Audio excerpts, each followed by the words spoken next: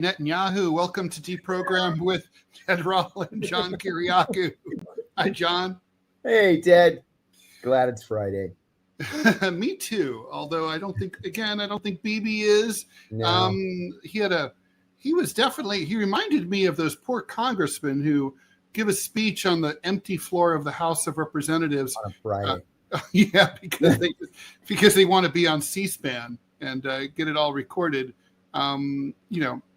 He got to give a speech, but if a genocidal maniac falls in the woods, does he make a sound? Exactly.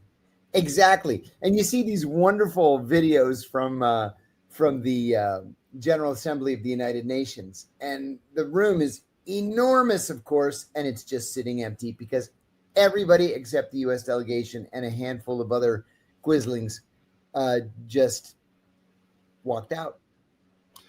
I mean, he had to know that was going to happen, right? Yeah.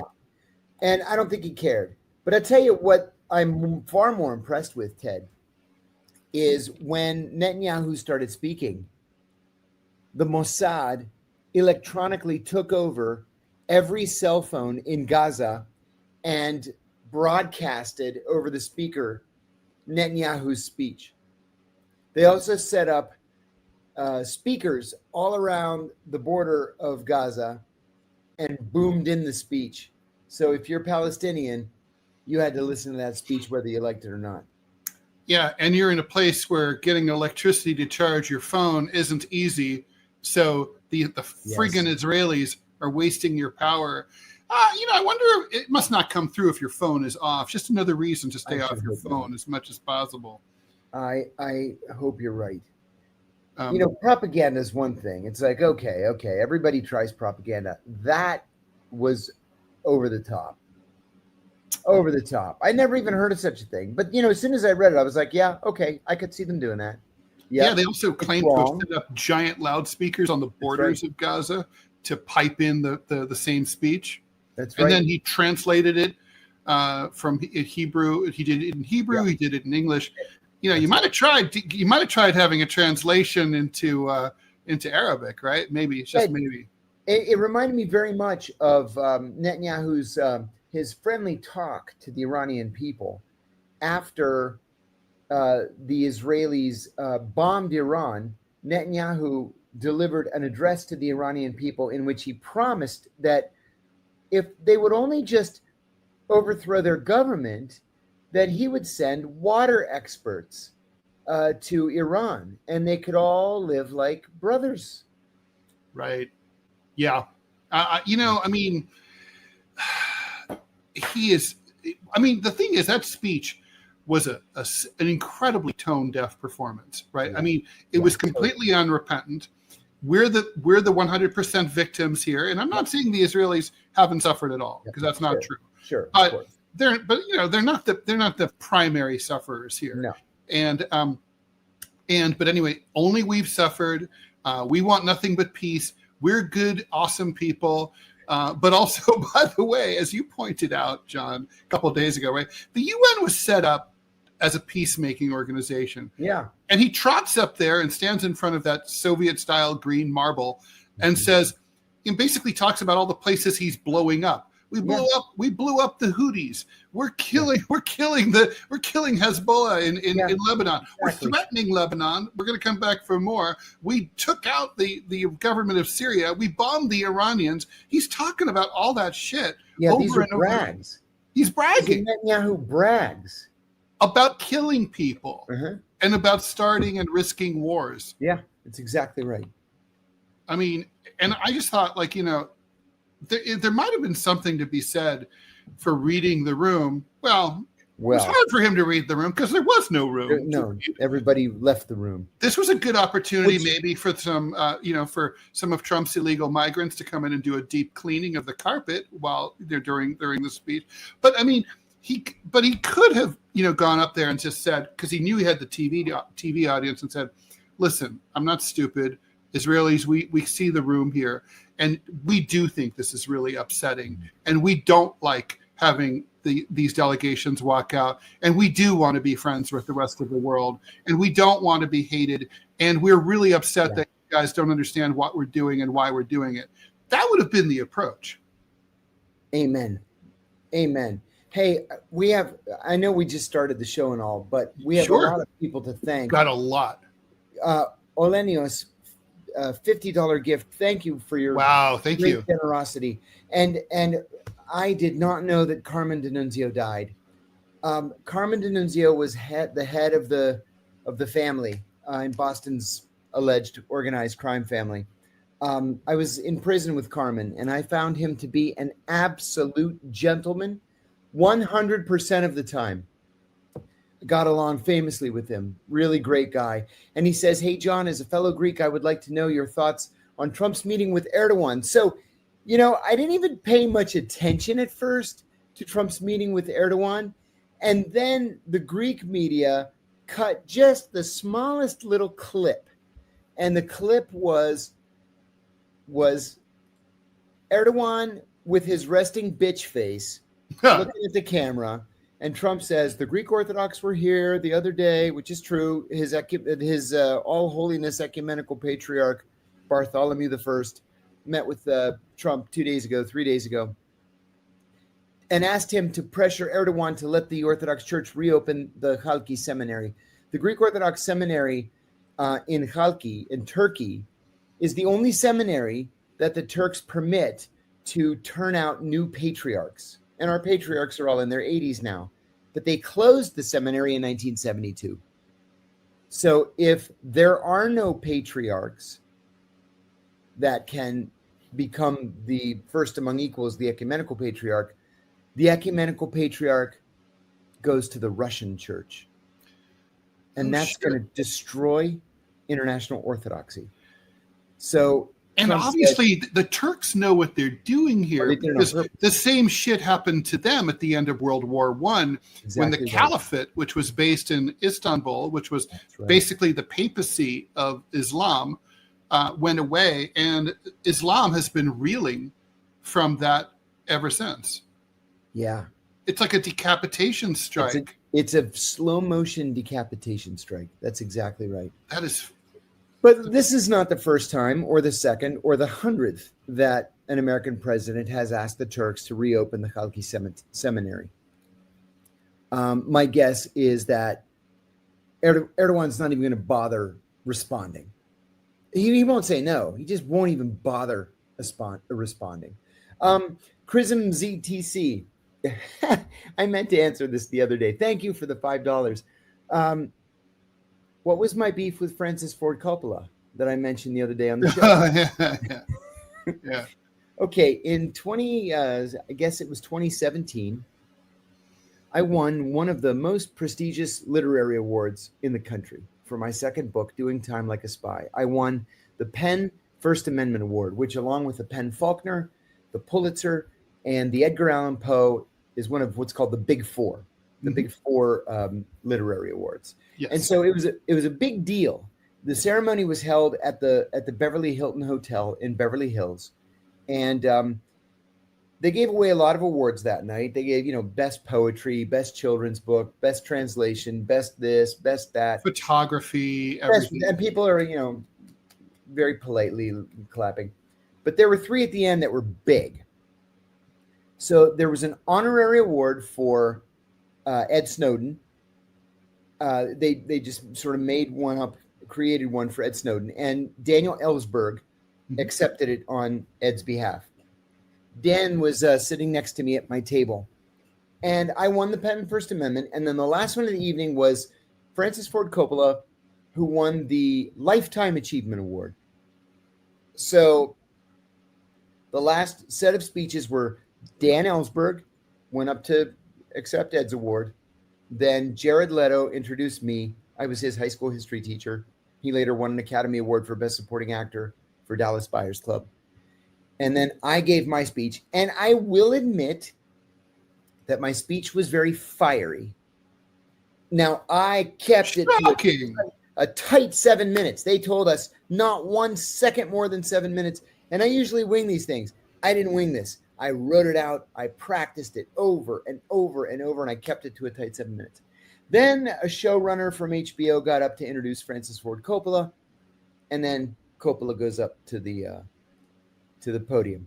Mm. So he pulls his speech out of his jacket pocket and he holds it up and he says, I came here tonight to talk about my exploration of the human soul in my films. And then he throws it down on the lectern. And he says, where's the CIA guy? And I said, right here. And he says, how dare you criticize my president? It was Obama. What? I wailed on Obama for 7 minutes. Oh, good. So he says, how dare you compare my government with pre-World War II Nazi Germany? I didn't. All I said was... Like I like to say, if the jackboot fits. That's right.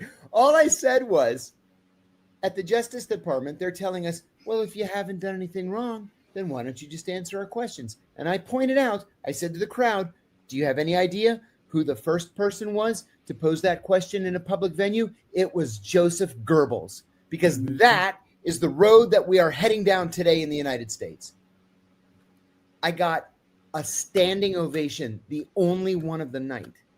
Anyway, everybody thinks that this is part of the shtick because the MC was that gorgeous blonde lesbian from Saturday Night Live, Kate. Oh, yeah. Gorgeous. Hilarious. So the one who played Hillary on SNL. Yes, the one who played Hillary. Kate something. So everybody thought that this was all part of the joke. And so as he's yelling at me and pointing at me, and I'm just sitting there staring right at him. Everybody's clapping and laughing and hooting. And then he says, I shouldn't say he says, Dan says, Dan was wearing hearing aids at the time. And the room was huge. It was holding 1,000 people. So Dan says to me, what's he saying up there? And I leaned over and I said, he's insulting us, Dan. And Dan says, what? And I said, he's insulting us. And so Daniel Ellsberg, the great Daniel Ellsberg, stands up. Mr. Pentagon Papers. In front of these 1,000 people. And he goes, fuck you, Coppola. And Coppola looks at us. I turned to Dan and I just started laughing. God. Coppola looks at us and he says, I've said enough. I'm not saying anymore. And he walks off the stage. And Kate, what's her face? Kate McKinnon, that's right, walks back onto the stage and she says, she goes, well, drive safely, everyone. And they turned the lights on. Oh, it was only then. That's fucking I realized, wait a minute, this wasn't a joke. This wasn't like on national. Was this on national news? Oh my God, that's part of the story. So before I answer that question, the Penn people literally ran to my table. And the head of Penn USA says, God. I am so sorry. I apologize on behalf of Penn USA. I said, no. Don't apologize. I have been insulted by men far more powerful than Francis Ford Coppola, who, by the way, hasn't made a decent movie in 20 years. That's true, actually. Yeah. And then behind her, there's and definitely a very overrated director. No question. For every hit he has 5 bombs that nobody talks about. Yeah, that's true. So then there's a guy behind him who hands me his business card. He's an agent for CAA, Creative Artists of America. And he says, are you represented? And I said, no. He goes, you are now. He walks down. And Dan's like, what the fuck just happened? Oh, my God. So I said to my brother was also at my table. I go, oh, my God, this is going to be in the New York Times or the LA Times tomorrow. And he said, oh, no, it's not. He said, before he even gets to his car, Francis Ford Coppola is already going to have had 2 phone calls with his press agents. So the next day, nothing. And I looked at the LA Times, People, Variety, Us, everything. The day after, they all had exactly the same article. and it said, Lifetime Achievement Award winner Francis Ford Coppola departed from his prepared remarks to comment on the current political situation in Washington. And that was it. That was the story. It's so hard for me to believe that the hometown paper in Los Angeles might not have given fulsome coverage to that. I personally can't even imagine them doing something like that. So I have a lovely picture of myself on the red carpet with Francis Ford Coppola, which I usually don't show anybody because I don't like him at all. I'm sorry, I'm like, but I have another picture of myself on the red carpet from that night with Daniel Ellsberg, and that one I'm proud of. So that's not likely to be a night you're going to forget anytime soon. I would say, we could just do the show just on stories like, we could just literally just do a riff on like, being dissed by prominent people. That's true. Mine would be Condoleezza Rice. I have several. Okay, actually, Bill Clinton. Condoleezza Rice was at so a friend of mine. He was married to the PR flack for Laura Bush. Wait a minute. So a friend of yours is married to the PR flack. Oh boy. Yeah. While she's first lady. Laura Bush, who ran over and killed her best friend when she was 16 that's correct. Years old. Yes, that's right. So I guess, if you do that, you kind of need a PR flack. So Laura. So anyway, and then later she was the PR flack for the twins, right? The twin girls, the two Bushy girls. So anyway, so he tells me this story. My friend, who we'll call Kier because his name was Kier, and he's sitting at one of these like one of these big hotel banquet halls where you have 8 people at a big round table with a white tablecloth and listening to speeches. I don't remember what the event was, but it was some kind of political Washington thing, shindig. He's at the table with a bunch of Bushies. There's Paul Wolfowitz, Condoleezza Rice, Donald Rumsfeld, like those people. And there's like 4 or 5 of them. And at one point, the subject of political cartooning comes up. And he says, and Kier says, I'm good friends with the cartoonist, his political cartoonist. His name is Ted Rall. And they all stop talking and they all look to Condi. And Condi looks right at him and says, we fucking hate fucking Ted Rall. And I just thought that linguistic construction was fascinating. And I'm like, wait, she said it like she was the Borg speaking for all of them? Wow, that's that Stanford University education she had. Yeah, he said, and he was a very precise man. He said, oh yeah, that's exactly how she put it. And I just thought, he goes, congratulations, the entire Bush administration fucking hates your guts. And I'm like, I'm simultaneously honored and absolutely scared shitless, because this is not good. No. But, anyway. And then there was the Bill Clinton story. My friend worked in the West Wing as one of Clinton's speechwriters, Jeff Schiesel. He went on to become an author of some repute. He's a historian. He did a really good book about the relationship, which you probably have read, between LBJ and RFK. Oh, great! And I know that book. Yeah, you know that book. It's good too. Sure. And he's good. Anyway, so he's a speechwriter for Bill Clinton, and this was in the 90s. And at one point, I used to appear in the Washington Post, and Bill Clinton walks over to Jeff, throws a copy of the paper on the ground with my cartoon, and he goes, "You tell your friend Ted Rall to go fuck himself." Oh my God, are you kidding me? I'm totally serious. And I was like, again, the president hates me personally. Like little Ted. I was like 30. Like, what the fuck is happening? Yeah. I am proud to say that the day that the New York Times wrote on the front page that Rudy Giuliani tried to shake me down for $2 million for a pardon. Yeah, that's great. He told his director of business operations, that fucking Kiriakou ratted me out. That's like what the mayor of DC said when he was busted for crack. Like, yeah, the bitch set me up.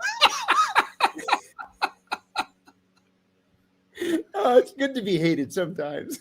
Oh yeah, no, you are judged by your enemies. You That's really right. are, and if you've earned some good enemies, oh my God, I mean, yeah, that's fucking. Oh my God, the Coppola story is to die. What a jerk he was. Javid Mohseni has a question. Do I still speak fluent Arabic? لا. نسيت كل اللغة. قبل 20 سنة وبعد ذلك I've forgotten everything. I've forgotten everything. I will say I've been hired by a member of a Persian Gulf royal family to mediate a family dispute. And I was going to go to London. I think I mentioned this yesterday, the day before. I was going to go to London to meet with everybody. And then they emailed me today and said they don't want to meet in London. Now they want to meet in Beirut. I'm not sure I feel so safe in Beirut. But are you kidding? The Israelis own the skies and every pager that was ever in Beirut. It's true. I think I'm going to just leave my cell phone home.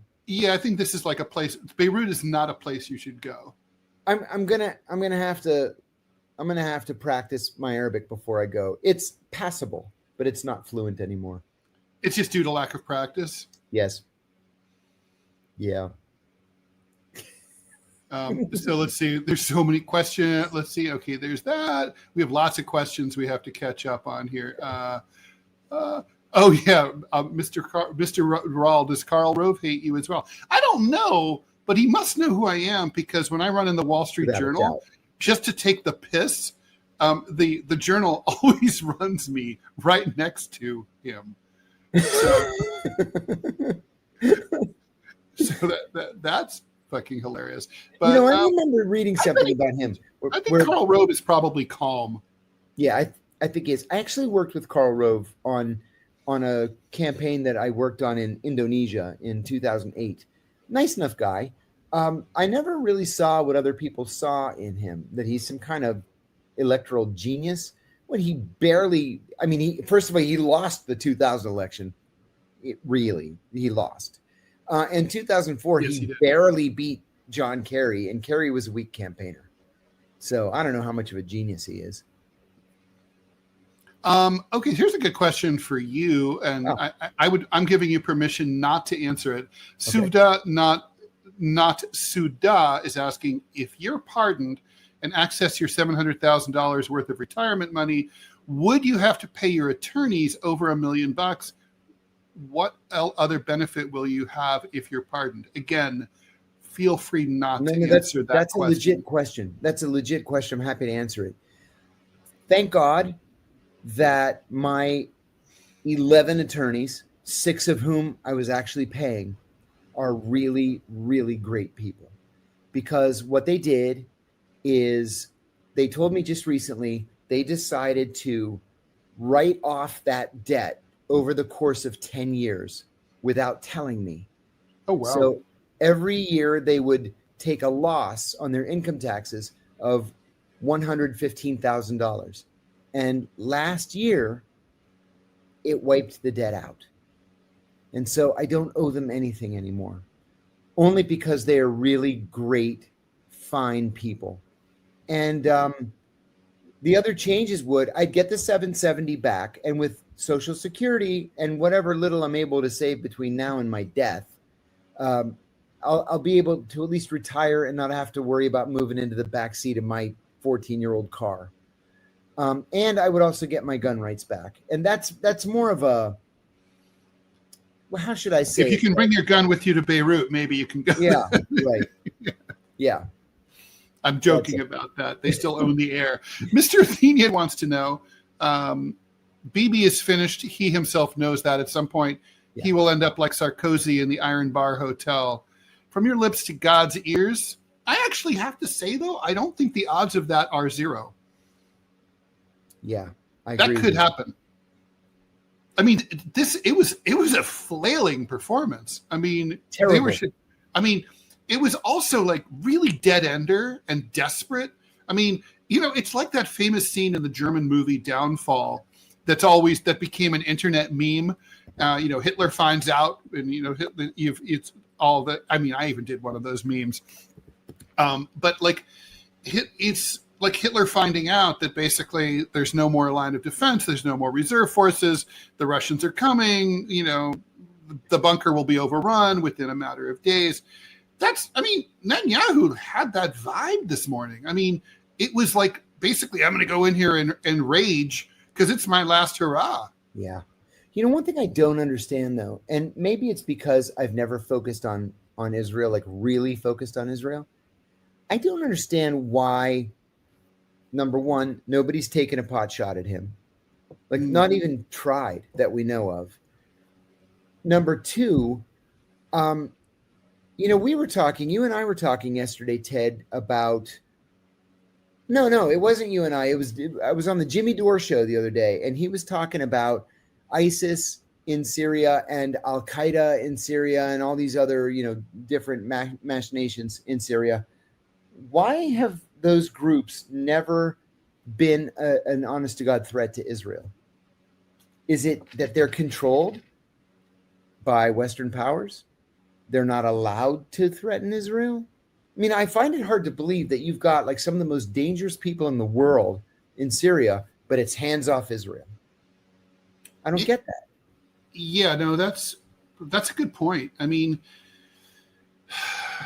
maybe it's just that like the Syrians keep their people down. They tell them not to. They prevent that from happening because they know that the Israelis will come down on them like a ton of bricks. Yes. In a weird way, Syria, even under Assad, kind of was sort of a vassal state light of Israel. They kind of had to do what the Israelis wanted. And that's why I always predicted that the Israelis would not seek to overthrow Bashar al-Assad, because the devil you know is better than the devil you don't. And they knew they shouldn't have. Shouldn't have. From their own point of view, it was bad. It's a bad move. This was bad policy. Yeah. Because Assad was no threat to Israel. He was one of the weakest leaders in the world. Yeah. Not to mention, they could pick up the phone and talk to him about shit. Which they did. Yeah. The last time I was in Damascus, you know how Damascus is built on these hills, right? And at the top of one of the hills where the Tomb of the Unknown Soldier is, there's a palace there that was built for Hafiz al-Assad. But because it was such an easy target for the Israelis, Assad never moved in. Well, when I was there, I haven't been to Syria in a long time. 2 Israeli fighter jets, I don't know what they were, F-18s or whatever, just flew side by side over Damascus, turned around, and flew back. Why? Because they can. Just to say hi. That's it. Just to say hi. Remember us? Don't fuck with us. And Assad said, okay, I won't. It's terrifying. Another version of the Epstein files have been released, this time by the Dems, according to Reed S. I would have to look into that. Houdini says because ISIS in Syria is on the U.S. payroll. Well, they certainly started out that way. Yeah, I agree with that. Yes. No question about that. I thought this story about Taiwan was interesting. The Russians are training a Chinese battalion on how to do airdrops, something that, China is a contiguous nation. It doesn't have any little overseas territories well, I guess you can count Macau, right? Sure.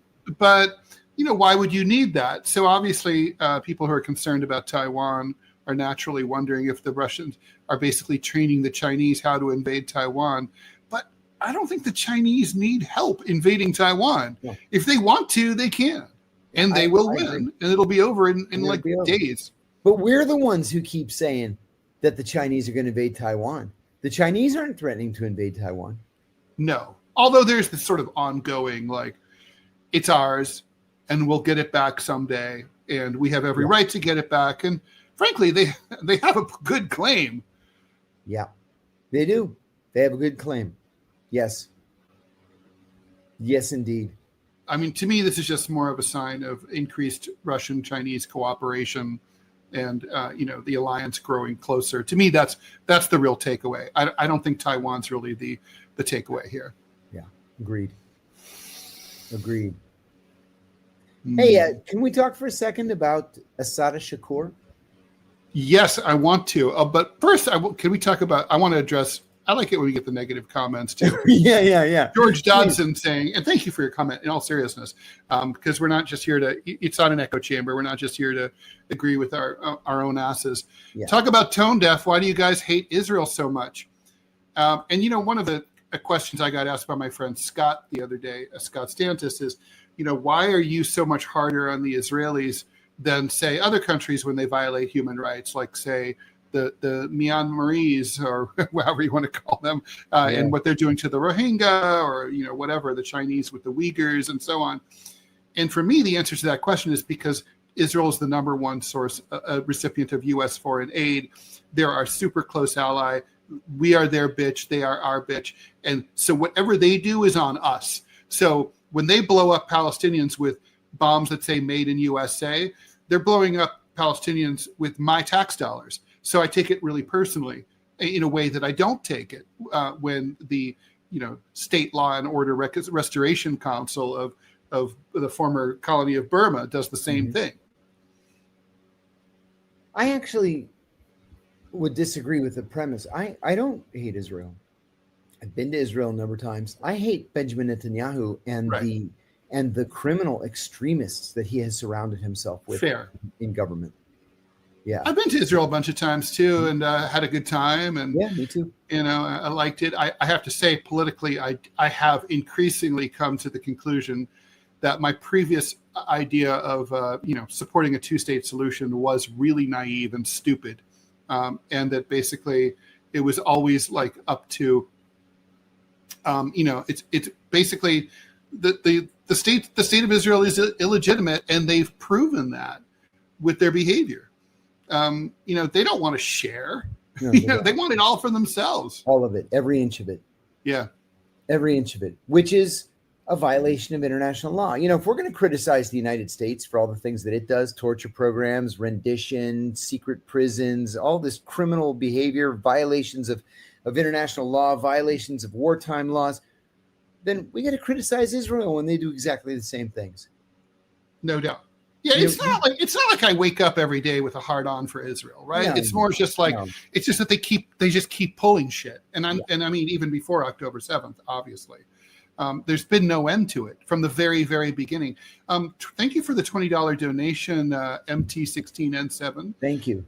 Hey, from Mike in Nottingham, wondering what our thoughts are about Tony Blair potentially heading a transitional Gaza authority.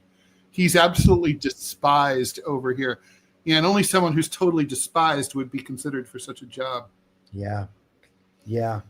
I'm ashamed to say that when Tony Blair was in his first, I can't say was running for prime minister, because you don't really run for prime minister. Anyway, when he was in that first campaign, after which he became prime minister, I actually went to Blair Party headquarters. I was in London for meetings with MI6, and I went to Blair Party headquarters and made a £1 donation so I could buy a Blair button. And I thought, wow, the new Labor Party, it's incredible. I had lived there in 1985, and the miners' strike and Arthur Cargill, and it was just hideous. Big splits in the Labor Party. Man, was I wrong. Yeah. Blair was He was Bill Clinton. Jinx. Said it at the same time. He was Bill Clinton. There was nothing labor. There was nothing socialist about Tony Blair. And then when push came to shove, starting in 2000, he did exactly as George W. Bush told him to do. That's right. That's totally correct. Yeah. The miner strikes brings back memories. My roommate in college with the miners. My miners from my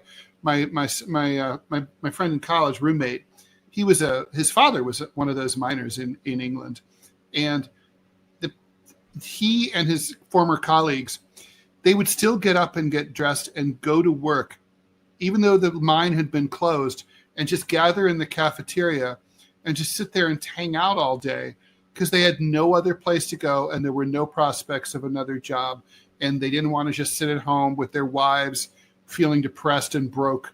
I mean, the thing is, closing those mines was gratuitous. There was no reason for it at all economically. No. It was literally like a Trump kind of move. We're just going to do it because we can. That's right. She did it just to fuck with the other side. That's it. I mean, the mines were making money. There was no reason not to. They were making money. Yeah. Is it true that the Queen told Tony Blair to do as the Americans asked? That I don't know. I don't know. I don't know if the Queen has that kind of authority. Yeah, it was always my understanding that the royal family tries to stay out of the day-to-day business of government. I mean, I mean, if you watch The Crown, if you believe any of that, and I think I mostly do. I think it's very well researched. You know, the royal family will sort of subtly chime in when asked with some gentle advice, but they're not supposed to be running the country. They're supposed to. They're more like your consigliere. They're your buds. That's exactly right. I have a question for any of our UK viewers. When I was living in the UK, I was a junior in college, and I lived with a wonderful family, the Tilleys, in Bramall, just outside on the south of Manchester. And my host father was a member of Parliament. He was a member of the Liberal Party back when the two Davids were Liberals and SDP. So it was kind of an exciting time. But they always told me that then Prince Charles was what they called a wet, that he was, if the royal family were allowed to publicly join political parties, he would be a conservative, but he would be a lefty conservative, if that makes any sense. And they called them wets. Huh. Is that true? Do you think that's true? I often wondered, or if it's just that Charles was always good at sort of masking where he stood on issues.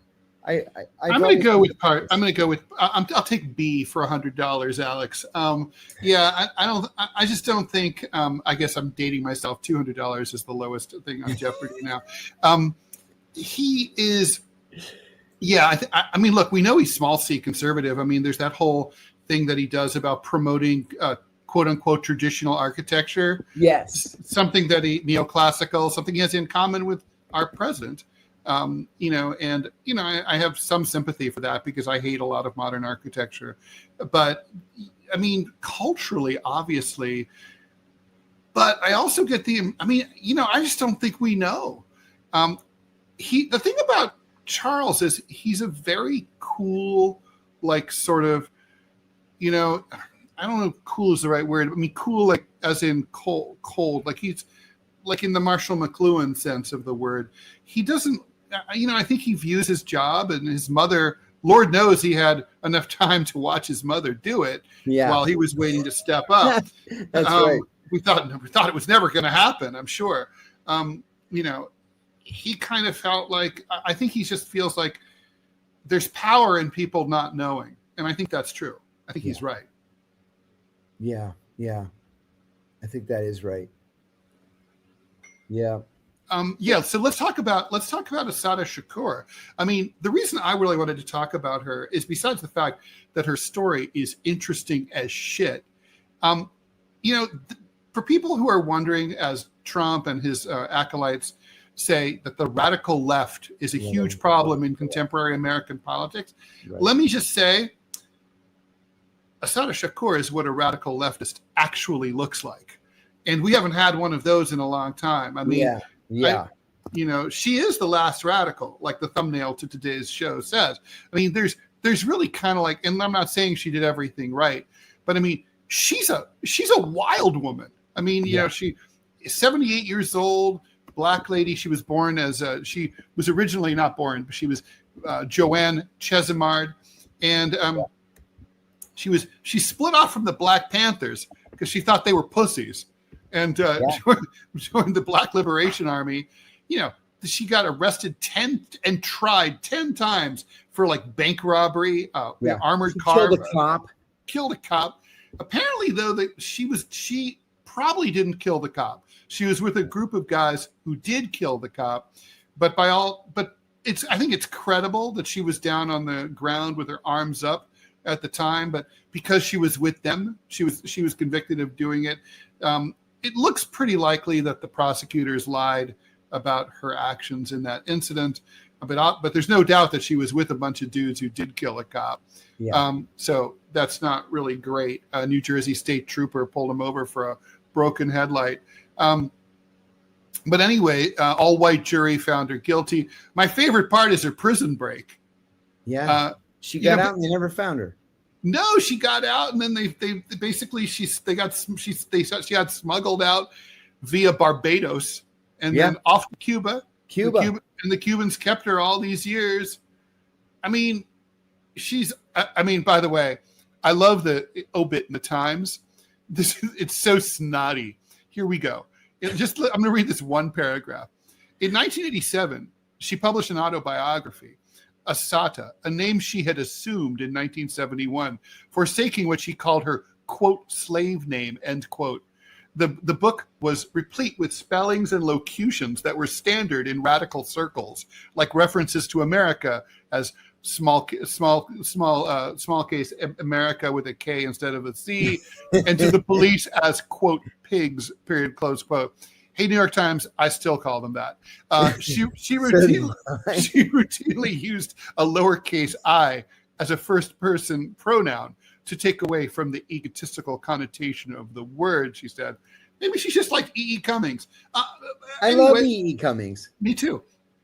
I mean, it's like totally just it drips. The Times can't help themselves. They find people like that incredibly fascinating, but they have to be snotty. Like, John, when you die, you will get a Times obit, and it will be partly snotty.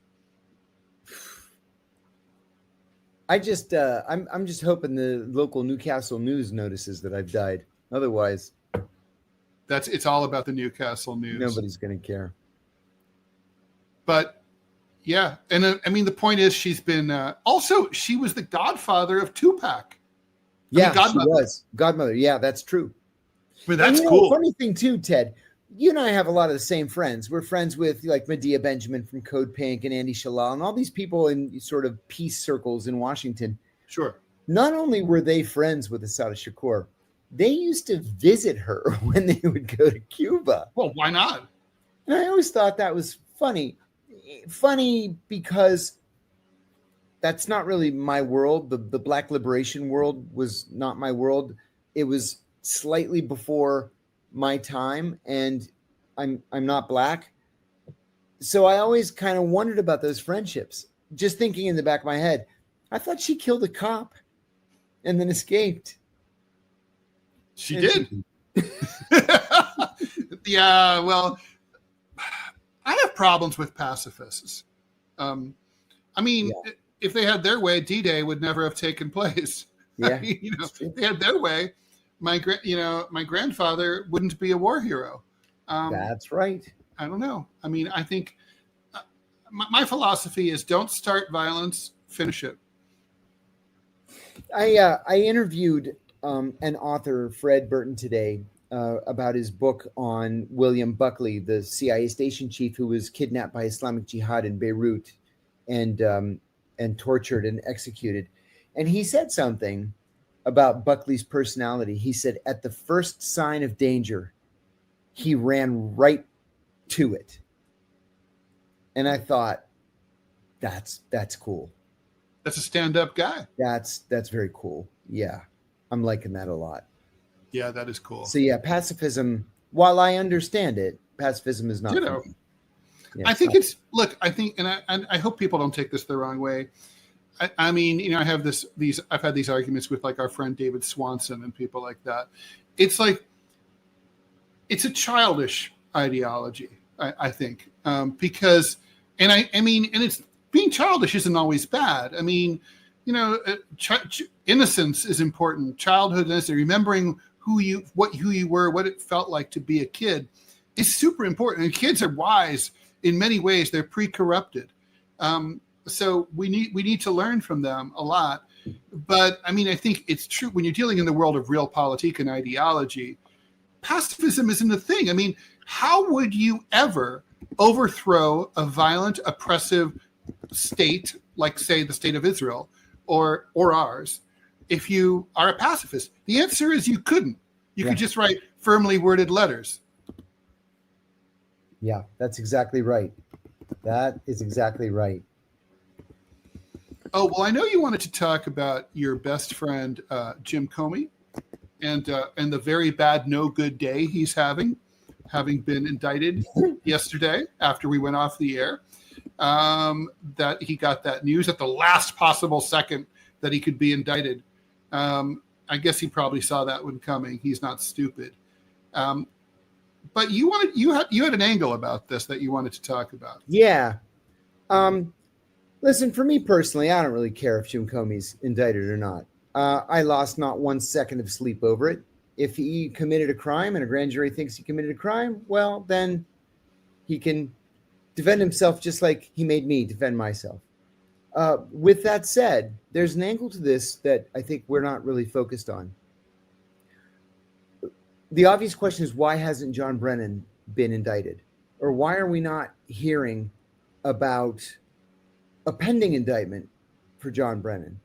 And I think the reason is that 2 weeks ago, in a fit of pique, when Donald Trump ordered Tulsi Gabbard to fire literally everybody at the CIA who was involved in writing the national intelligence estimate on Russiagate, most of those people who were fired would have been the ones to testify against John Brennan because they were involved in Russiagate.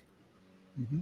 And so now all of a sudden there are AUSAs at the Justice Department saying, while we think John Brennan probably violated the law and important laws like conspiracy, we may not have enough to charge him now. It'll just be so he gets away with it. He's been really unrepentant too. He just can't stay away from the cameras. He just keeps repeating the same shit over and over. Exactly. I'm a little tired of it. Frazzmatazz, for you, John, I don't know if it's popular, but I kind of compare Buckley and Charlie Kirk for some obvious reasons. I sort of despise Buckley for his persona. Cool to hear he wasn't all bad. And another question for you from Peruse. Did you hear stories? I love this story about Alan Dulles, or did anyone remember him or talk about him while you were there? I mean, they would have had to have been really old. There was nobody there when I was there who had worked for Alan Dulles. To tell you the truth, as long as Alan Dulles was the CIA director, and it's the second longest CIA tenure in the world, nobody ever really talked about him. That was a period to be ashamed of, rather than a period to be celebrated, because we were off overthrowing governments all over Latin America, for example, and Iran, which was even worse. We're still paying the price for helping the British overthrow the Mossadegh government in 1953. There's a story that I like to tell too that I found just in my own research on the Dulles brothers. And that was about the United Fruit Company. I'm sure, Ted, you know about the United Fruit Company. Oh, yeah. So the United Fruit Company was what it sounds like. It was a gigantic fruit conglomerate. But it started off as a railroad, of all things. And they got a contract in Guatemala to run a new railroad line from Guatemala City to the coast, with the idea being that a port would be built and they could make money transporting the cargo from the city to the port and back to the city again.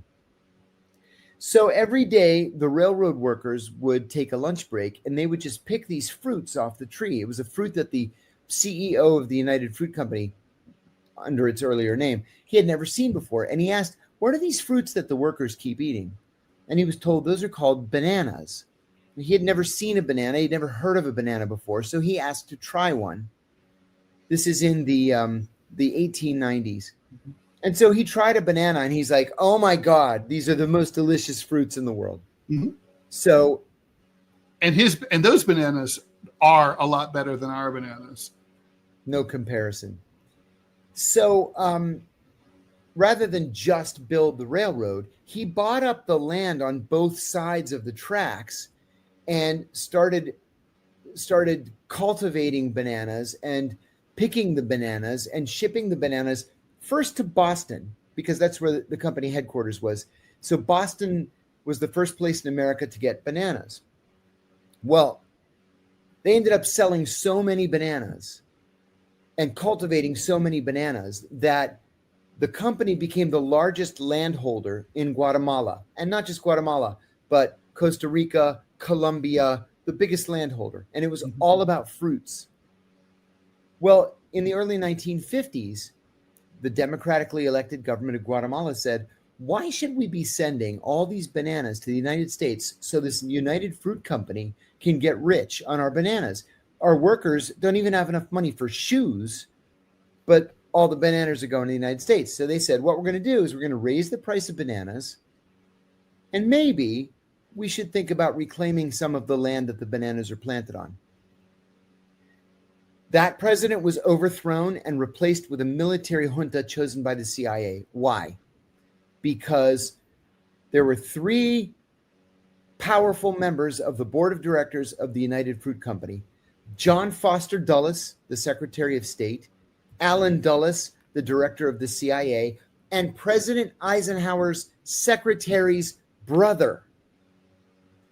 And so the United Fruit Company never gave up its bananas, never gave up its land.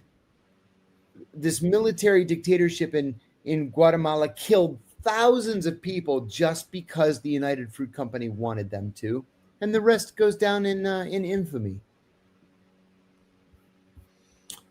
And I mean, to me, it's still kind of fucked up and weird that we have a mall clothing company called Banana Republic. Full confession, I wear their clothes. And that's where the term Banana Republic came from. Yeah. I remember, I don't know if they were in other cities earlier, but the first Banana Republic store in New York sort of harkens to that tradition. Back in the 80s, it had like all these displays of like, Jeeps, and like all the mannequins had those safari hats and that kind of gear, that kind of, hearkening, trying to romanticize the Banana Republic idea. It was a colonialist aesthetic, and obviously they don't do that anymore. Not quite woke enough. I should point out, just for the sake of the chat, that that Bill Buckley I'm talking about is CIA Station Chief William Buckley, not William F. Buckley, the conservative. Right. Yeah, which is a very, very common mix-up. Very common. That's yeah, for sure. Houdini says, didn't we send troops down there for that situation? Absolutely, yes. Over and over, as I recall. Oh, yes, we did. Yeah. Do we want to talk about this, the shooting that took place a little while back here in Manhattan, where the former football player came in to look to the NFL office, shot the wrong people, basically pulled up, walked inside, opened fire, killed 4 people. Yep. He claimed in his manifesto that he was suffering from CTE. Medical examiners this was very reminded me a lot of the story of the Texas watchtower shooting, a clock tower shooting, right? Is it watchtower or clock tower? I don't know.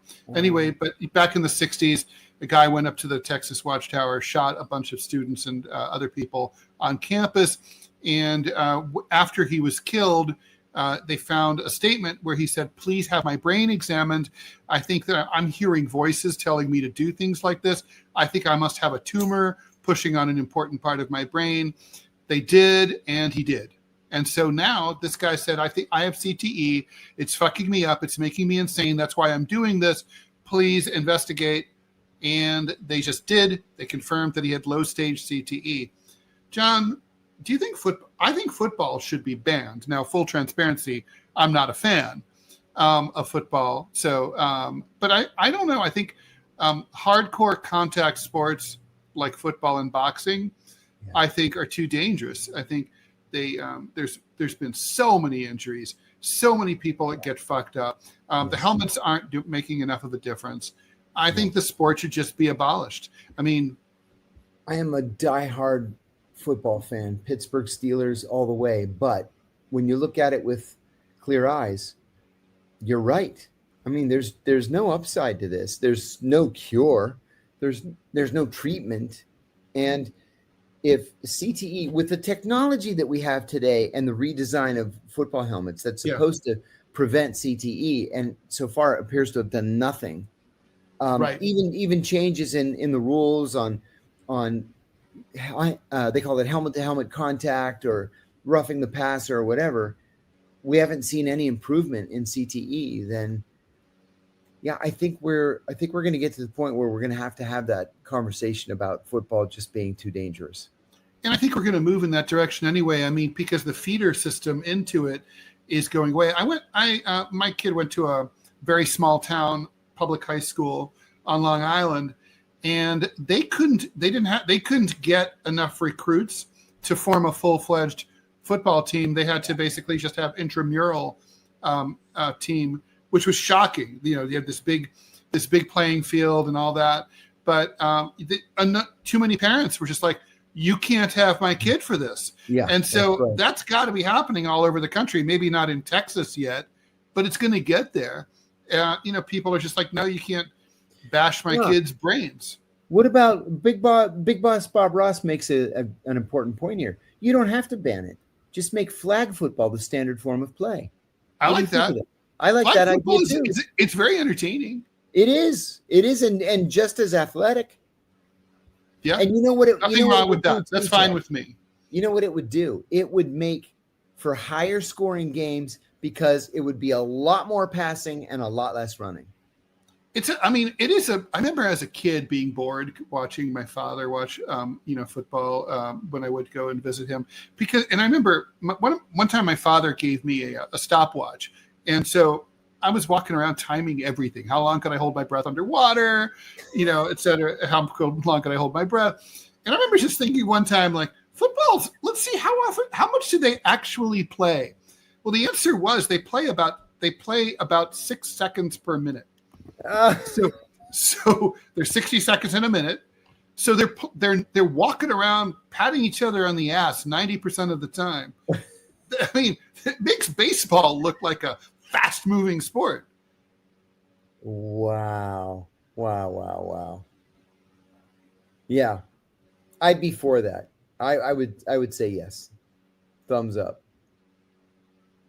Yeah. DFC 91 says they read that helmets are designed for impact injuries, so players don't bleed. CTE helmets would negate that, but bleeding injuries would be more common, and there would be game gore. Is that true? That's interesting. I hadn't heard that. No, I've never heard that. I'm not saying it's not true. Oh, that's very interesting, though. Is It Rational says there's a lot of research about electrocranial stimulation. Some of it has potential, like the work on PTSD. Also interesting. That's also super interesting. Adam Fighter, the guy who named the sport football, for sure had CTE. It's true. There's almost like no kicking involved, right? Yeah, that's good. I mean, I guess you'd probably say the same. I bet rugby causes a lot of CTE. It must. I remember when I was living in Northern England, they were very, very proud of rugby. And I said to my host father, I said, why rugby? What's the thrill about rugby? And he said, are you kidding, mate? It's one of the very few sports you can actually get killed while playing. That's true. That and football. But John, if we're going to talk about violence in sports, we got to talk about Buzkashi. Yeah. Did you ever see Buzkashi? Yes. I covered for Gear magazine, if you remember them. Oh, I remember Gear magazine. I covered the International Championship of Buzkashi in Dushanbe, Tajikistan. It takes place every Nowruz, which is the Persian spring festival, like March 21st, 22nd. And so in Dushanbe, at that weekend, they have Buzkashi players come from all over the world. They literally walk their horses from places like Chechnya and Turkmenistan all the way to Dushanbe. Are you kidding me? No, it's fucking insane. Is the head fresh, or do they don't bring the head with them, do they? So what happens is, so people basically, they meet in Dushanbe, and there's the year I went, there were over 1,000 contestants. And basically the way it works is that you decapitate a goat, you throw the headless carcass, they soak it in salt water overnight. Then they throw it into a field, and then basically you're on horseback, and you have to reach down, grab the booze, which is goat, and drag it over a line. That's it. That's the entire. Now the thing is, you're like, what's so exciting about this? So other people can try to stop you from getting across the line. They can steal it from you. There are no rules at all in terms of how they can stop you. They can punch you in the face. They can stab you with a knife. What is very common is, it's standard, the whole game, they use their riding crops to whip each other across the eye to try to blind each other. Oh my You will God. see eyeballs pop out of people's faces if you watch this long enough. The line of ambulances is a sight to behold. The year before I went, it was muddy, so people were falling. 26 people died over the course of 2 days. Oh my God. It's a bloody fucking sport. And I mean, Afghans are kind of known because sometimes they shoot each other. There's no rules. Oh my God. And so, in fact, I did talk to the head of the International Federation of Buzkashi, and I was interested in setting up a meeting to see if there was a way that like ESPN2 or something would air it. I think it would be hugely popular in the United States. I bet it would. I mean, it's also a very exciting sport. I mean, the horses sometimes go up into the crowd. Everybody has to, part of the way that you might get trampled. Not everyone who dies is a active participant. They wear old Soviet tank helmets. That's how they protect their heads. That's a dangerous sport, but it's awesome. Oh my God. Should be banned, of course. Yeah, I took a liking to snooker, which bears no resemblance at all to Buzkashi. Wait, what is snooker? Oh, snooker it's kind of a billiards game that's played on an enormous table, but it's all about the strategy of positioning the ball so that the other guy. It's the bigger table. Yeah. I've seen that. Like the Hong Kong guys play that. Yeah. It's a thing that the Brits took with them to Hong Kong. Yeah, there's the Hong Kong guys who play it are sharp dudes. They dress great. They carry themselves great. Yeah, it's a sophisticated game. Huh. Yeah. All right. Well, I guess are we? Let's see. Did we cover everything we wanted to cover? I think we did. Is there anything else we want to? No. I hope everybody has a great weekend. We'll be back on Monday. 5:00 Eastern time. Don't forget to like, follow, and share the show. Thank you very much for your donations and your comments, as always. And Tuesday we will have the show will be airing, but it will be pre-taped. But you will be able to get on the chat. We interviewed Reality Winner. I think that's self-explanatory. It was a great interview, over an hour, wide-ranging, very smart. So you don't want to miss that. But we'll be back live on Monday. And then on Wednesday, we'll have a change of time. We're going into the 9 a.m. Eastern time. And so poor John has to be doing this at 6 in the morning. Yeah, at least you'll be awake. That's so. Right. All right. Thanks for watching Deprogram with Ted, Rall, and John Kiriakou. We will see you later.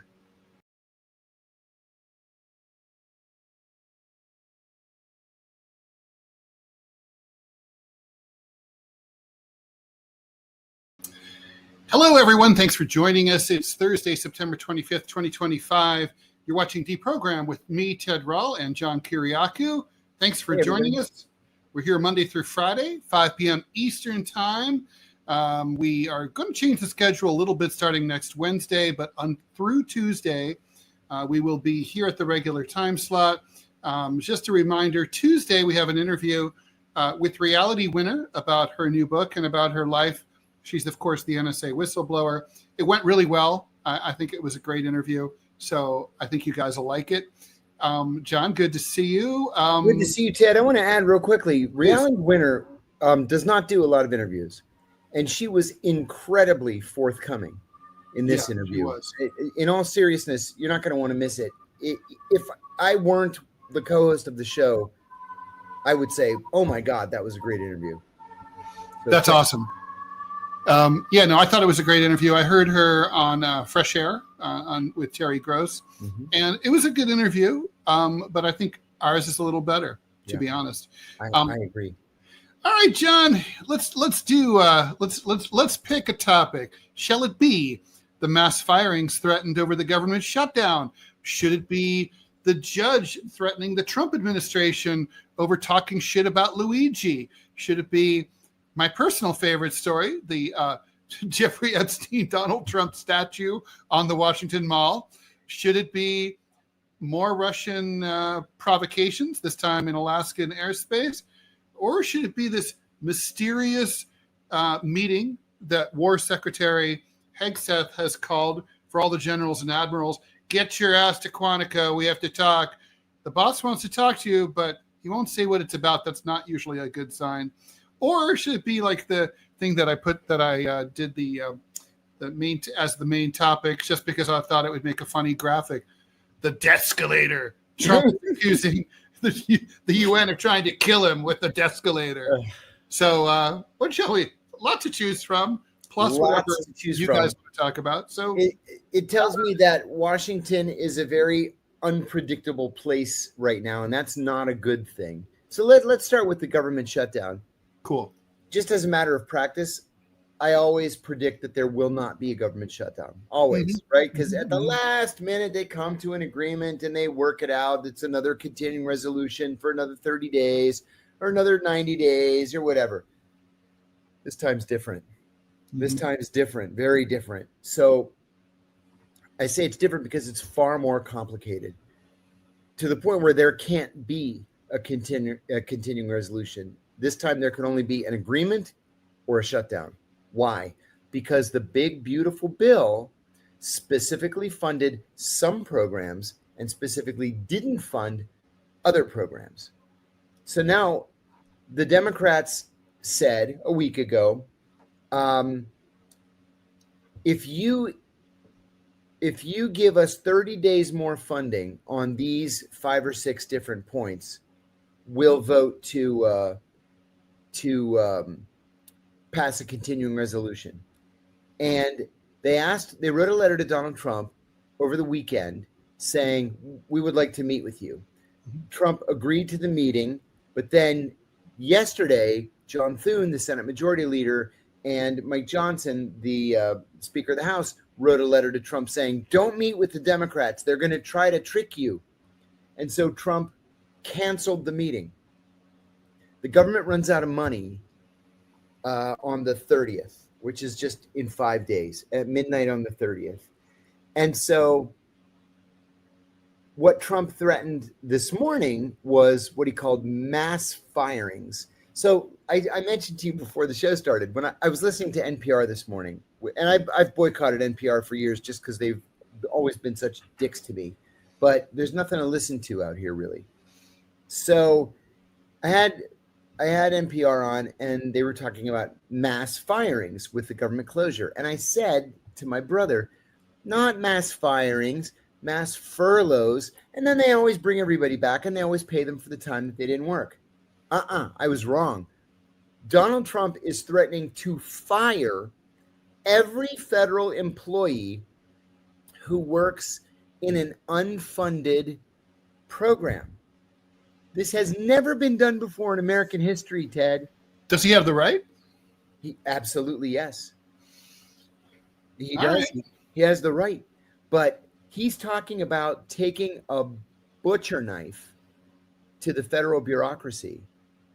And if you're a deficit hawk, okay, that's great. Although he's not going to do anything about defense spending, so it's kind of phony anyway. But we're talking about reshaping the American government in ways that it's never been reshaped before. Assuming he goes through. I mean, he's a huge blusterer. Yeah, I mean, we see this on tariffs. We see it on everything else. Yeah. I'm going to fuck you up. I'm going to break everything. And then it's like, yeah, actually not. I mean, how many times did he kick the can on TikTok? And I just got a push notification in the last few minutes saying that he and Xi Jinping have agreed on the sale of TikTok.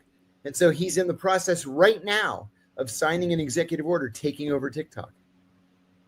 Yeah. So, I mean, I guess he did ultimately get his way. And this does work sometimes. Yeah. So, I mean, he's obviously out to terrorize the Democrats here. But it's a big risk, right? I mean, if he trashes government services, people aren't getting their Social Security checks. Already, Social Security offices have slowed down due to, yes. John, you and I asked you this question right before we went on the air. I'll ask it to you again. Wasn't this what Doge was supposed to be all about? Yes. So what's this? What's this?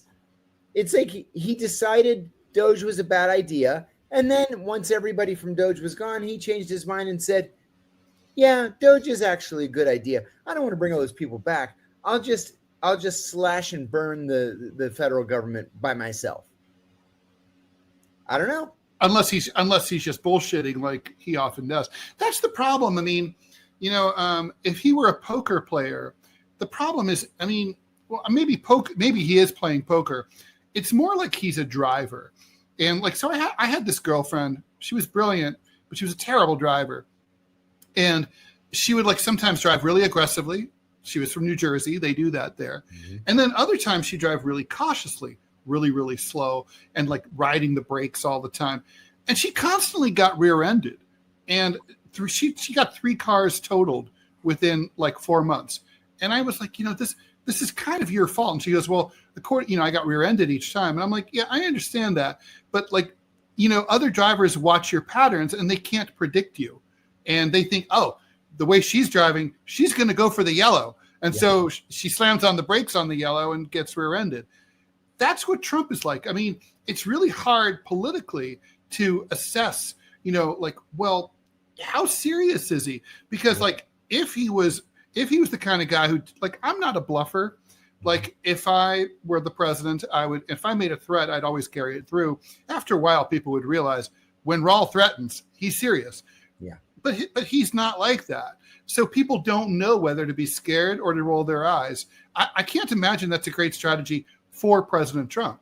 No, I can't imagine either.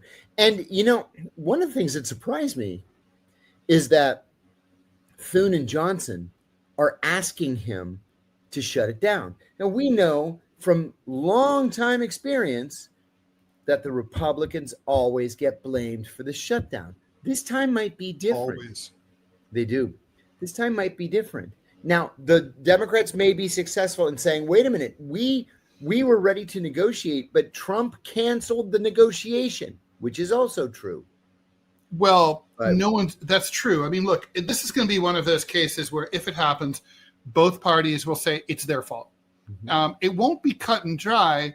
No. And I think for the average American voter who, is working 75 hours a week and is only reading the headlines on their push notifications on their phone, they're going to be thinking, oh God, these are these fucking Washington people. Who fucking knows? They're not going to know who to blame. In a way, that's worse because they're not going to be able to assert pressure. We have a bunch of comments and questions. So let's see. SDR, why is the U.S. provoking Russia with airplane flights over Alaska? Why do you do that? Well, we were going to talk about that. Mm-hmm. We might as well just talk about it. Look, this is the latest. This is something called the Alaska Air Defense Identification Zone, which is sort of a buffer zone between eastern Russia, Siberia, and Alaska.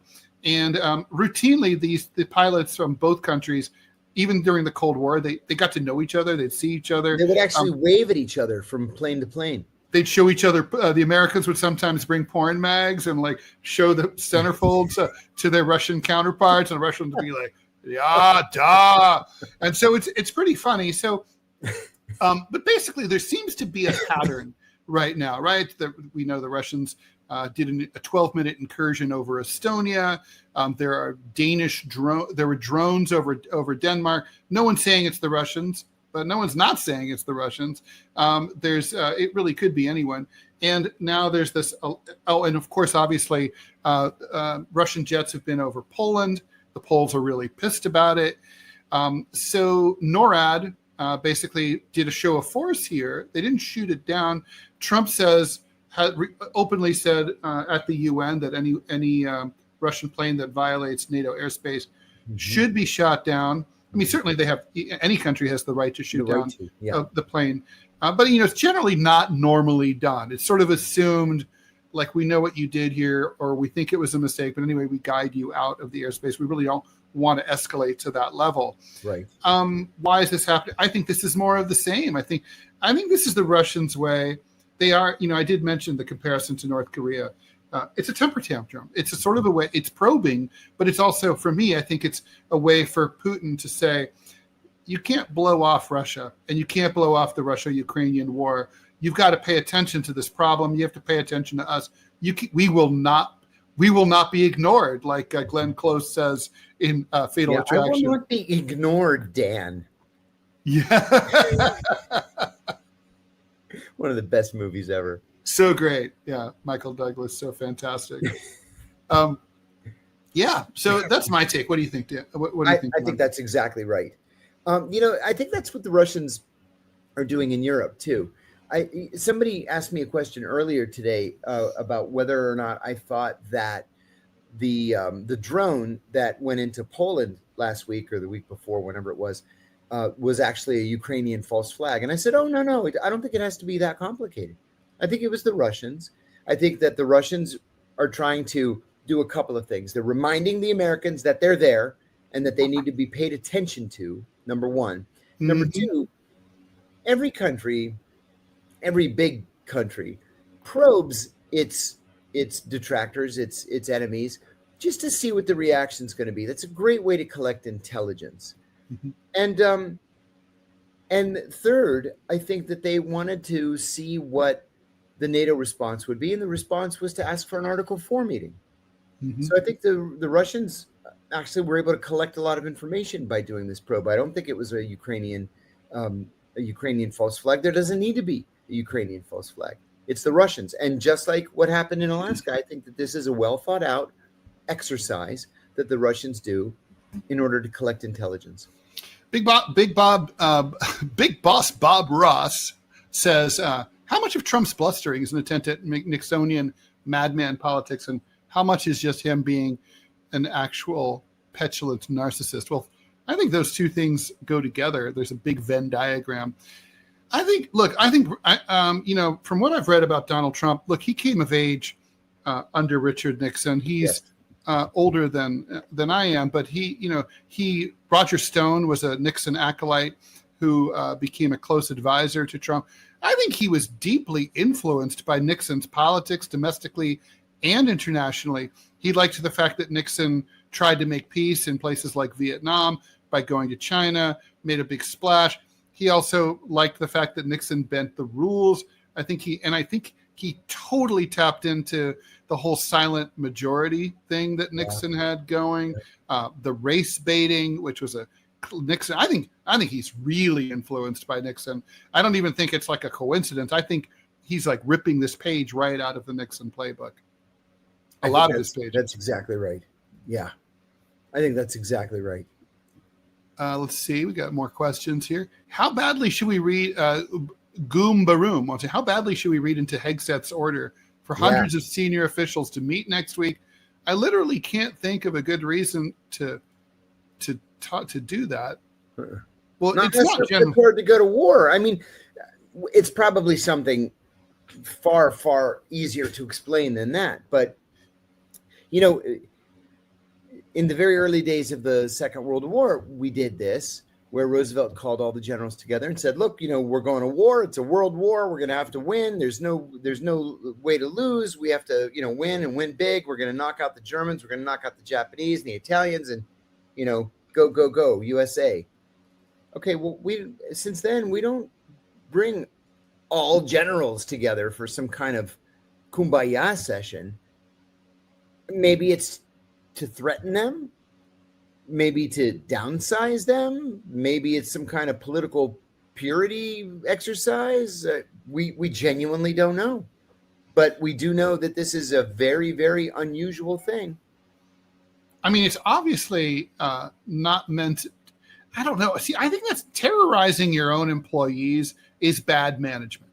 And that's what they're doing here. Yeah. I mean, even if it turns out, hey, we just wanted to introduce the new word processor that we got, or the new encryption protocol or whatever, or I just wanted to say hi, or, hey, we're going to talk about the rebrand of the DOD to the War Department.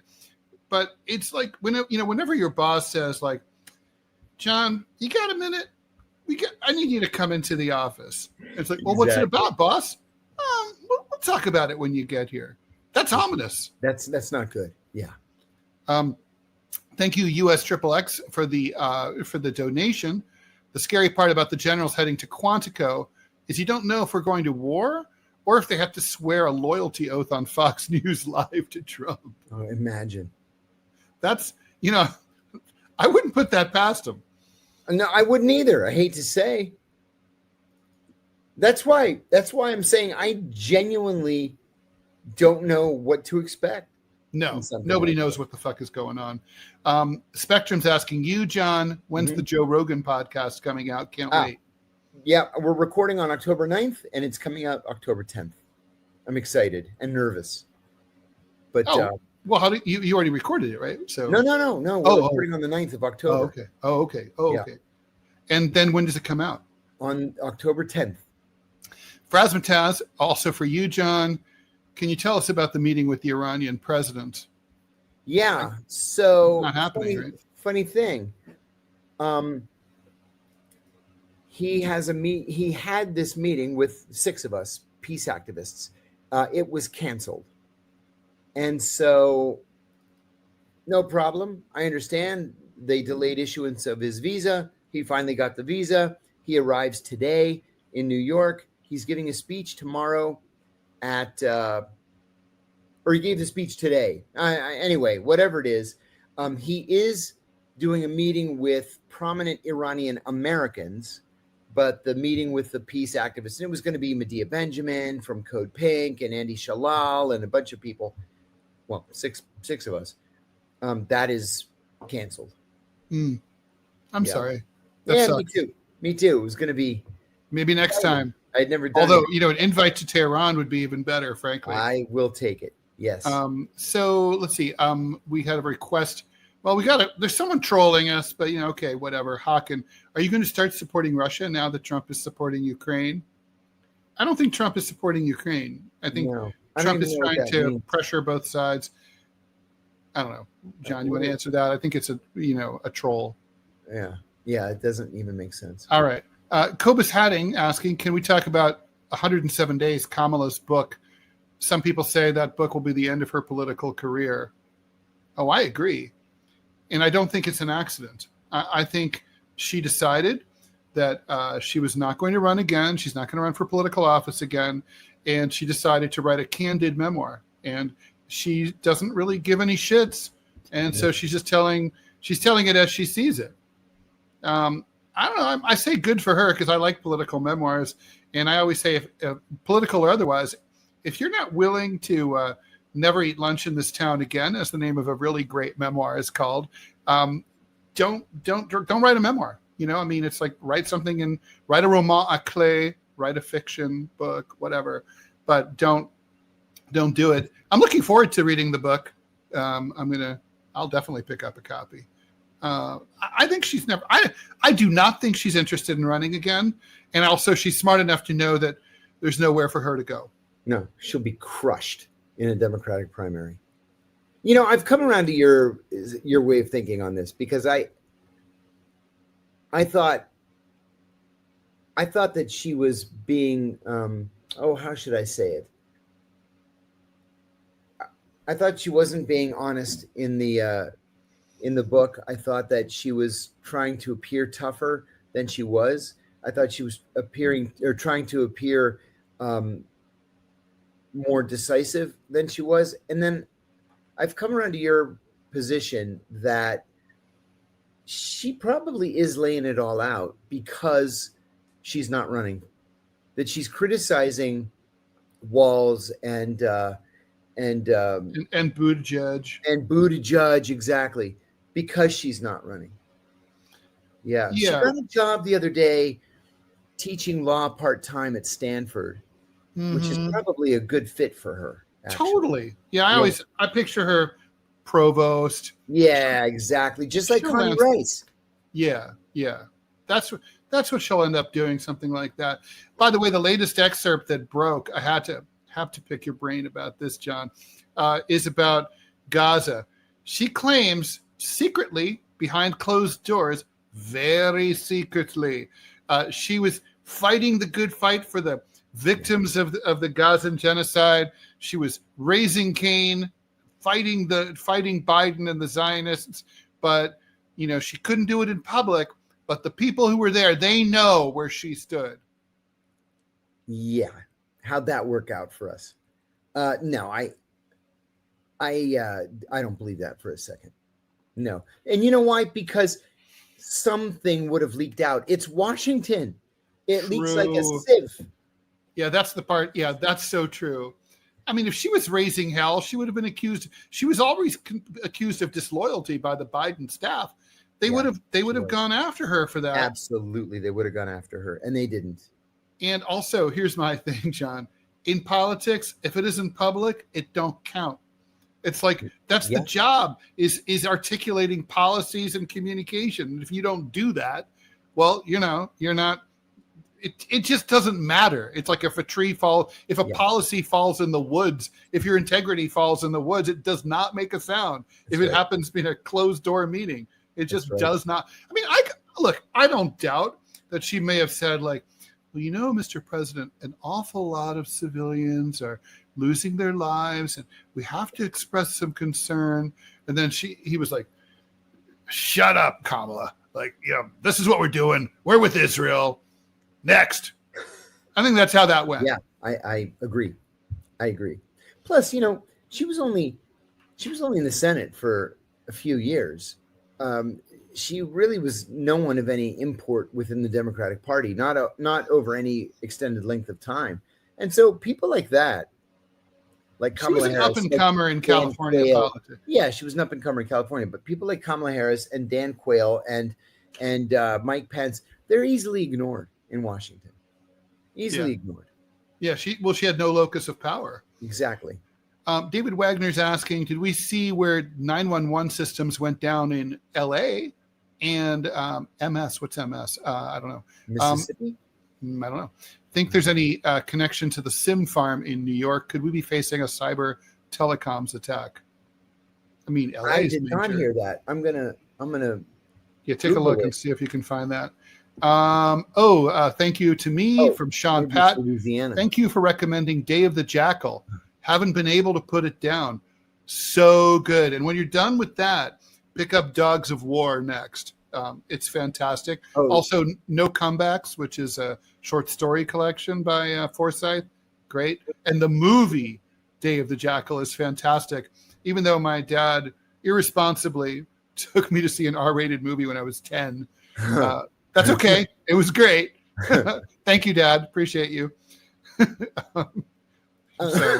Louisiana and Mississippi. Oh, okay. Louisiana and Mississippi. Widespread 9/11 outages. Authorities are citing a severed fiber optic cable. Some kind of road crew severed the cable, they say. I can't imagine what national security. There are military bases there, of course. I don't know. Doesn't seem like it's a backwater, though. Let's face it. These are some of the poorest states in the country. Yeah. This is for you, John. Peruse S. A general question about the CIA. If you can answer this, how does plausible deniability actually work, and how much freedom does that give to the CIA to operate freely? Yeah, that's a good question. So let's see. I'll use as an example Pakistan. There was a CIA contractor in Pakistan just after I was there, and he was stuck in bumper-to-bumper traffic in Lahore, which is quite common, about 20 hours out of the 24-hour day. Oh, sure. And he looks in his side view mirror, and he sees a guy coming up alongside the car and pulling a gun out of his waistband. So he pulls his own gun, shoots the guy, kills him. Oh, shit. And then hits the gas and kills two guys on bicycles. Jesus Christ. Instead of running to the consulate, which is what they train us to do, just get to the consulate as fast as you can. He again gets bogged down in traffic, and then he hits the ambulance that had been dispatched to help the guys that he ran over, and he kills the ambulance driver. So it's like a double tap strike, but without a drone. I don't mean to laugh, but it's like, talk about a bad day for everybody involved. Yeah, no doubt. The cops arrest him. And as soon as he gets arrested, he says, I'm CIA. Well, he wasn't actually CIA, but he was the CIA's responsibility because he was a CIA contractor, counterterrorism contractor. Okay, he made a whole bunch of mistakes here.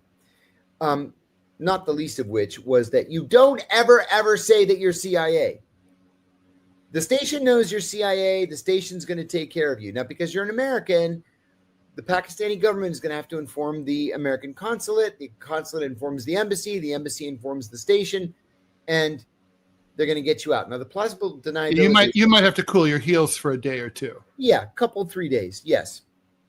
But the deniability is this. Pakistani military tells the government, this is a CIA man. And the government leaks it to the Pakistani media, which then gins up squads that want to come and lynch you at the jail. So the American ambassador has to go and say, this is not a CIA man.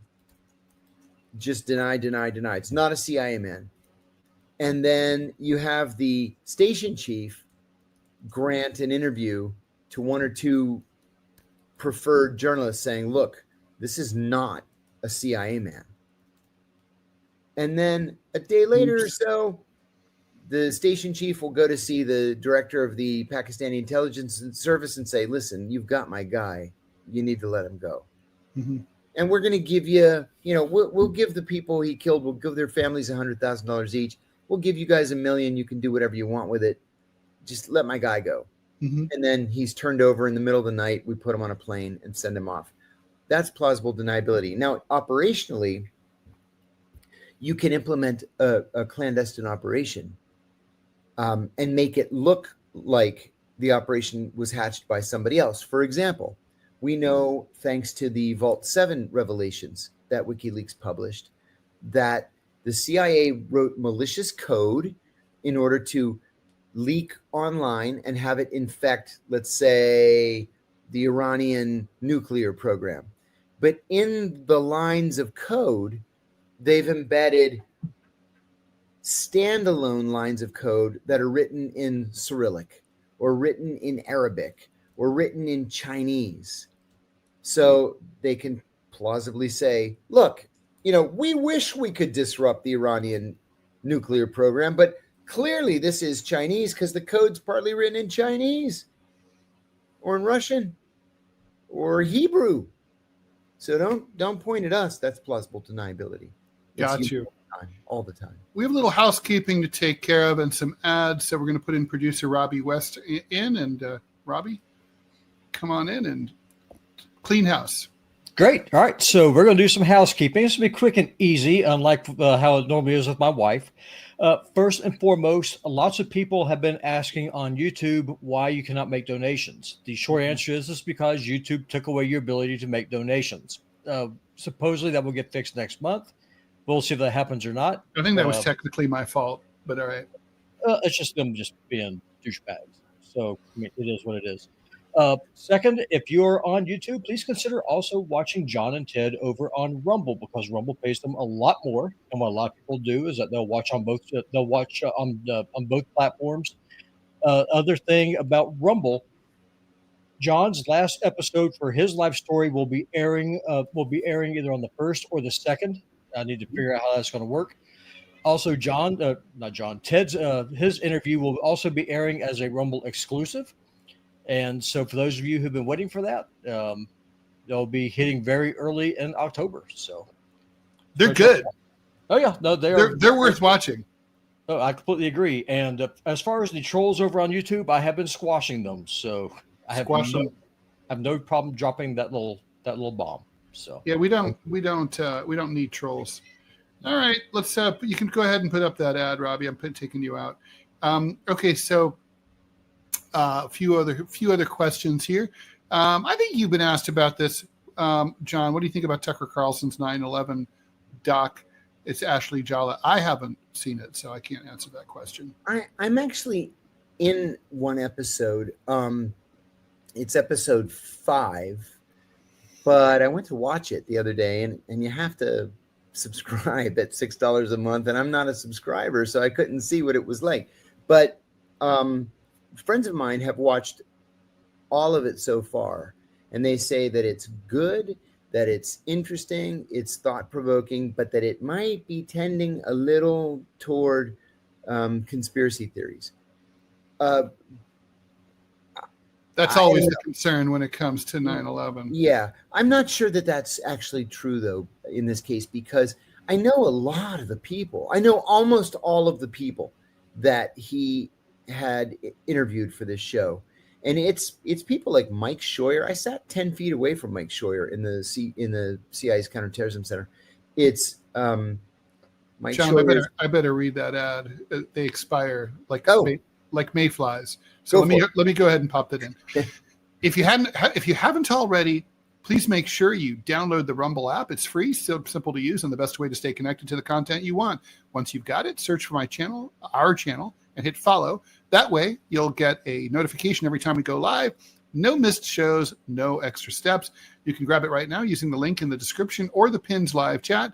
Download it to your phone, and you're ready to go. And if you prefer watching on the big screen, Rumble is available on all major streaming devices and smart TVs. Just search for Rumble, follow the channel, and be part of the action. Okay, sorry, John. Go ahead. No, that's okay. I forget what I was saying, to tell you the truth.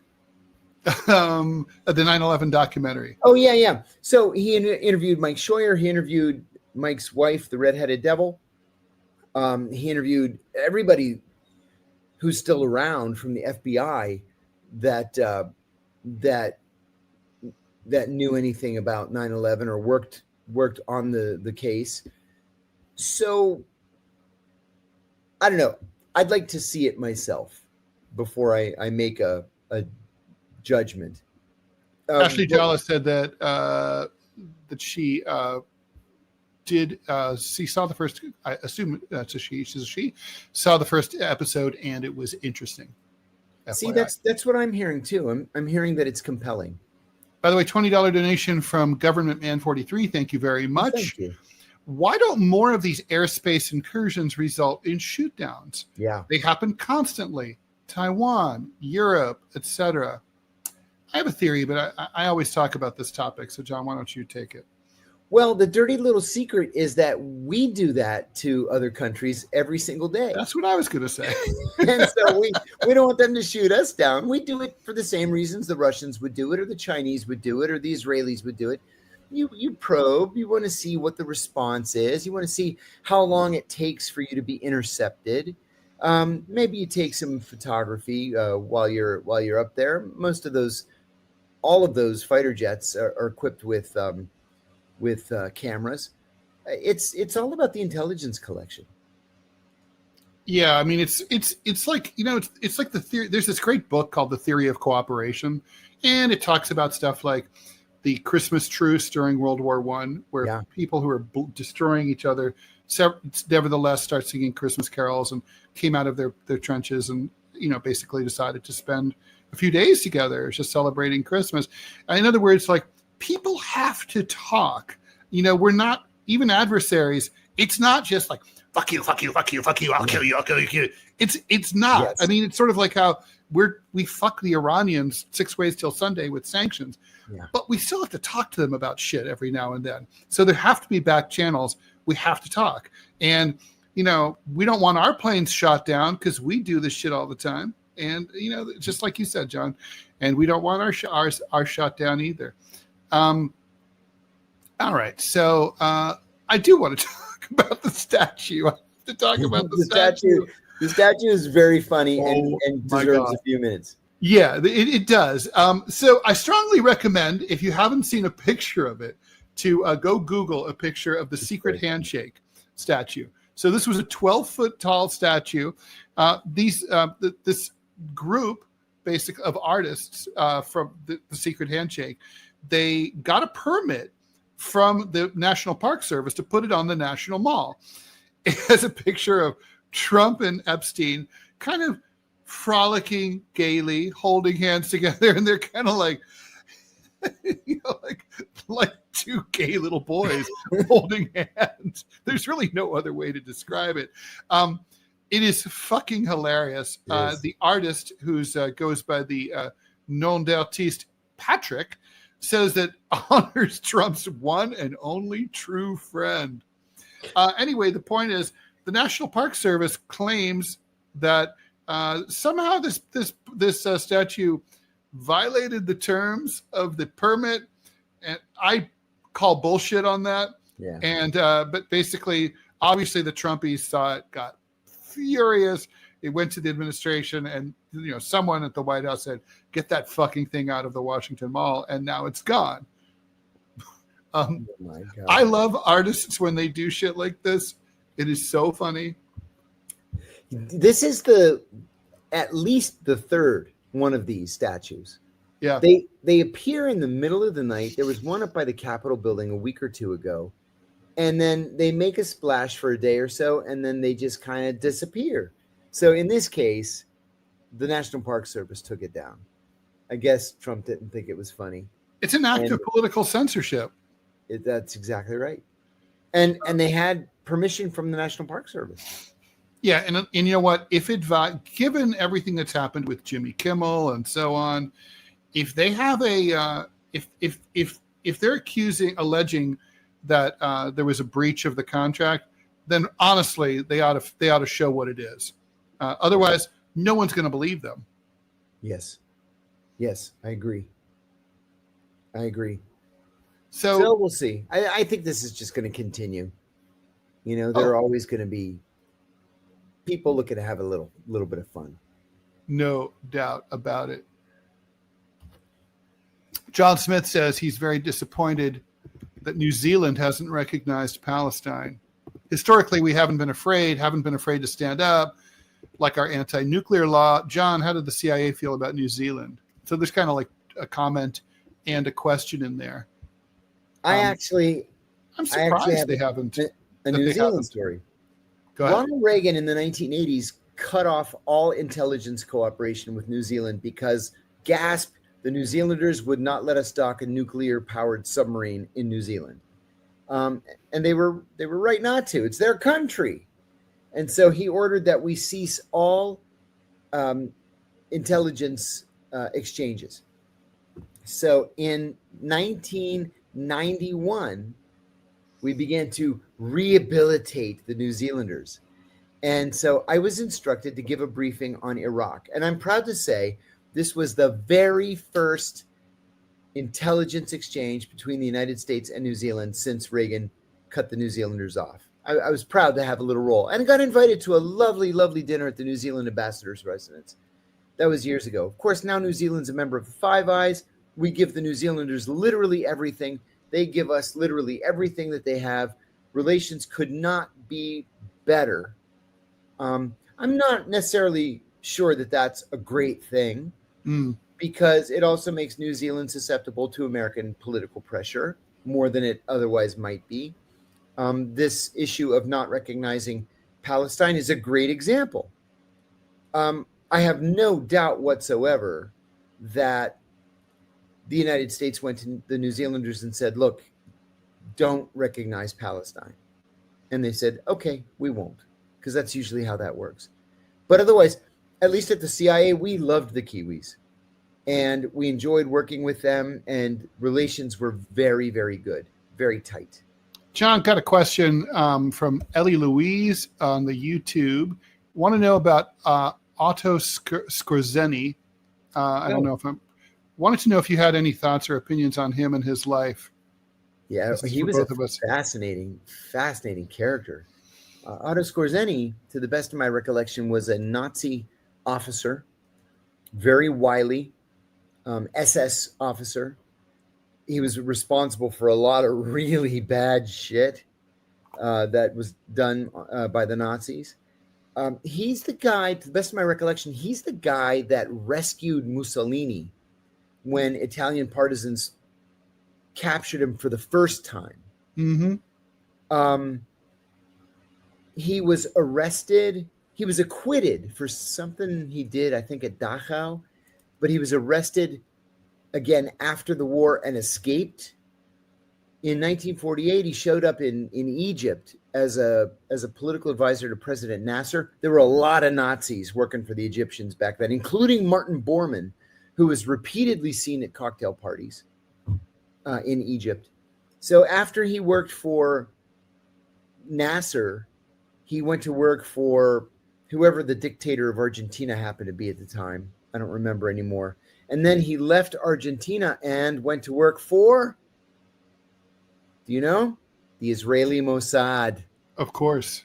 Of course. They hired all kinds of Nazis, the Israelis. He was never brought to justice. He died in the 70s. I think he had cancer, but he died in his bed. He wasn't like assassinated or murdered or, died on death row or, nothing. He died in his own bed. Never faced justice for any of his war crimes. Although he got the shit kicked out of him by some Frenchman. Oh, really? Like the last year of his life in 1975, he was coming out of a Paris TV station, and a former officer of the French army basically thrashed him and almost killed him. Good. So, somebody else asked a question earlier that I made a mention to get to. The question was, at the CIA, did we use hard drugs as part of our cover overseas? That's actually a great question. So the answer is, the overall general answer is no. But if you were assigned to Yemen, Ethiopia, Djibouti, Eritrea, or Somalia, you got special dispensation to chew gat, right? It stretches out your mouth like this. It's like a mild stimulant, like drinking a pot of coffee.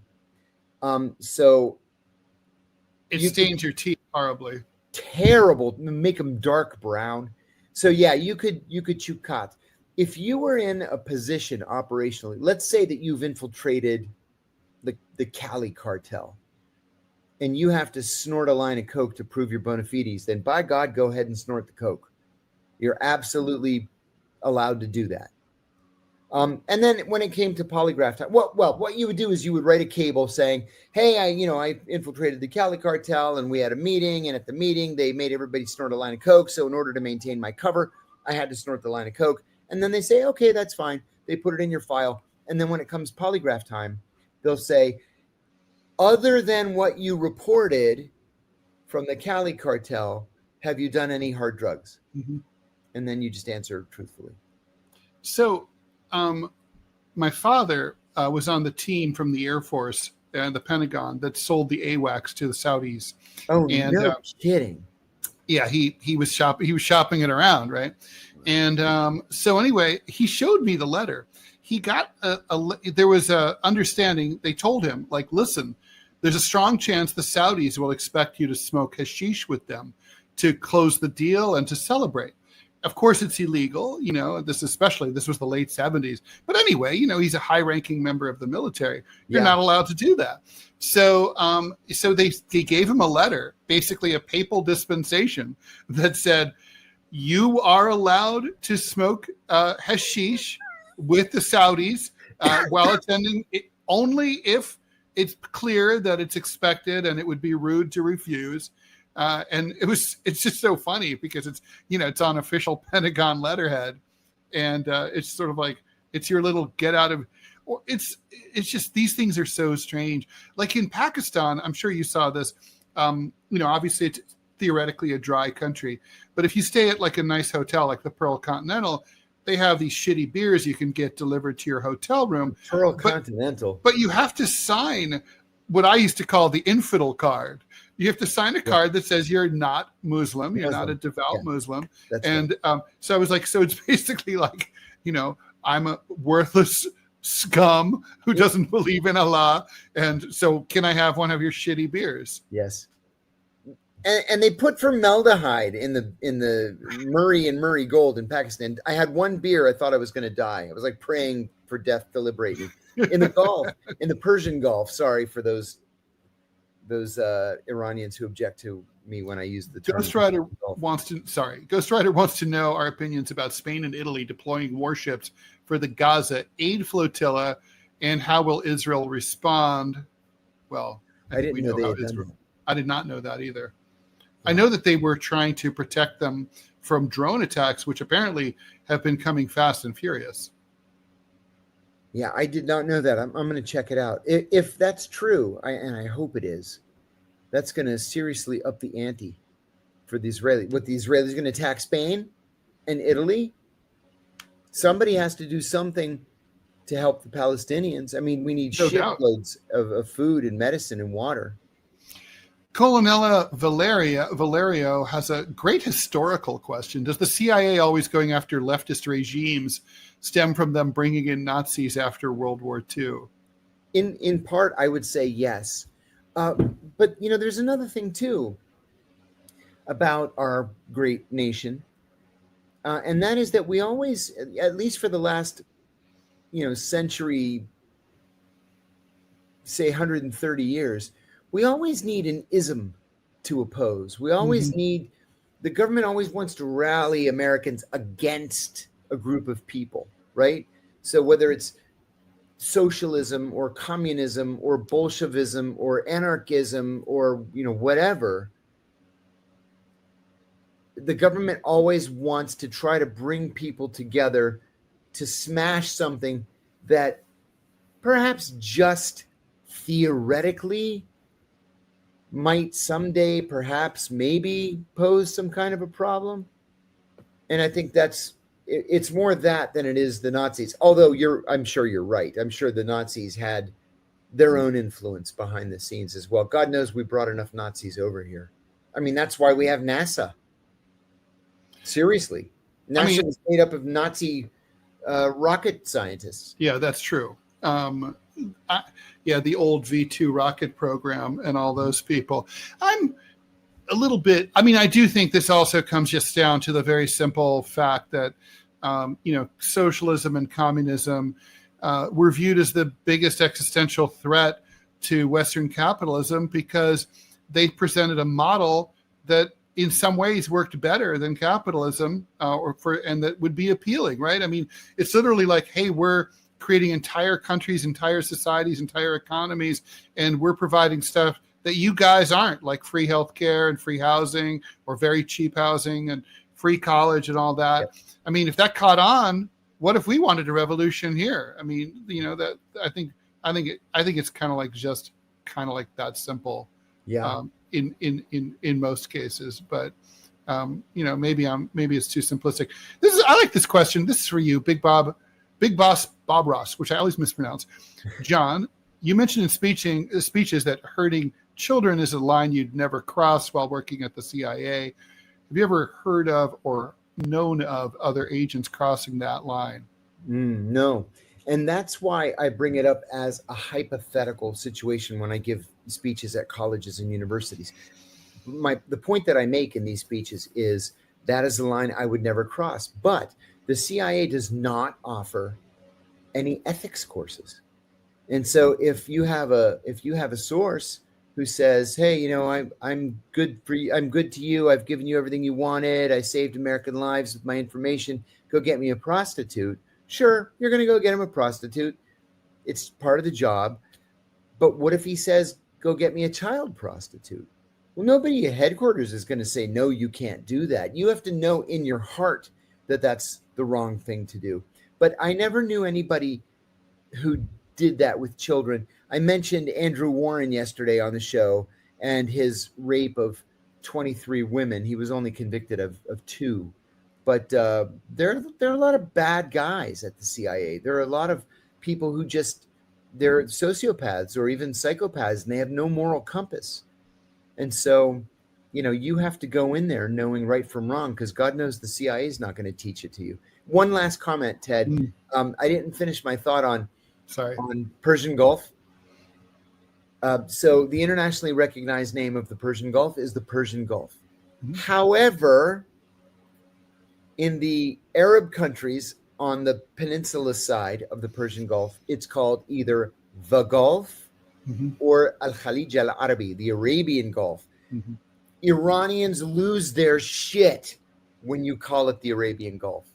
And a couple of times on the show that I had with Michelle, I accidentally let slip Arabian Gulf. We got hate messages from Iran and from Iranian Americans, and I actually had to issue a correction that I was very sorry. But even when I say the Gulf, people with whom I'm very close and who are listening right now will yell at me after the show's over and say that I should apologize and correct myself to call it the Persian Gulf. So, well, speaking of possible apologies,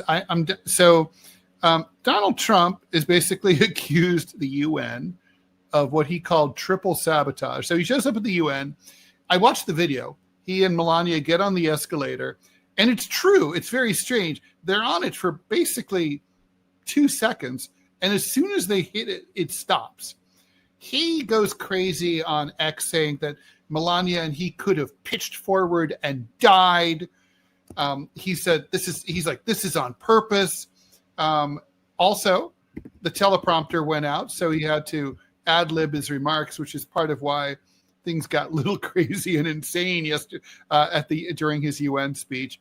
And finally, there was bad audio for the rest of it, basically muffling his speech. So listen, Donald Trump is obviously the ultimate blowhard. I mean, if you didn't know what a blowhard was and needed to explain it to people from a distant land, you would point to Donald Trump. But he's also maybe not wrong. I mean, although the UN has an explanation. They said that actually one of his support staff accidentally triggered the red button at the top of the escalator to take a picture or something, or leaned against it, and it triggered the automatic shutoff. I'm inclined to believe that. But I also don't think that the president and first lady's lives were at risk in this mishap, because escalators don't really go that fast, except for the ones in the London Tube, which kick ass. They go those are dangerous. They haul. But just anyway, God, they don't have the wooden ones anymore. Oh God, the ones with the fires. Yeah. So the although they were kind of cool looking, but they were. I was living there when the fire took place. Oh man. So all right, but I will say, this kind of sabotage politically, it has happened. I mean, probably the most famous example is the Nixon-Kennedy debate of 1960. Kennedy's staff learned that Nixon was like me, a sweaty dude. Like if it was over 65, he would be uncomfortably hot. Yes. So they went down to the basement and cranked up the heat before the debate. They knew that they told JFK, and JFK wore a linen suit and no underwear, so that he would be cool, calm, and collected. And so Nixon's makeup is like falling off his face, like Rudy Giuliani. He's miserable and he's sweating like a pig, and he looked like shit on television. Fox News would have like ergonomic warfare against people like me.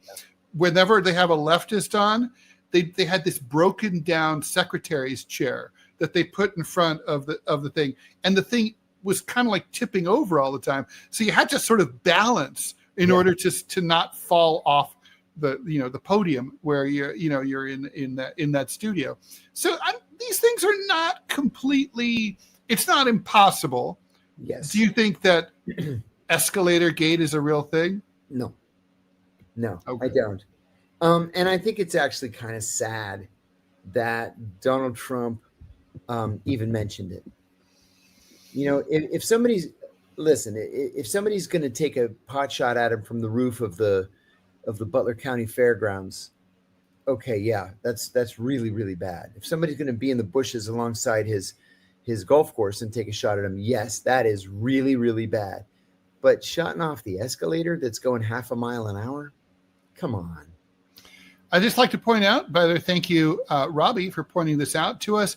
We are currently number 9 in the nation on Rumble right now, even as we speak, right behind OAN, right behind Fox News. Amazing. Bannon's number 1. Congratulations, Steve. But we're coming for your ass. So, anyway. Yeah. Somebody asked me the date of my Oxford Union debate. It is December the 4th. I do not yet know whom I will be debating.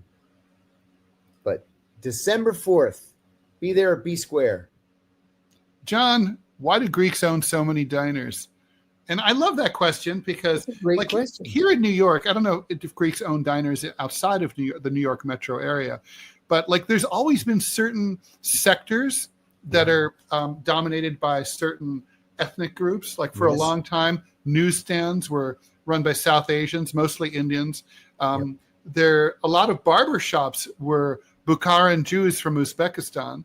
And so why so many, why diners for Greeks? I don't know. It's just one of those crazy things. And it's not specific just to New Jersey and New York, or even to, New England and New Jersey and New York. It's all over the country.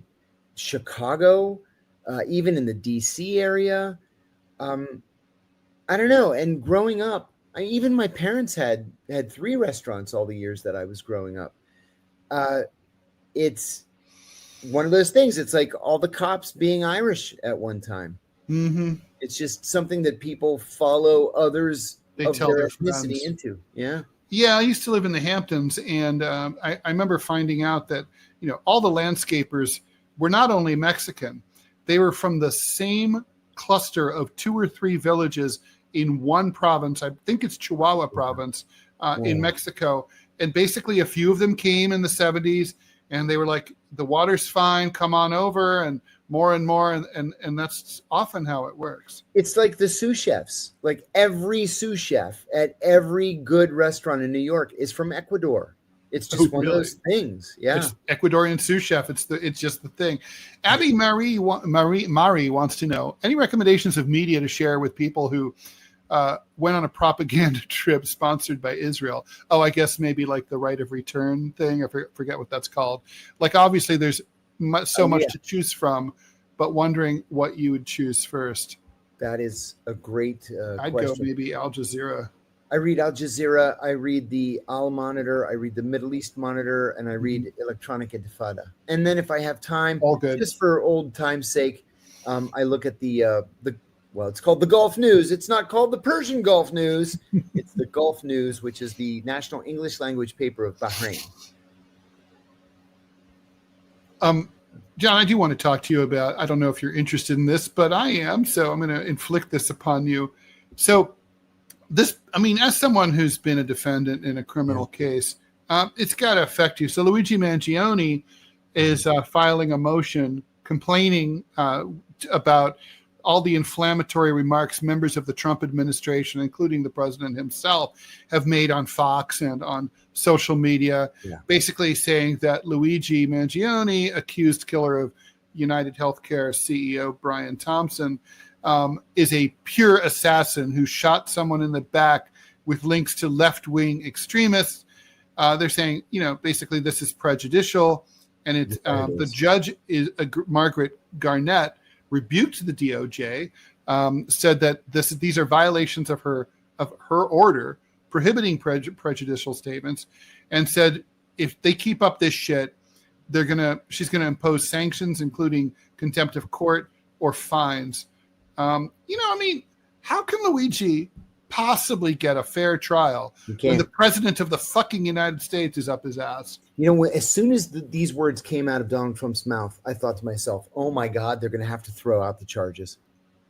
For exactly that reason, Ted. When the president of the United States uses that bully pulpit to say this guy is an assassin, he's guilty, he did it because he's an extreme left-wing terrorist, he can't get a fair trial because the president has access to everybody. He's going to taint the jury pool, and they're not going to be able to impanel a jury that's going to be able to give him a fair hearing. Listen, fines are nice. Contempt of court is nice. That just means a slap on the hand. They're not going to make the prosecutor spend a night in jail for contempt of court. They're certainly not going to make the president spend a night in jail for contempt of court. So the defense gets nothing out of this. No. But I swear, if the president I think he should walk. Yeah, I'd actually let him go. I honestly think whenever you have it doesn't even have to be the president, but I mean, let's say the governor or the mayor decides to weigh in on a case like this. Yeah. I mean, I'm going to go even further. Even when the prosecutor makes the announcement, like, we've decided to charge Bob Smith with blah, blah, blah, that statement should be non-prejudicial. It should be completely straight, like, this happened, we're charging him with this, here's why. They shouldn't say anything about he was a dangerous person, we took him off the streets, we did a great job, the city is safer today. They shouldn't editorialize. I think if they editorialize, they've prejudiced the entire community and the entire jury pool. That's right. That's exactly right. And I wouldn't be surprised if they continue to do this if we don't start seeing charges thrown out. Thank you, Government Man 43. You guys are doing really great. Love watching you too. And John is a hero for blowing the whistle on torture. Thank you. Here. Thank you for that. Shameful that you went to prison. Also very, very true. Thank you. And this is from a former criminologist at Boise State. Oh, I appreciate that. Thank you very much. I've never been to Idaho. I've been to 48 states. I've never been to Hawaii or Idaho. And I keep saying I'm going to go to Idaho just to say I've been there. If I come to Boise, let's have a coffee. Maybe I can even speak to a college class or something. I think there are similarities to Montana, obviously. It's nice. Yeah. It's very Boise's a very underrated city. I used to appear in the Boise Weekly all weekly and as both a cartoonist and as a columnist. And when I went to speak in Boise, I was thinking, this will be whatever. And people used to make jokes about Boise the way they made jokes about my hometown Dayton. But Boise's cool. It's what people said about Portland in 1990. It's hipsterizing. It's cool. It's off the grid. It's cheaper. It's got obviously the Old West vibe, but it's got big ass mountains right nearby. It's a cool place. That's awesome. Yeah, I want to check it out. I'd like to see. I'm wasting a little bit of time, but I'd like to see Coeur d'Alene. I've always heard it's wonderful. I want to check it out. Let's see. The last night saying, I tried to rush through the show from yesterday to see if we acknowledged the memorial, obviously, for Charlie Kirk as a gathering of psychopaths and scared. I don't know. Were they supposed to riot and burn everything down or what? I don't think they were supposed to riot and burn everything down. But look, I'm just going to say it. It was what a bunch of misfit toys, man. It's like it was tacky. It was tawdry. It was like Idiocracy with President Camacho come to life. The grossest moment, of course, and this has been remarked upon by others, was when Trump basically disagreed with the moment of grace that the widow made, where she said, I forgive the person who killed my husband. Okay, so let me just give Mr. President, let me give you some advice. When you go to a memorial service, you never argue with the widow. If the widow says, green's the best color, you say, yes, green is the best color. You agree with that because she's the widow, because her husband was just murdered. And you don't argue with her and say, no, actually, I hate what Trump said. I hate my enemies. it was tawdry.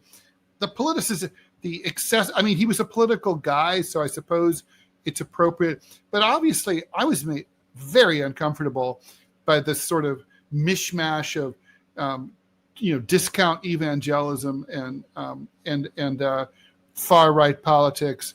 The whole thing. I thought the whole thing was just, I hate to say it, anti-American. Right. That be my take here. Let's see here. Yeah, so disrespectful to Erica Kirk. That's exactly right. Thank you, Aluk. Much agreed. Agreed. Let's see. And I was asked about Nick Fuentes. He's a yucky boy. I'm not going to get into Nick Fuentes. Adam Fighter, thanks for the reminder here. And Mr. Athenian also. We do have, John, we should talk about Nicolas Sarkozy. So this is basically, Sarkozy was accused and has now been convicted of basically what Donald Trump was accused of but did not do. Donald Trump was accused of getting Russia to install him as president in this first term. He didn't, and Russia didn't. But Sarkozy went to Muammar Gaddafi and his aides did and said, hey, can you give me some money? This is when he ran for president successfully in 2007. So, John, this is actually a really interesting story because in France, the way that, they've addressed the problems that we have with excessive money in electoral politics is that every candidate gets the same exact amount of money. It comes out of the treasury. And so what happens, and so it's a great idea. The problem is if you're, scum, then you cheat and you decide that you want an extra advantage and you want to spend extra money. But, it's sort of like analogous to how Ronald Reagan couldn't get money from Congress for the Contras. So he, set up the whole, Iran-Contra affair to get a slush fund that he could go do an end run around Congress. In the same way, Sarkozy couldn't get the money, in France from campaign contributors. So his people went to the Libyans and said, hey, when our guy becomes president, he'll look kindly upon you. And how about some cash for Nikki, so he can run for president successfully. There's no evidence that the scheme ever came to pass. There's no evidence that money ever changed hands. There's no evidence that any money was spent from any Libyan money was spent. Mm-hmm. But that said, the talks took place, and there was a discussion, and there was a scheme, but it never materialized. He was convicted not of actually doing it, but of the conspiracy. So he's going to prison. He can appeal. He has a mechanism to appeal.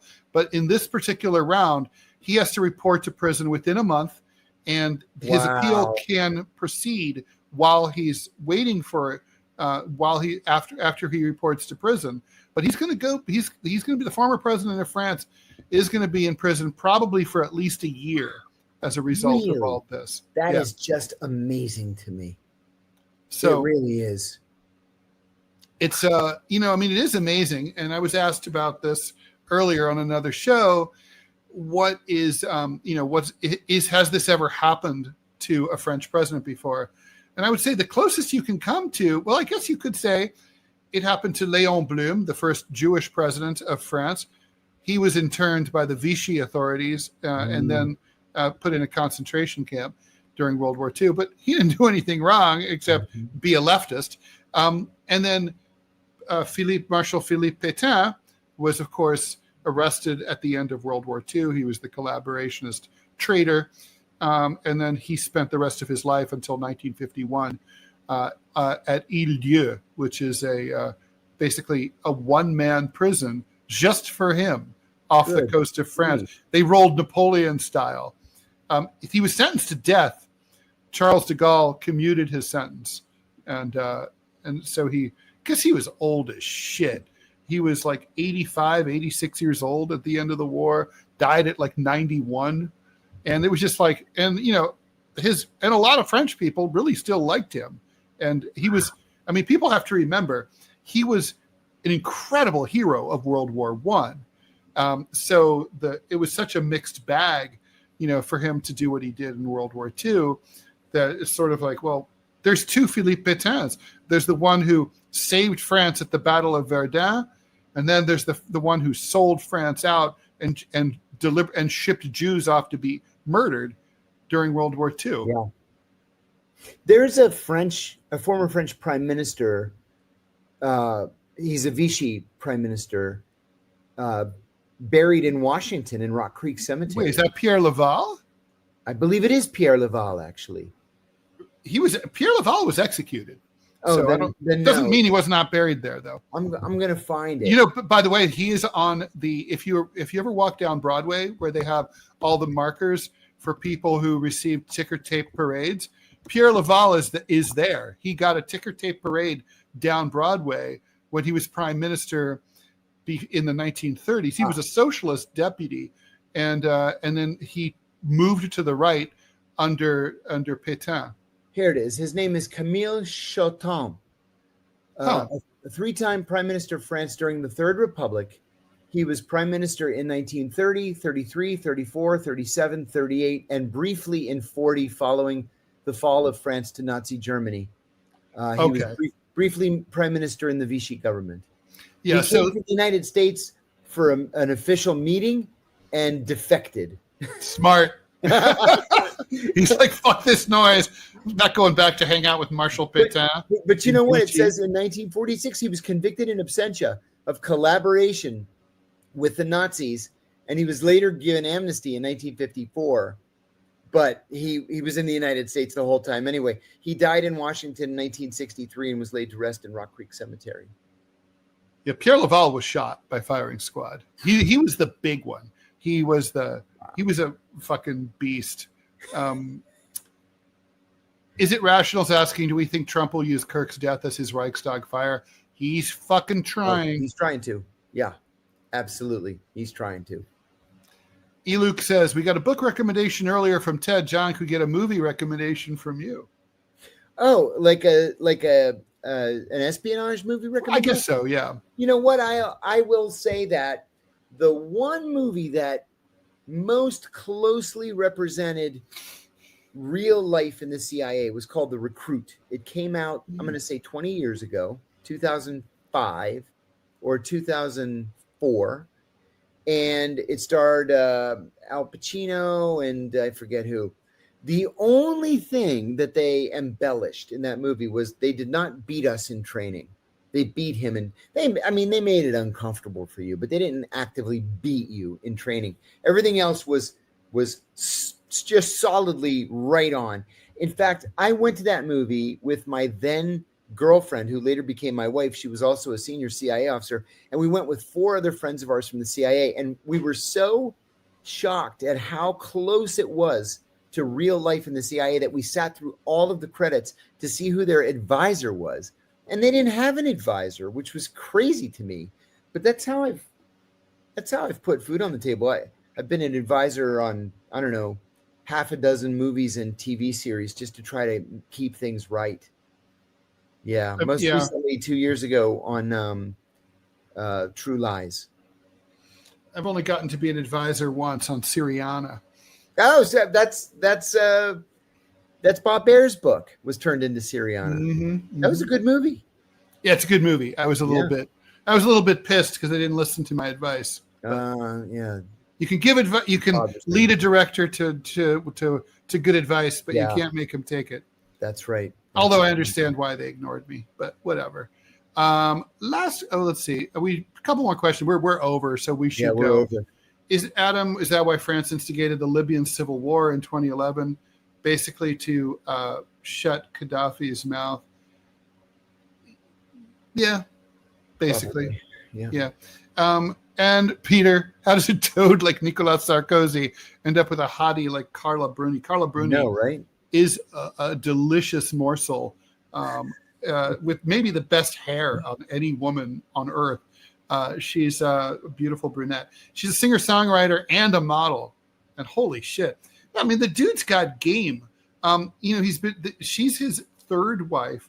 And John, you'll hate this story, but the way he met his second wife, his first wife and him were invited to a wedding where the woman who would become his second wife was getting married.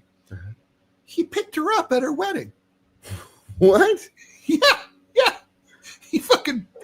A month later, their marriage was over. Oh my God. I mean, the guy must have mad game.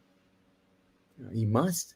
He's got something special in his pants, maybe. I don't know. I mean, it's obviously, it's not because he's pretty. No. Anyway, guys, thanks so much for tuning in. Really appreciate you being here. We're here Monday through Friday, 5 p.m. Eastern time. We'll be back tomorrow, 5 o'clock Eastern time, as before. Please like, follow, and share the show. If you're not watching us on Rumble, please do so. And we will see ya later. Bye. Bye-bye.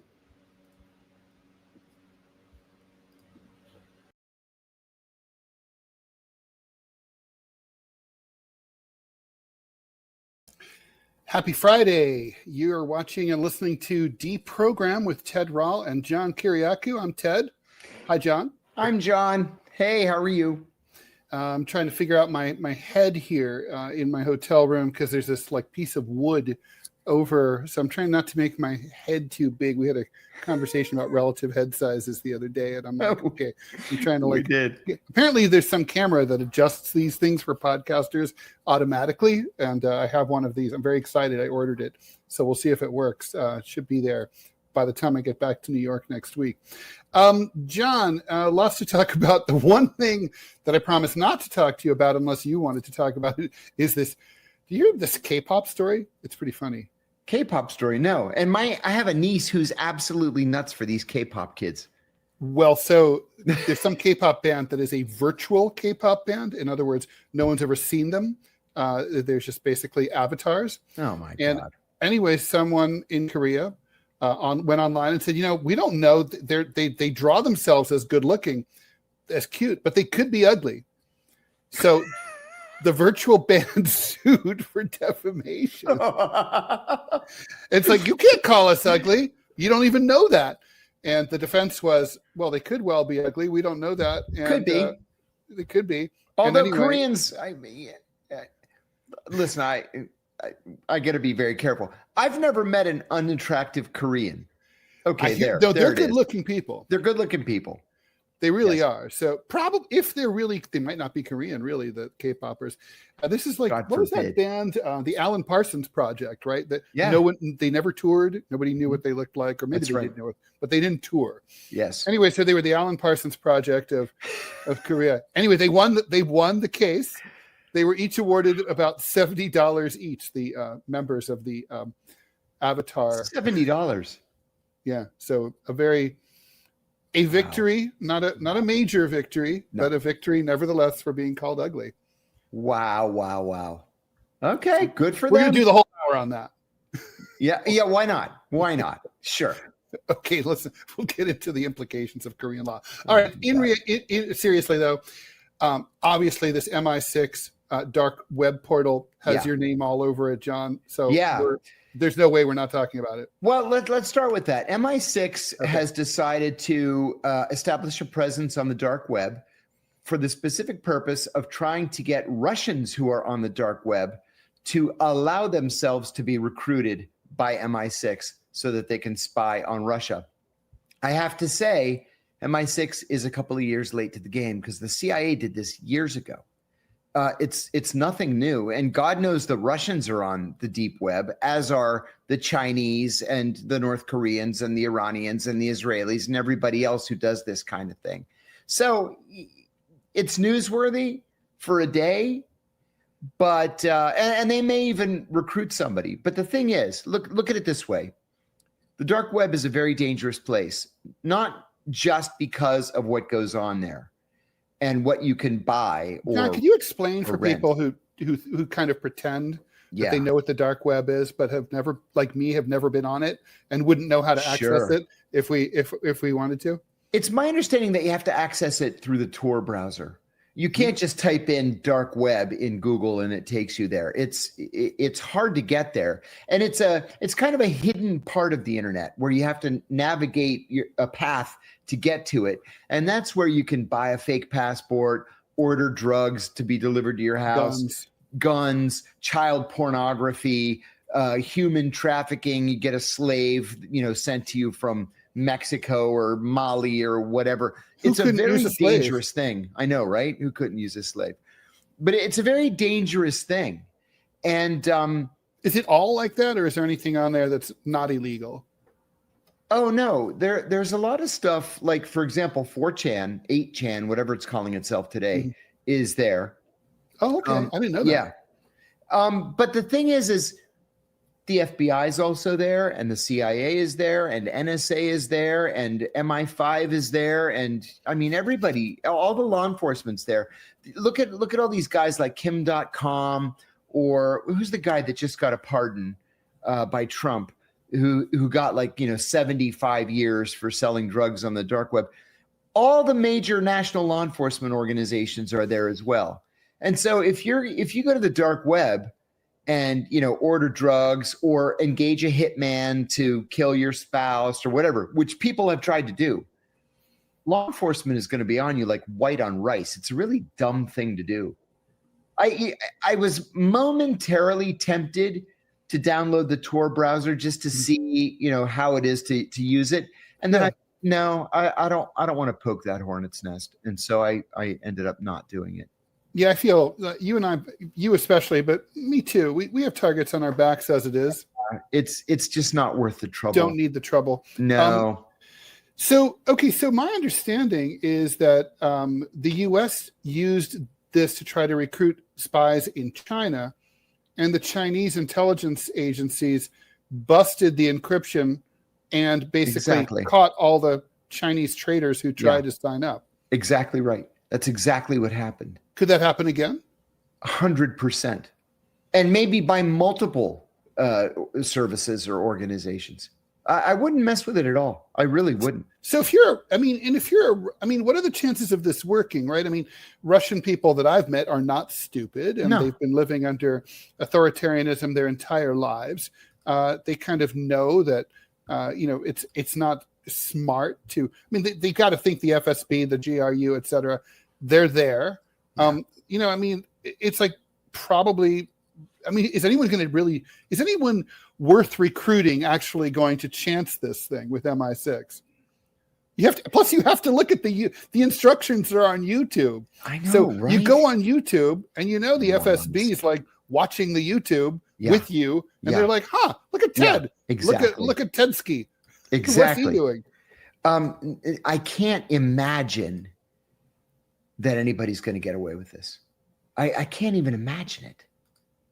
No, I just don't believe. So you think it's an incredibly boneheaded idea? I do. I think it's a terrible idea.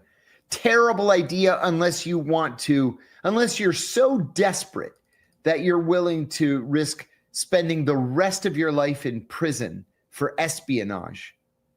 Don't do it. Are Russian spies hard to recruit? Yes.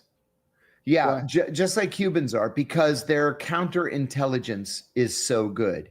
Most of the Russian spies that the CIA has recruited over the years have been double agents who had been run against the CIA or MI6 by the Russian services.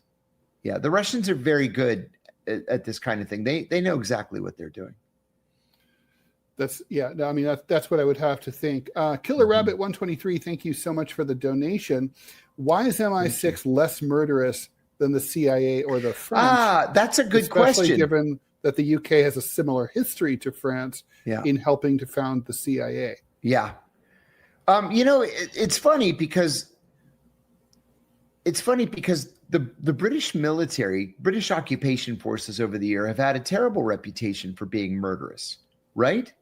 Look what they did in South Asia, in India and Pakistan and Bangladesh. Look what they did in sub-Saharan Africa with their colonies there, Rhodesia, for example.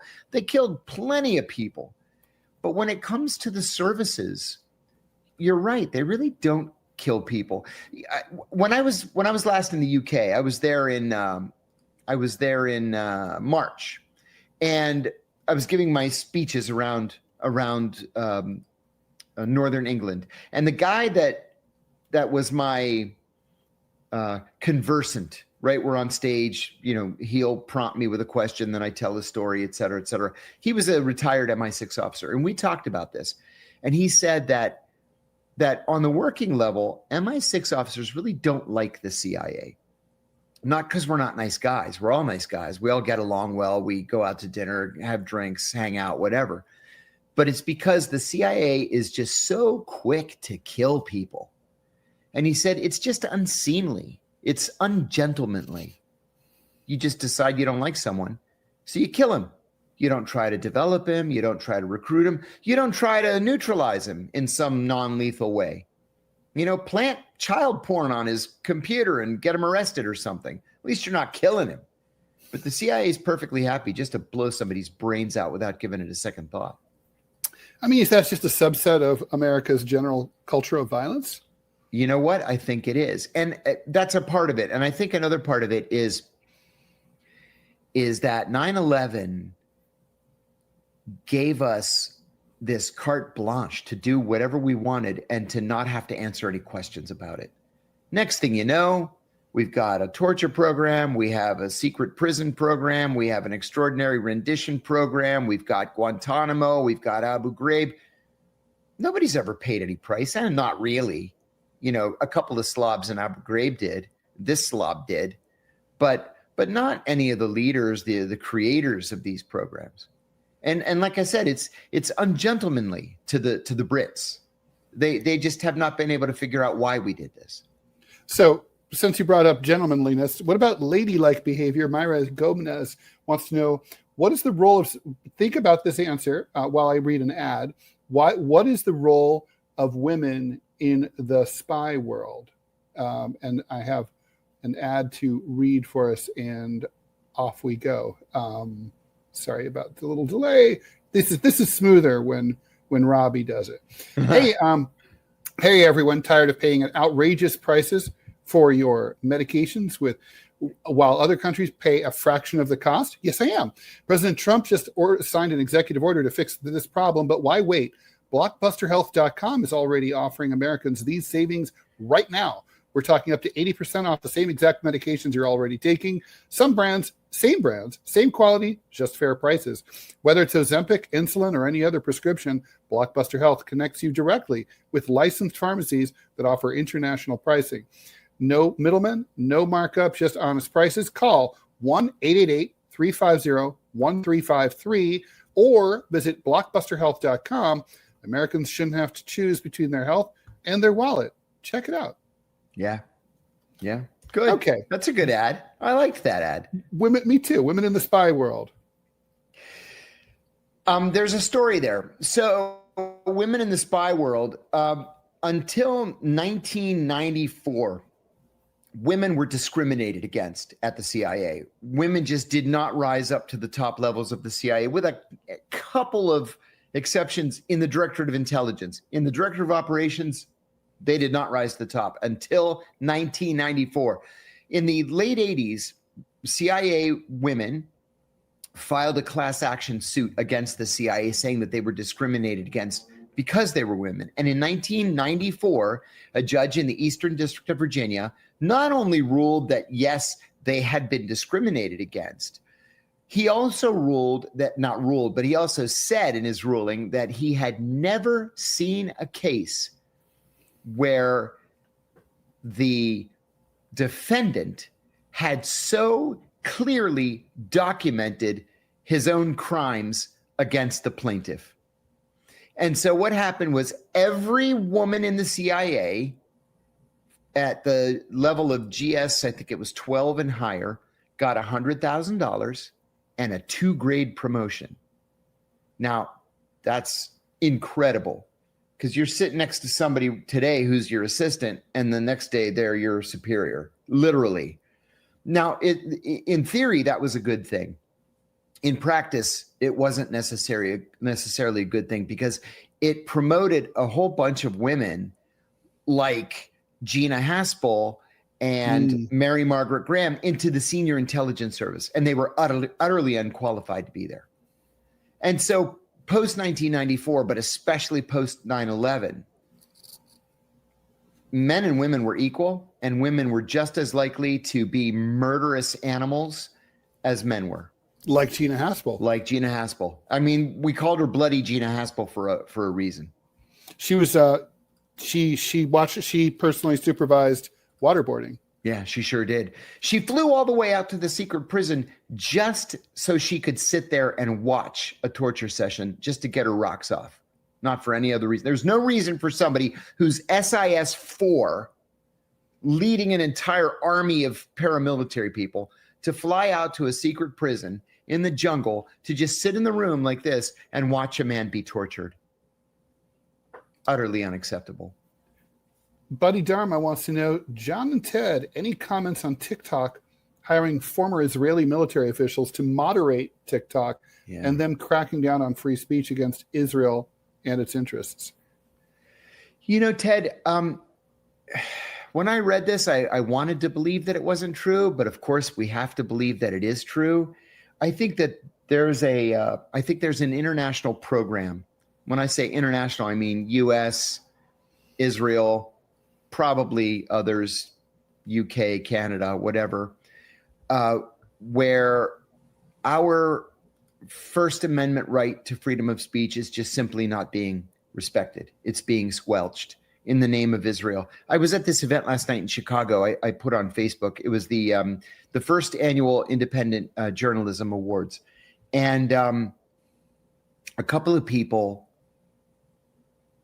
gave very pointed speeches in which they said that we're looking at this whole Israel thing the wrong way. We're looking at it as a freedom of speech issue. We should be looking at it as a freedom of religion issue, because the White House et al. Have now decided that if you don't support Benjamin Netanyahu's version of Judaism, that you're anti-Semitic. And what that is that's the government interfering with the practice of a religion. So maybe, instead of jumping up and down and yelling and writing op-eds about how our freedom of speech is being squelched, it's not actually speech we should be focused on. It's religion. That this arch-conservative Zionist brand of Judaism is being forced down our throats. And if we don't like it, then tough shit for us. Well, yeah, no, it's interesting, right? I mean, because we saw that giant split emerge during the campus protests over Gaza, where the Zionists basically have scrubbed anti-Zionist Jews, and big groups like Jewish Voice for Peace from the historical narrative. It's like they don't exist, even though they're really very significant in the United States. A lot of anti-Netanyahu, anti-genocide protesters are Jewish people who are absolutely horrified at what's going on. That's exactly right. But basically it's sort of like a subtext, a subset of the fact that these are, Reform Jews.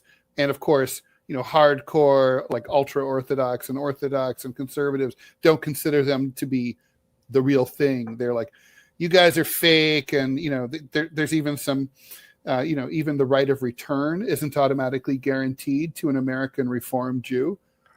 Although it is for any other variety of Jew, right? Yeah, I think that's right. So I think that's right. Yeah, it's rough.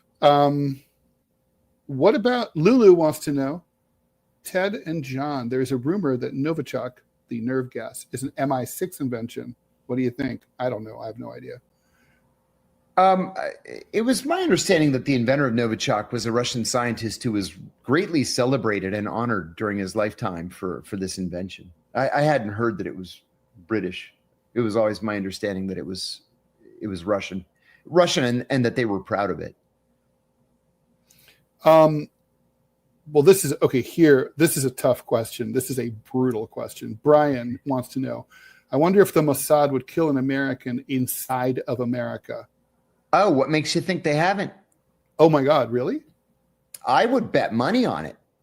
Do you have anyone specifically in mind? No, but it's been my experience over the course of what now has been a very long career that the Mossad does literally anything it wants, anywhere it wants, against anyone it wants.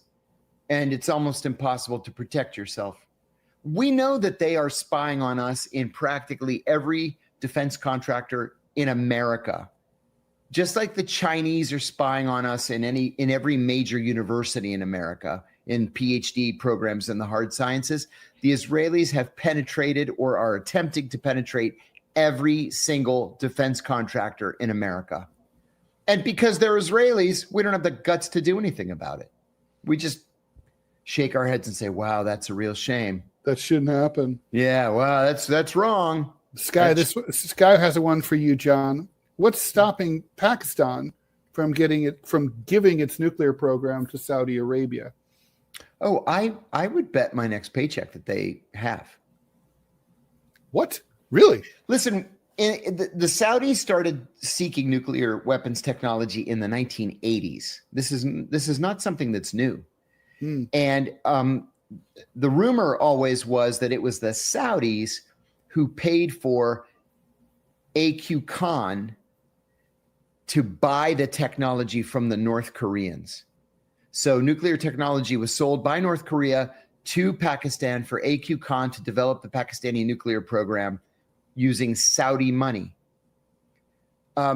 This is something that, gosh, I have to be careful on this one. This is something that has always been of interest in the intelligence community, but not of enough interest for the intelligence community to actually do something about it. And I'll tell you the reason why. The reason why is that the conventional wisdom has always been, if the Saudis were to develop a nuclear weapon, it would be for use against Iran, and we didn't have a problem with that. We should have a problem with that, to say the least. It's a very dangerous world, and we should have a problem with that, yes. Oh, thank you very much for the $20 donation from thank you. Mount 16N7. Hi, guys, from Mike in Nottingham. Do you have any thoughts on Peter Mandelson, UK ambassador to Washington, being fired by Keir Starmer over his friendship with Epstein last week? You know, it's that he lied about his friendship with Epstein. Officially, he was like, yeah, I knew Epstein. I met him once or twice, years ago, of course, years ago before all the problems. Well, no, you were joined at the hip with Epstein. You went to his house. You went to his island. God knows what else you did. But the thing is that he lied about it. He lied about it to Keir Starmer. He lied about it in the course of his investigation for his security clearance. And, this stuff's bound to get out. So you better nip it in the bud right now and just yank him. And that's what happened. He'll never be anything of import again in the British Foreign Service. Speaking of Epstein, Patrick White says, I'm so hung up on the line in the Trump letter to Epstein where he said, enigmas never die. Yeah, what the heck is what that? What on earth does that mean? Patrick asked. Is that a reference to something? Or like a code? I'm stumped. I'll tell you something. I wrote one innocuous memo one time in the spring of 2002. And I used some terminology that I always use. I said, I know this sounds crazy, but, and then I said what I wanted to say. It didn't sound crazy. It's just something that I say sometimes when I'm writing an email. Next thing I know, FBI comes to my office. I'm at the CIA and the FBI comes to my office. They're like, what did you mean? What'd you mean by this? And I'm like, I don't even remember writing it. Okay, think, because this is important. And it was about the Scooter Libby case. I happen to be the note taker in this meeting where Cheney came in and lost his shit because he was screaming like a crazy person. And he said, why didn't I know that this woman was a CIA undercover operative? Why do I have to read about it in the Washington Post? And I went back and my boss said, listen, you got to send an email to all of the executive assistants asking who knew that Valerie Plame. I never met Valerie Plame. So I didn't know Valerie Plame was a deep cover officer. I knew Joe Wilson because I met him in Baghdad when he was the charge d'affaires. So I'm like, I know this sounds crazy, but apparently Joe Wilson's wife was a deep cover officer for us. Do you know, blah, blah, blah. It was the wording that kind of got me tripped up. So the point that I'm trying to make is sometimes you just dash something off in an email and you don't give it a second thought. And then later on, people are like, whoa, is that a code? Because it kind of looks like a code. And the FBI thought that I knew something that I didn't know. And that why did I say it sounds crazy? It's not crazy. You know, Scooter Libby is going to go to prison for this. I'm like, oh, shit. By the way, I was in the Scooter Libby trial. I was CIA officer number 4. I'll look up that transcript one. I testified. Yeah, I testified behind a sheet. I mean, it's funny, you know, you should say that story reminds me of this. So I did a lot of freelance illustration as a cartoonist. I still do. And I got a gig doing a book cover, and it needed a skyline. So, and I thought it would be fun. So I drew the skyline of New York City. There's the Citicorp building, the Twin Towers. This is several years before 9/11. And I drew a plane flying into one of the World Trade Centers. This is from like the 90s, man. Yeah. It's like 96 or something. See, but then conspiracy theorists would say that Rall, he must have had something to do with it. Yes. Because he's predicting, he's telegraphing in advance. Knew. Yeah, he knew. And so I got these. I got a lot. Every now and then I still get queries about it. Like, from 9/11 type people. And it's like, literally, I just drew it. I just drew it. The Simpsons is like that, Ted. Where the Simpsons have predicted accidentally 20 different major world events over the course of 38 seasons. Trump's presidency being a big one. Yeah. I guess the thing is, if you have a series that's on for over 30 years, right? You're going to cover so much ground. They just signed up for their 38th season. Oh my God. Yeah. And and in my case, if you've drawn like 5,000 cartoons, you're going to probably hit a few. There's going to be some coincidences. Yeah. Christopher Guest and I follow each other on Twitter, and I DM'd him one time and I asked him, I said, are you tired of, sitting in the writer's room every week? And he says, we haven't even seen each other in years. He said, I live in New Orleans now. We all have little studios in our houses. We all voice our characters. We send them to LA and some engineer puts them all together. He said, we haven't seen each other in years. That's funny. Yeah. No, I mean, God, I got to sit through a Simpsons read through once. Oh my gosh. So fun. You're kidding me. Yeah. Matt Groening was like, come over to the lot and, sit of course, Matt Groening. Yeah, no, he's very open to cartoonists. It's like he goes to Comic-Con. Be a cartoonist. Yeah, he was. Yeah. Like a lot of people, and it's funny. Speaking of coincidences, a lot of people think I'm influenced by his drawing style. His drawing style definitely predates mine. Yeah, but I never lived anywhere where his cartoons ran, and I saw them later. It's sort of like this week, a weird coincidence, right? So I drew a cartoon, and the image is basically like this steroidal, like ice meets like World War I Hun with the spike helmet, mega steroid violence, and it's basically, it says GOP, and he's like beating a woman with spikes, a bat full of spikes over the head, and he's like, "Kumbaya!" My original idea was "Kumbaya, motherfucker," but instead it's like "Kumbaya, libtard scum," right? And we know what this is about. Anyway, I inked the cartoon days ago.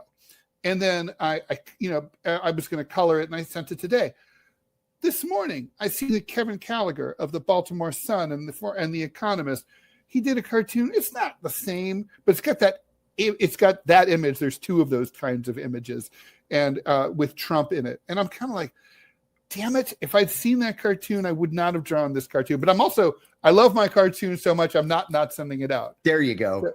Matt Groening did a cartoon in the early 80s called Life in Hell. Life in Hell. Thank you. And it ran in City Paper. And I remember one. It was so stupid that it made me laugh out loud. And it was so funny to me that I still think about it. It was titled "The Meanest Dog in the World." It was 2 panels, and it was a drawing of a dog on a chain, and the chain is stretched as tautly as it John, would go. that's not Matt Groening. It's not? Yo, you're gonna freak out when you figure out who that is. That's David Lynch. No way. David Lynch.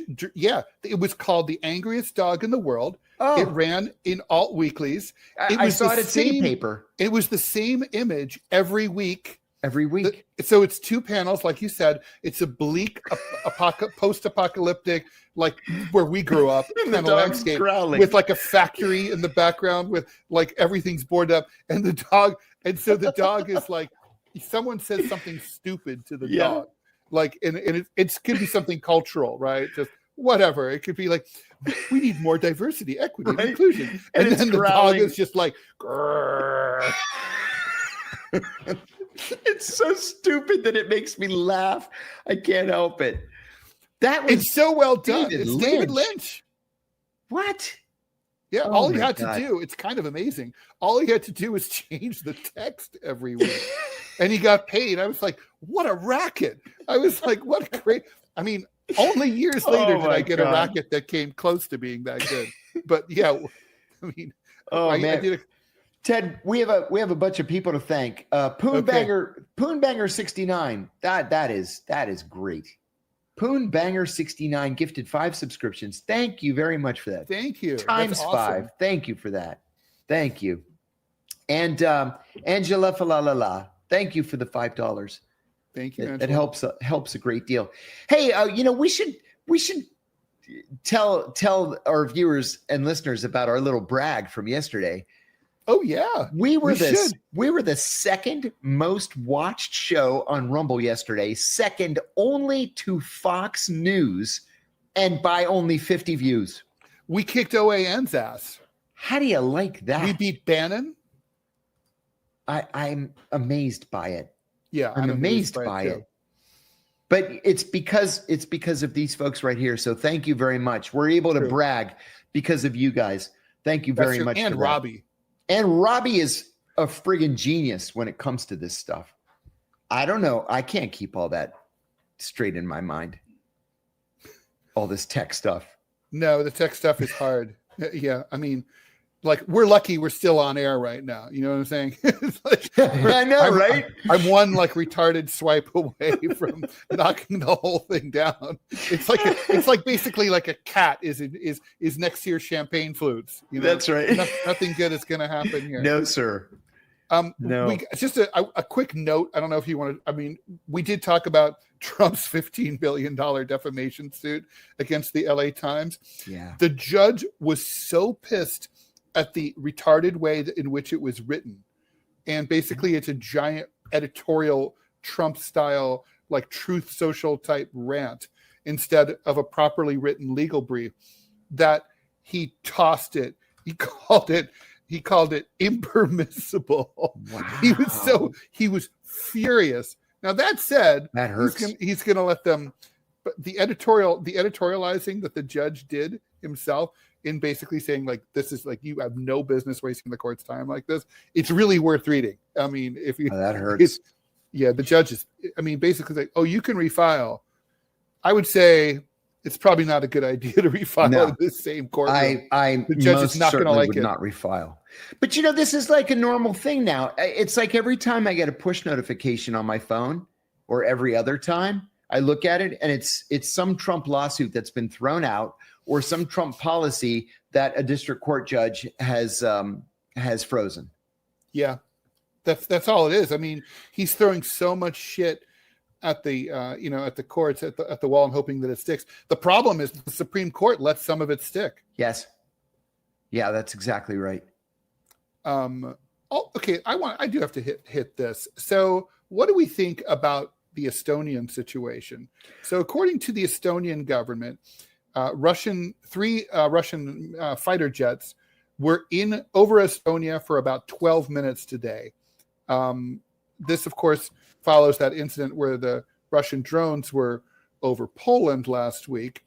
And, Russians are like, it is mistake. We do not know how this happens. It is most definitely not a mistake. This is the Russians probing. Listen, the Russians are doing very well right now in Ukraine. I had dinner with a bunch of Russian studies professors over the weekend, Peter Kuznick and a bunch of people who work with him at American University. Universally, they said the Russians are kicking Ukrainian ass. And that's why there are no peace negotiations right now. They don't need peace negotiations because they're winning. So number one. Number two, you do this once and it's a mistake. And then diplomatically, you write a little message, you send it through the back channel. We're sorry we violated your sovereign airspace. We'll be more careful next time. That's not what's happening here. The Russians are probing, whether it's over Romania or Poland or now Estonia, just to see what NATO's reaction is going to be. And the reaction has been no reaction, other than to run to the media and say, oh my God, the Russians violated our airspace. What NATO's going to have to do is they're going to have to shoot something down, whether it's a Russian jet, and they're not using jets, they're only using drones so far, or the drone. I don't know if one drone can shoot down another drone. I suppose that it can. I don't see why not. If you can load a guided missile, if it can carry a guided missile, then certainly you can. Or I suppose you could do it from the ground. I don't know if the drone generates enough heat to see. That's what I was thinking. To be effective for a heat-seeking missile. Yeah, but I mean, some drones. That's what's going to happen. Yeah. I mean, obviously, it could be targeted, remotely, right? I mean, yeah. I mean, the thing is, drones normally. I mean, aren't drones normally air to surface? I mean, it's yes.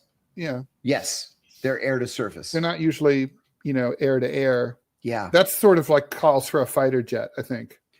I think so too. But you see, then we get back to that old question is you could also collide your drone into their drone. That you absolutely can. Or you can laser it. If you shoot lasers at a drone, the guidance system becomes confused and it crashes itself.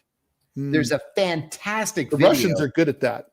Oh, there's a fantastic video of a student demonstration in Santiago, Chile. If you go on YouTube, it's an amazing video where hundreds of students have those little laser pens and the cops have a drone that's watching the crowd, and they're all firing their laser pens at the drone, and it just starts to wobble, and then it just crashes, and people start cheering and screaming.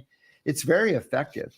But getting back to my main point, this is the Russians actively testing NATO, and NATO's failing the test so far. I mean, John, it's 12 minutes. I mean, that's a long time. It's a long time. Fighter jets can go 5 times, 6 times the speed of sound. Mach 5, Mach 6. Yeah. I mean, so they're traveling a long way potentially in 12 minutes. Yeah. And as one of the people here, one of our commenters said, Bruyal definitive think Erdogan shot down a Russian jet for breaching Turkish airspace for just a few seconds. I remember that. Oh, I remember. Yeah, from Syria, right? Oh, yeah. Yeah, that's right. That's right. Stephen Victor Andrews has a good question. Hasn't the DNI now done her part to pave the way for the prosecution of John Brennan at all? I would think yes. But remember that there is a grand jury meeting in Washington. And so I guess that we're just going to have to wait to see if the grand jury indicts. But remember, we had a conversation about that grand jury where we wondered why they called a grand jury in Washington. Why not in the Eastern District of Virginia? John Brennan is a Democrat for all intents and purposes. And so why not indict him in a place where he's more likely to be convicted? I don't understand.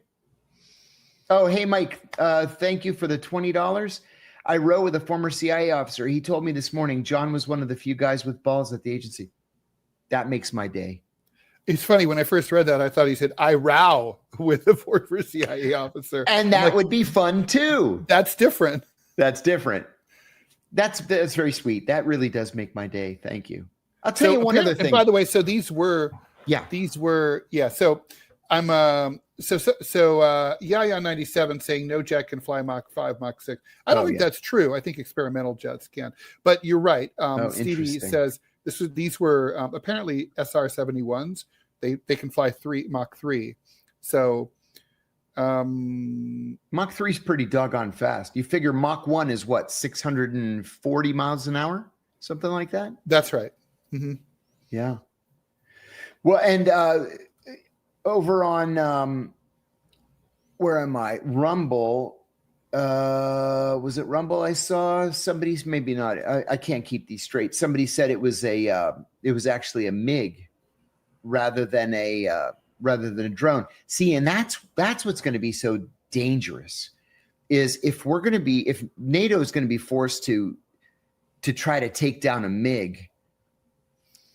I mean, I don't know what the Russians get out of this other than some propaganda, and they get to stick their thumb in NATO's eye, which is perfectly fine. But is it really worth it to send up a MiG? It seems like a really bad idea to me. I mean, it's kind of like it's sort of like North Korean like behavior, right? Like, hello, we're here. Pay attention to us. Remember us? Yeah. I don't get it. Scott Matheson, statute of limitations will prevent any prosecutions for Epstein perpetrators, according to Judge Napolitano. Judge Napolitano is exactly right. And nobody's going to be prosecuted for what happened with Epstein. But with Brennan, I understand that the tack that they're taking is to accuse Brennan of, well, let me back up. He was first accused of lying to Congress. Big deal. It can be a felony. It's usually not. It's usually a misdemeanor. Statute of limitations is up anyway. Nobody cares anymore. Number two, it was some other misdemeanor with Congress. I forget what it was. Nobody cares. But if what we're being told is true, that he actively sought to deny Donald Trump the presidency in 2016, and then kept that going with the letter, from the 51 CIA people, that's an ongoing conspiracy. And so the statute of limitations hasn't even really begun to run yet because it's an ongoing conspiracy. That's where I think they're going to get it. And, I hate to be that guy that wishes ill on anybody, but John Brennan is a dangerous SOB. And I really do hope that he gets what he has coming to him. Yeah, it'll free up some airtime on MSNBC too. Yeah, seriously. Ugh, MSNBC. They're lost cause over there. Ted, I switch around the networks all the time. Today I decided to watch Morning Joe for the first time in ages. And they are pathetic, but not just pathetic. They don't realize that they're pathetic. Like they pretend to run and scream and yell about Donald Trump. And then we read in the Washington Post that Joe Scarborough called Donald Trump to say how sorry he was about his friend Charlie Kirk being killed. Like, what's that all about? I mean, he's a worm. I mean, he's a suck up. Suck up in the worst way. He always has been. I can't stand him. He likes to play all sides. He's Vichy. He doesn't have an opinion. He's just, I mean, honestly, if the socialist revolution came out tomorrow, he'd be wearing a Mao jacket and a Fidel Castro hat and a hammer and sickle over him. You're right. When Brian Becker and I had our show, I used to watch Morning Joe every day because we would talk a lot about politics. And Brian would always say, John, you watch Morning Joe, so the rest of us don't have to. What did he have to say about this? And the truth was, I was watching it so nobody else would have to. Now I can't force myself through it. I just can't. Well, it's also liars. It's also boring, right? It is boring. Yeah. And then who's that guy that they have on? Oh my God, it drives me crazy. The one from Boston. Who got in trouble for plagiarism. The plagiarist. Mm-hmm. He drives me insane. Mike Barnacle. Mike Barnacle. Attached like a barnacle to the ass of American journalism. Yes. I mean, how is it that the dude's pulling down maybe $1 million a year or ish? Yeah. You know, I mean, bloviating. I mean, he never explained himself. I believe in redemption, but it's not like he redeemed himself. There was never any penance. You know, I mean, he did it. He was a plagiarist. And so, whatever. Oh, yeah. And then, Lulu's correcting us. She thinks we mean MS Now. She's right. Right. It's MS Now. I forgot about that. It's like the Gulf of America. Everything's getting renamed. It's like, by the way, Donald Trump's, we should talk about his polls. New Washington Post poll is out, right? So it turns out that the National Guard in the cities went over like a lead balloon. So 10% among Republicans. Among Republicans, like overall 10-point margin is against his overall handling of crime. I thought that would have been one of his strong points. They're against what he's doing on immigration, the economy, and foreign wars by double-digit margins. And but even so, Republicans trust Democrats more than they trust Republicans more than Americans trust Republicans more than Democrats by a 2-to-1 margin. So what's going on is that basically just like, I mean, here's my take. I think the voters basically are saying we like the general idea of coming down on crime and illegal immigration, all that. We don't like Donald Trump's execution. And when it comes to the Democrats, we don't trust them. We think they're completely incompetent and can't do anything.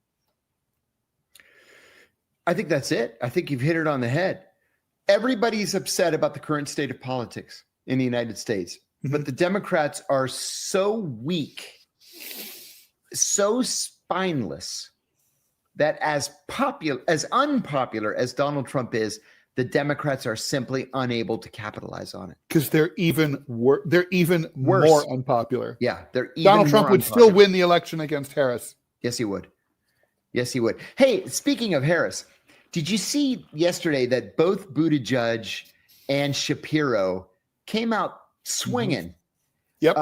In response to Harris's autobiography, especially Shapiro. And I have to say, Harris did herself no favors with this book, because talk about spineless. She admits, I was kind of spineless. I pretended that Biden was sane, just like everybody else did. I probably should have said something in retrospect, but I didn't. And then John, I'm gonna push back on you. Okay. So you and I both have read a lot of political memoir. Oh yeah. I think I probably agree on which ones are great and which ones are not. To me, President Grant's superb. The gold standard. The gold definitely. Standard. One of the greatest presidential memoirs ever written. The whole series. Partial. I didn't like President Truman, but I like his memoirs. Agreed. Bill Clinton's very bad. Terrible. But anyway. In part because he wrote them himself. Yeah, that's funny, right? Well, I do think, though, however, what's usually lacking in the modern memoir is candor. Yes. And I think Harris gave us candor. I can see that. Yeah. And I feel like don't write a memoir. Don't write a memoir. And you know what this signals to me? She's done with politics. She doesn't care about burning bridges with Pete Buttigieg because she's never running again. No, I think you're right. One of the things that was most interesting to me was the complaint that Shapiro had that when he went to interview for the vice presidency, they immediately didn't mesh. And they didn't mesh. Well, he was literally measuring the drapes already as soon as he got there. Yeah, he was. And he said something.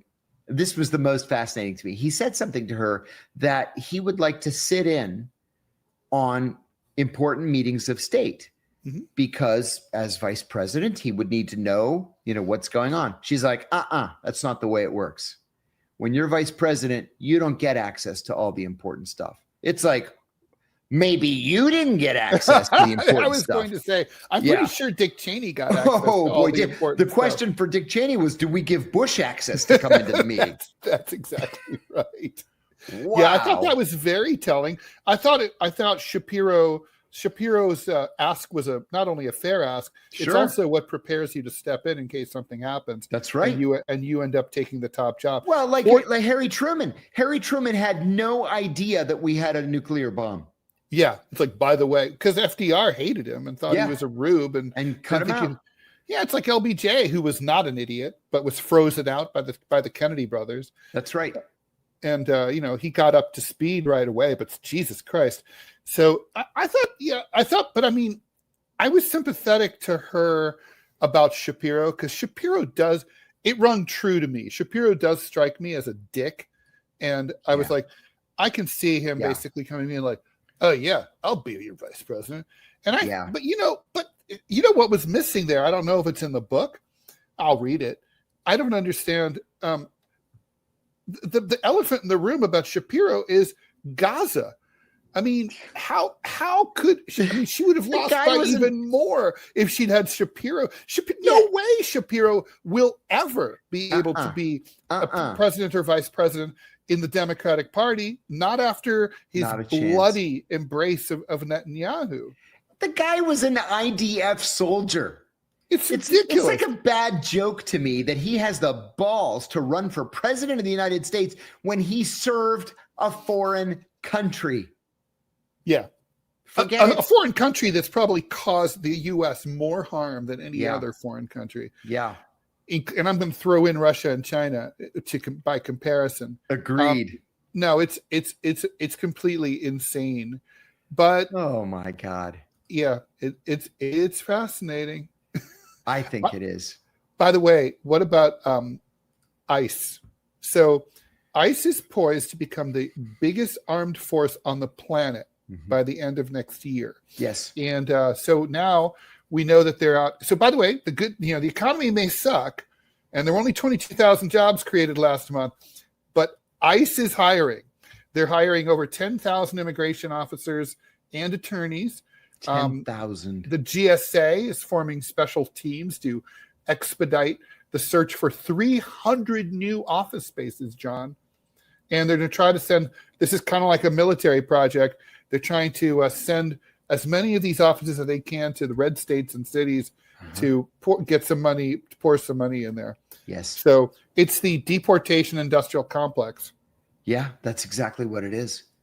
That's exactly what it is. And one of the bad parts, in my view, is there doesn't seem to be any strategy here. It's not that, let's say, they're targeting California vegetable growers, right? Or they're targeting North Carolina chicken processors. It's just wherever they happen to pick up some poor sap, waiting in front of the Home Depot, they just take him. Or they target innocent people who should not be expelled, people with valid green cards, for example, as they're walking out of an immigration office or out of court. It just doesn't make any sense to me. Speaking of valid green card holders, Mahmoud Khalil, former Columbia University grad student, he was just deported by a Louisiana immigration judge. The decision is stayed because of the federal court ruling saying that his First Amendment rights may have been violated. Certainly they were. But I think he's going to win that ruling. I think that judge in New Jersey is slow and deliberative, but he'll come up with the right call. But meanwhile, and at least Khalil's home with his wife and newborn child. At least there's that, which is great. But I mean, that can you imagine that immigration court judge? It's like, you're going to deport a dude who he committed no crime, and he's just a dad, and because you don't like his blabbing about Gaza on a college campus. That's it, really? Green card. Yeah. That should be just off limits to ICE. Off limits. Unless you're plotting the overthrow of the American government or planning to blow up a building somewhere. Okay, fine.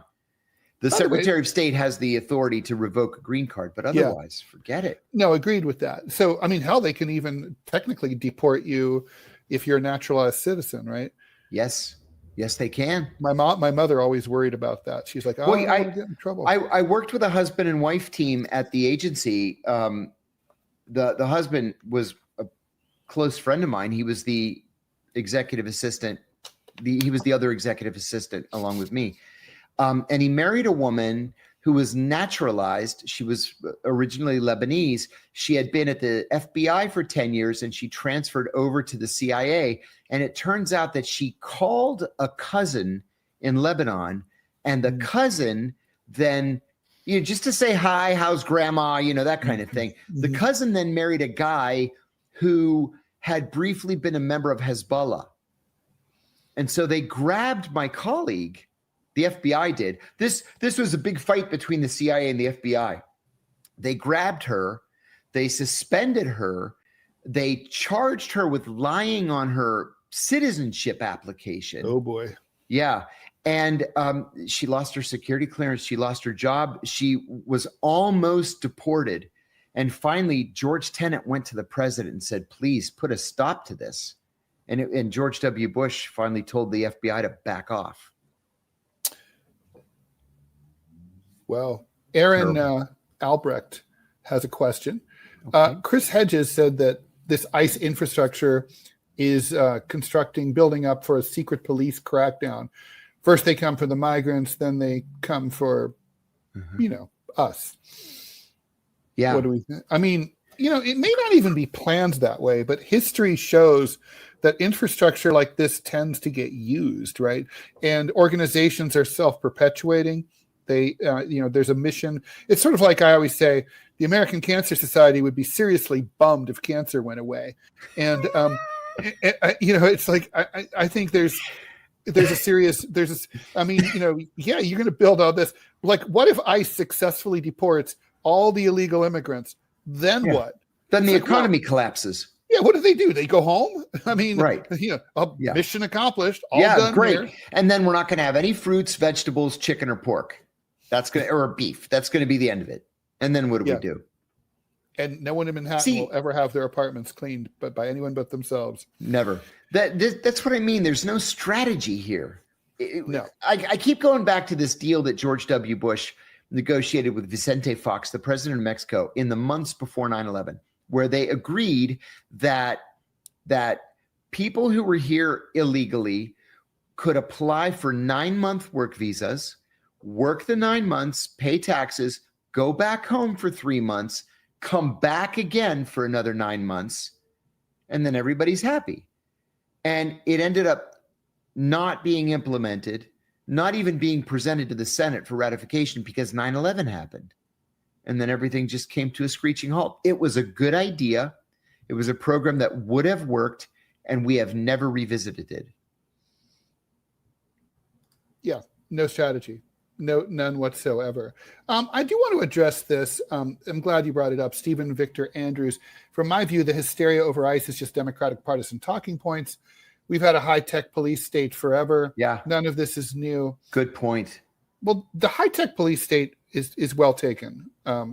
Snowden reminded of that and exposed it more. But I got to disagree that there's nothing new here. I mean, there's something very new when you have guys in unmarked vans, in masks, and no ID, driving around and scooping people up randomly and dragging them off into the night. And they're supposedly government agents. And we already know there's been cases of impersonation. Yeah. I mean, that's Gestapo shit. And I mean, the infrastructure for the Gestapo shit has been here. For example, when you drive on the Triborough Bridge, also known as the RFK Bridge, that connects Queens, the Bronx, and Manhattan, you'll notice these flashing lights go off as you get on. Well, those are all facial recognition flashers that take your picture. And if you come up, if they get a ping, it says, oh, there's an outstanding warrant for that asshole Ted Rall. The state troopers are waiting on the far end of the bridge to pull you over. Yeah, totally serious. Wow. But at least those follow the law. Yeah. This is creating a new non-law law, I think is the way I would put it. I think this is different. Oh, that's frightening. I didn't know that. I will say a couple of years ago, somebody stole my back license plate, probably some kids. And so it was during COVID, so the DMV was closed. I had to get a new license plate online. It took 3 weeks. So I called the cops because the DMV said you have to have a police report. So I called the cops and they sent me a form to fill out. I fill out the form, then they give me a letter. And the cop said to me, listen, you're going to get pulled over like all the time until you get the new license plate. So just show them this form and they'll let you go. Mm-hmm. There's a facial recognition thing and a license plate reader at the corner of 15th and Constitution Avenue as you cross past the back of the White House. I got stopped 6 times in 6 days. Wow. And finally, I lost my temper the last time. But yeah, they'll grab you. They'll grab you. I'm also glad this brought up, Stevie's asking, curious about a general strike, like during Occupy Wall Street, when they were talking about a general strike, as some propose, what would it accomplish? Well, first of all, I want to just say a general strike cannot happen without an organized left-wing infrastructure. Amen. Won't work. A general strike would be like one of the, it's a late period pre-revolutionary move that would come right before the overthrow of the government. This is like sort of like your 9-year-old. It's like, oh, so I want to argue my PhD thesis now. Like, we're like nowhere near that right now. Right. Like right now, we need to sign up for pre-K. Yeah. And hopefully they'll let us in. That's right. That's where the left is. I mean, general strike. Plus, how many other countries are there where a majority of labor union members vote for the likes of Donald Trump? Right. Well, the good news is there's only 9% of American workers are in a union to begin with. That's right. So that's only 5% of down from 25% 20 years ago. Yeah, crazy. Okay, so we're getting to the end here. Probably should take note of the fact that the Israelis never enough blood for them. They decided to attack a Yemeni media company. Yep. They killed 31 journalists. They claimed this was a Houthi TV station in Sana'a. They also killed a random kid. The IDF said that the media building was a Houthi propaganda hub. Oh, for God's sake. So shame on them. Yesterday at this event in Chicago, Ali Abunimah from the Electronic Intifada was supposed to speak and to collect an award. Unfortunately, his mother died yesterday morning, and so he couldn't be there. But one of his colleagues was there, and she put a slide up. We had a minute of silence for journalists killed in Gaza. I did not know that since October 7th, the Israelis have killed 220 journalists in Gaza. It's the bloodiest period for journalism ever recorded. By far, John. By far. I mean, my journalist convoy that went into Afghanistan in November of 2001, at that time had the highest fatality rate of any group of journalists in the history of war correspondency. All told, we lost 8 out of 45. 8. And people were appalled. It got international coverage.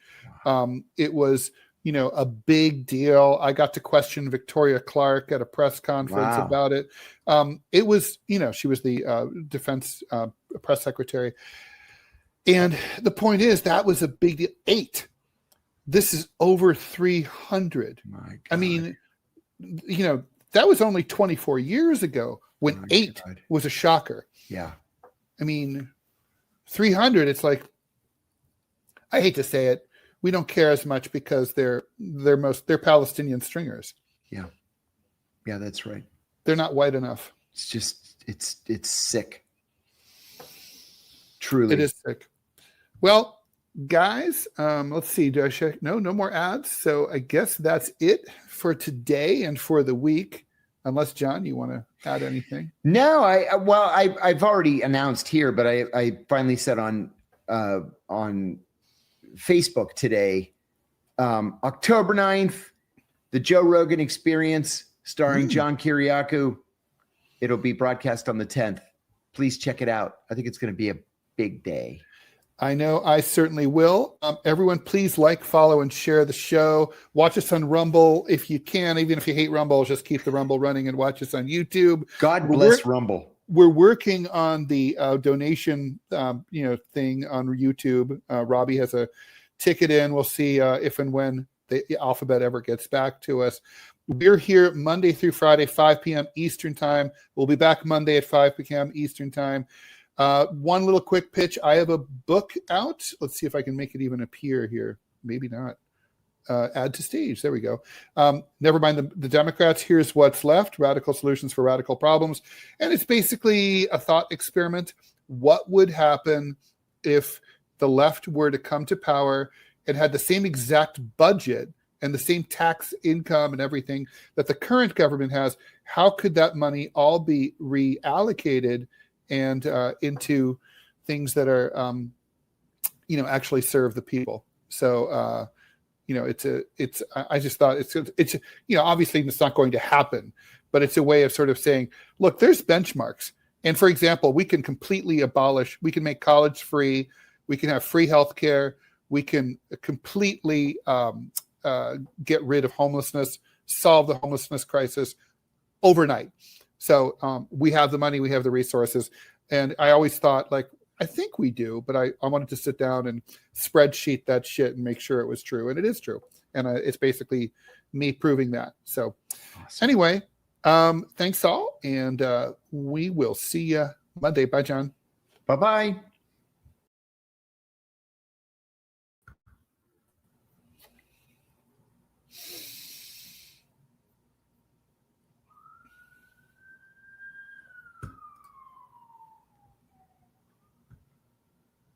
Boy, that went fast. It was good. Thanks for tuning in to Deprogram with Ted Rall and John Kiriakou. It's Tuesday, September 23rd. It's 5 p.m. Eastern time. We're here Monday through Friday at 5 p.m. Eastern. Nice to see you again, John. How are you doing? Good to see you. It's been a busy day. I'm in Los Angeles all week, and it's just like the 3-hour time difference is a lot. You wake up and you think you're waking up early, and the East Coast already has 3 hours on you. Yeah, I used to live in the San Francisco Bay Area and in LA. And, everybody in the East Coast just assumes that the whole country is up with them. And then the West Coasters get their revenge when they call you on the East Coast at 4:55 their time, right before they kick off work. And it's like, guys, it's 7:55 at night. I don't want to start a 1-hour meeting. What do you doing? Yes, indeed. It takes getting used to. I mean, and I'm not even going to get into the plight of the poor Hawaiians. But how do they get anything done? Our apologies to you guys. I think they're just so chill they don't care. All right, lots to talk about. Just before we went on the air, Donald Trump once again flip-flopped on Ukraine, saying now that after he hung out with Zelensky, that he thinks now that with the proper assistance, Russia can be defeated and Ukraine can get back all of its territory that it's lost to Russia in the war. I don't know if that includes Crimea or not. Trump wasn't specific. I would assume that it would. I think I have to ask myself, it's too early for early onset dementia? Are we just talking about, is he Bidening out on us? What's going on here? We also have the Jimmy Kimmel situation, which is getting just stranger and stranger. And of course, this even by the standards of strange Trump speeches, Trump's speech, 1 hour long, was a humdinger. We'll go over that. John, I definitely want to pick your brains on this Sim Farm plot that's completely unattributed. We don't know if it was a state actor, if it was a private group, what it was about, what did it have anything to do with the UN. We'll get into the details of this. The Iranians are not going to be allowed to go to Costco while they visit New York for the UN General Assembly. Very sad. Or Sam's Club, I should point out, or BJ's. Really seriously, that's true. And of course, we have to talk about this really stupid Tylenol crap. We talked a little bit about this before the show. I'm looking forward to hearing your take on that, John. And finally, a little good news. Duterte, the former dictator of the Philippines, he's just been slammed with 76 drug war murder charges. The only problem there is that he's probably guilty of a lot more than that. But, hey, whatever you can get is great. It's, when this was all happening with impunity, I thought, I hope someday he pays for this. So it looks like that day has arrived. So where shall we start? Yeah, let's get the worst of it out of the way first. Okay. Trump's speech at the United Nations. Well, you know what? Trump's speech at the United Nations and Trump's allegation that Tylenol, of all things, causes autism. But you can cure it by buying Dr. Oz's special formula vitamins. I mean, the grift is just, they might as well put it in neon lights. It's sickening. But anyway, let's start with Trump at the United Nations. That speech was literally all about him. Now, this nastiness, this anti-UN nastiness that he delivered is vintage 1982 Ronald Reagan. This has all been done before. None of it's new.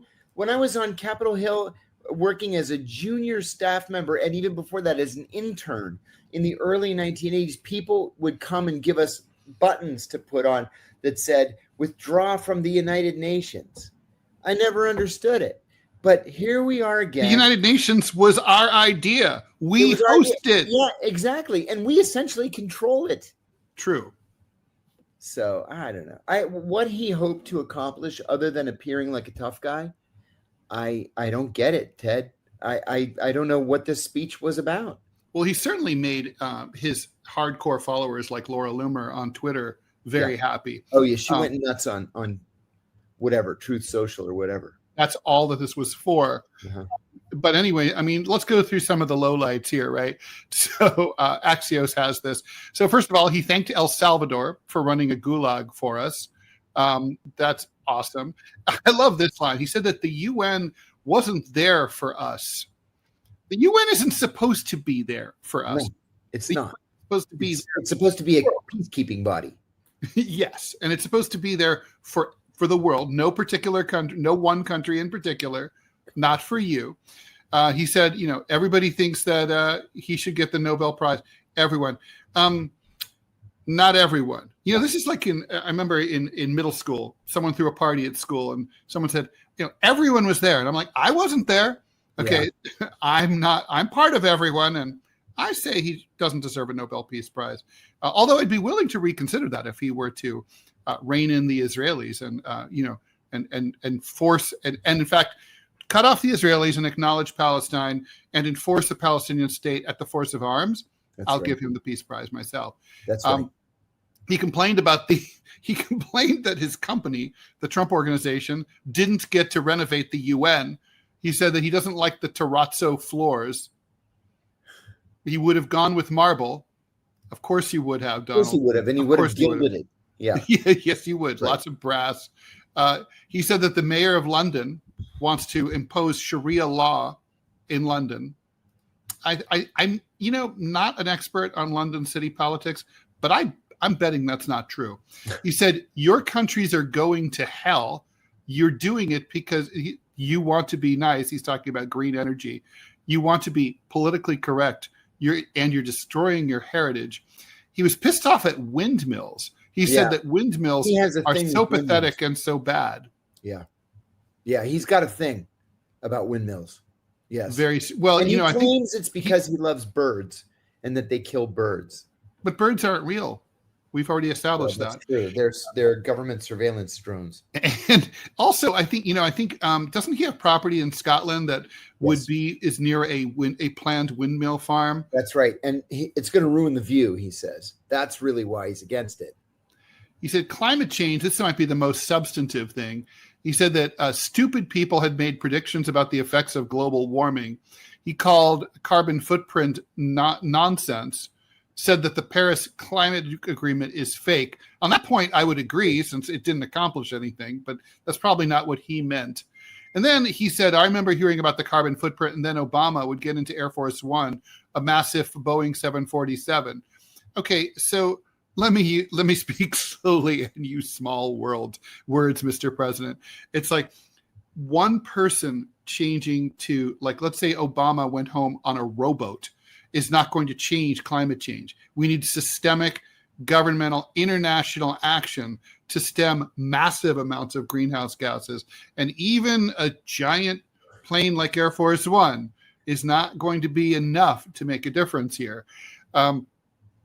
He said that radicalized environmentalists want for there to be no more cows. I guess they want to kill all the cows. And that reminded me, that's also an ongoing debunked Republican theme, that Democrats want to make it illegal to eat beef. That started in the 90s when someone started a rumor that Oprah Winfrey was trying to get the eating of beef outlawed. Of course, it was ridiculously, and she was sued by the Texas Cattlemen's Association. That's right, by the Cattlemen's Association. That's exactly right. And here we are, 25 years, 30 years later, and Trump is still going on with these debunked false claims. But he made them worse with this Tylenol thing. Tylenol was not invented until 1950. And so, there was plenty of autism before 1950. Oh my God. But you know what? It would be easy for dum-dums to believe that Tylenol was linked to autism, because they're not going to Google when Tylenol was created. Where he blew it was then referring everybody to Dr. Oz's phony vitamin supplements and saying that ordering Dr. Oz's vitamins would prevent autism. This is more retarded RFK stuff too. Yeah, it is. The thing is, I'm extremely sympathetic to parents who have kids with autism. I was terrified that my kid might have autism. We did an amniocentesis to minimize the chances of that. Seriously, I would love to find out what's causing it. But I don't know, and I don't think anyone knows, whether we're just talking about if the increase in reporting reflects an increase in prevalence, or just improved reporting. I don't think in 1820, if little Timmy was off, I think everyone just said little Timmy is off, and that was it. And nobody, no one was keeping records on this. So we just don't know. There was a little girl in our church when I was a kid. She was maybe 5 years younger than I was. And I remember people just saying she was peculiar.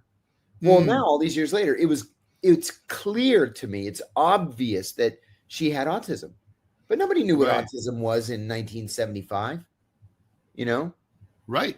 Good point. Anton Dalton says on the YouTube feed, global warming is BS. Global warming, I'm sorry, with all due respect, and I do appreciate that you're watching the show. It's really simple, very simple science. It's not BS. The fact is that the planet is heating. Average temperatures are increasing. You can, in most places where you live, you can see the difference if you're there for any length of time. And the effects are measurable. There are places that, you're seeing effects, that on stuff that's been around for thousands of years, like glaciers that are melting. And the point is, yes, there can be human-caused climate change supplementing natural climate change. But what's happening now, and what has never happened before, is the rapidity of the current change that we're seeing. That just has never occurred before. And it's really, this wasn't questioned. This wasn't politicized at all until the 80s. And again, you mentioned Reagan, he of the ketchup as a vegetable. That's when Republicans decided weaponizing anti-science, almost all climatologists, it's like 99% plus, all agree that climate change is happening. All the predictions have actually turned out to be overly optimistic. It's accelerating much worse. I don't know. I hate the fact that we can't even agree on the facts, because how the hell are we going to talk about possible solutions if we can't even admit that there's a problem, John? Yeah, I think that's right. We are so far apart as a country on so many different issues. I just don't know how we can improve things. Part of the problem is that it's so easy to convey false information and to have false information spread like wildfire. And actually, I said something false yesterday that one of our viewers corrected me on in an email, and I'm grateful for that. I said that Sweden had not recognized Palestine, and Sweden not only has, but it's one of the earliest countries to recognize Palestine. So I apologize for that. It was Finland has not recognized Palestine. So my apologies. But anyway, getting back to, it's easy to say, well, in the good old days when print media ruled. No, the New York Times pushed us into war with Iraq. The Washington Post has become a right-wing rag. It's not easy to just point to one reason why the country's gone down the toilet. There are lots of different reasons. Somebody asked also if I've given up hope of a pardon. I sound like it. I haven't, and I have to keep telling myself, back off. I mentioned yesterday I spoke to Tucker Carlson the other day about the Charlie Kirk memorial service, and he told me, he said, buddy, you got to back off on Gaza. And I said, I can't help it. I can't remain silent. So well, that's never gotten you into trouble before, John. A big tall cup of shut the fuck up is not really John Kiriakou style. It's not my style. No, I was just telling. I filmed a podcast this morning in a studio here in Los Angeles. It was in Brentwood, and the guy said to me, "I know you." He said, "You got an award like 10 years ago." I said, "Yeah. I got the Penn First Amendment Award." And he said, "And then you got in a big fight with Francis Ford Coppola." And I said, "Yeah." And I called him a fucking asshole, and it made the LA Times. Really? Yeah. I don't know about the Coppola I story. said, I can't help myself. I just can't help myself. What am I going to say? Don't ever change, Sean. Tom Wilcox, that's really funny. He says he remembers me from college, Barnard Cafeteria at Columbia University. Hey, that's cool. I was indeed there. That is true. And that's, in fact, some of that is the subject of the John's interview with me for the Rumble Premium stuff, which is just a reminder. Please like, follow, and share the show, and watch us on Rumble. We need you to do that as much as possible. HHQ95, as a mother of an autistic child, I assume Trump, is doing a huge disservice. Yeah, I think that's right. Hey, Ted, here's a question that I think you would be better at than me. Big Boss Bob Ross says, do you read any modern socialist or leftist newspapers or publications about current events? The only one I know that hasn't become corporate Democrat trash is Jacobin. I love Jacobin. I even started buying old issues of Ramparts on eBay. I don't know why. That's really funny. I literally have been recently rereading old copies of Monthly Review, the Socialist quarterly, monthly, obviously. Jacobin's about it. I actually have my complaints about Jacobin because I feel like sometimes if you scratch those socialists, you find a Humphrey liberal Democrat underneath.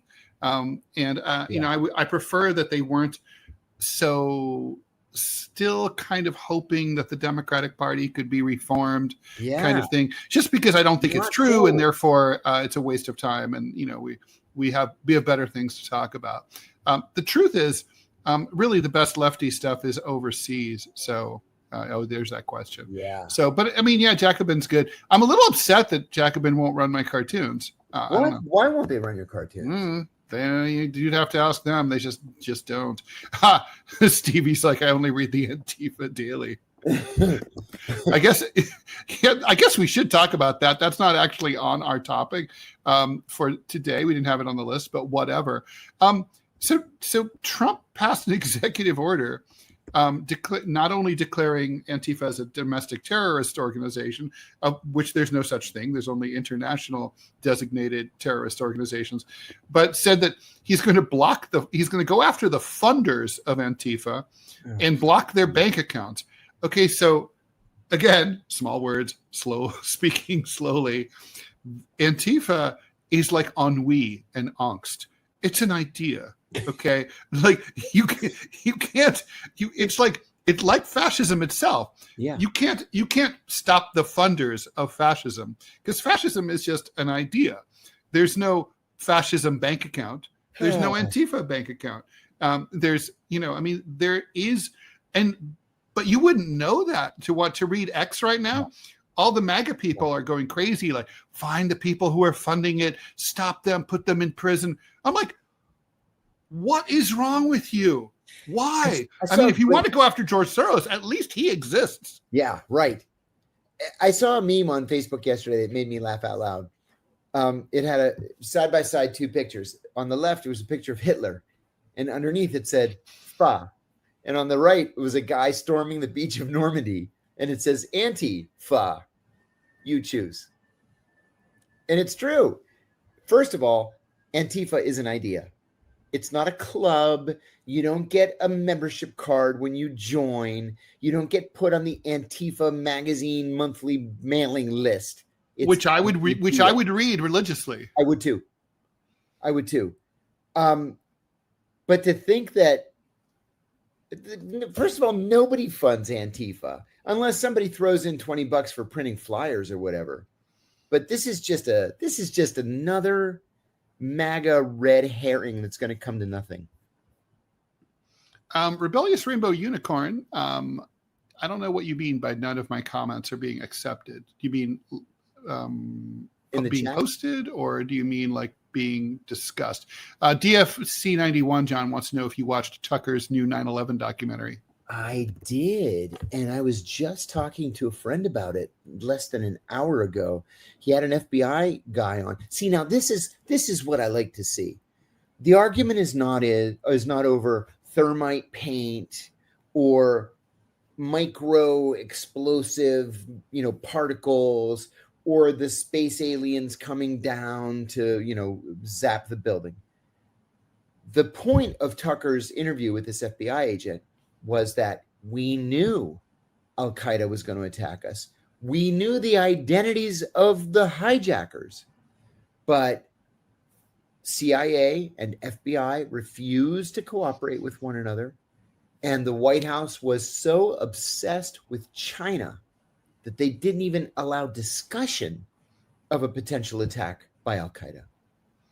I got to say, whether you like Tucker or hate Tucker, lately he's been coming out with stuff that it's very difficult for me to disagree with. It's because he doesn't answer to anybody anymore. That makes sense. I mean, I did not see the documentary, so I can't speak to it at all. You'd like it. Okay. I will check it out. Well, should we talk about this? I mean, I really want to talk about this SIM thing. It's really, really bizarre. So for people who haven't following it, basically, this strikes me as very vague. I'm just going to read from CBS News, which I assume picked this up from a wire service. But the Secret Service says it has disrupted a sprawling telecom network here in the New York tri-state area, not in New York, but as close as 35 minutes away, that it says posed a denial of service disruption threat to all of the New York phone systems, which would have really sucked because we might not have been able to do the show today, or at least I would not have been able to. And as a possible threat to the UN General Assembly, they say that they found active SIM farms, as in SIM cards, at abandoned apartment buildings at more than 5 sites.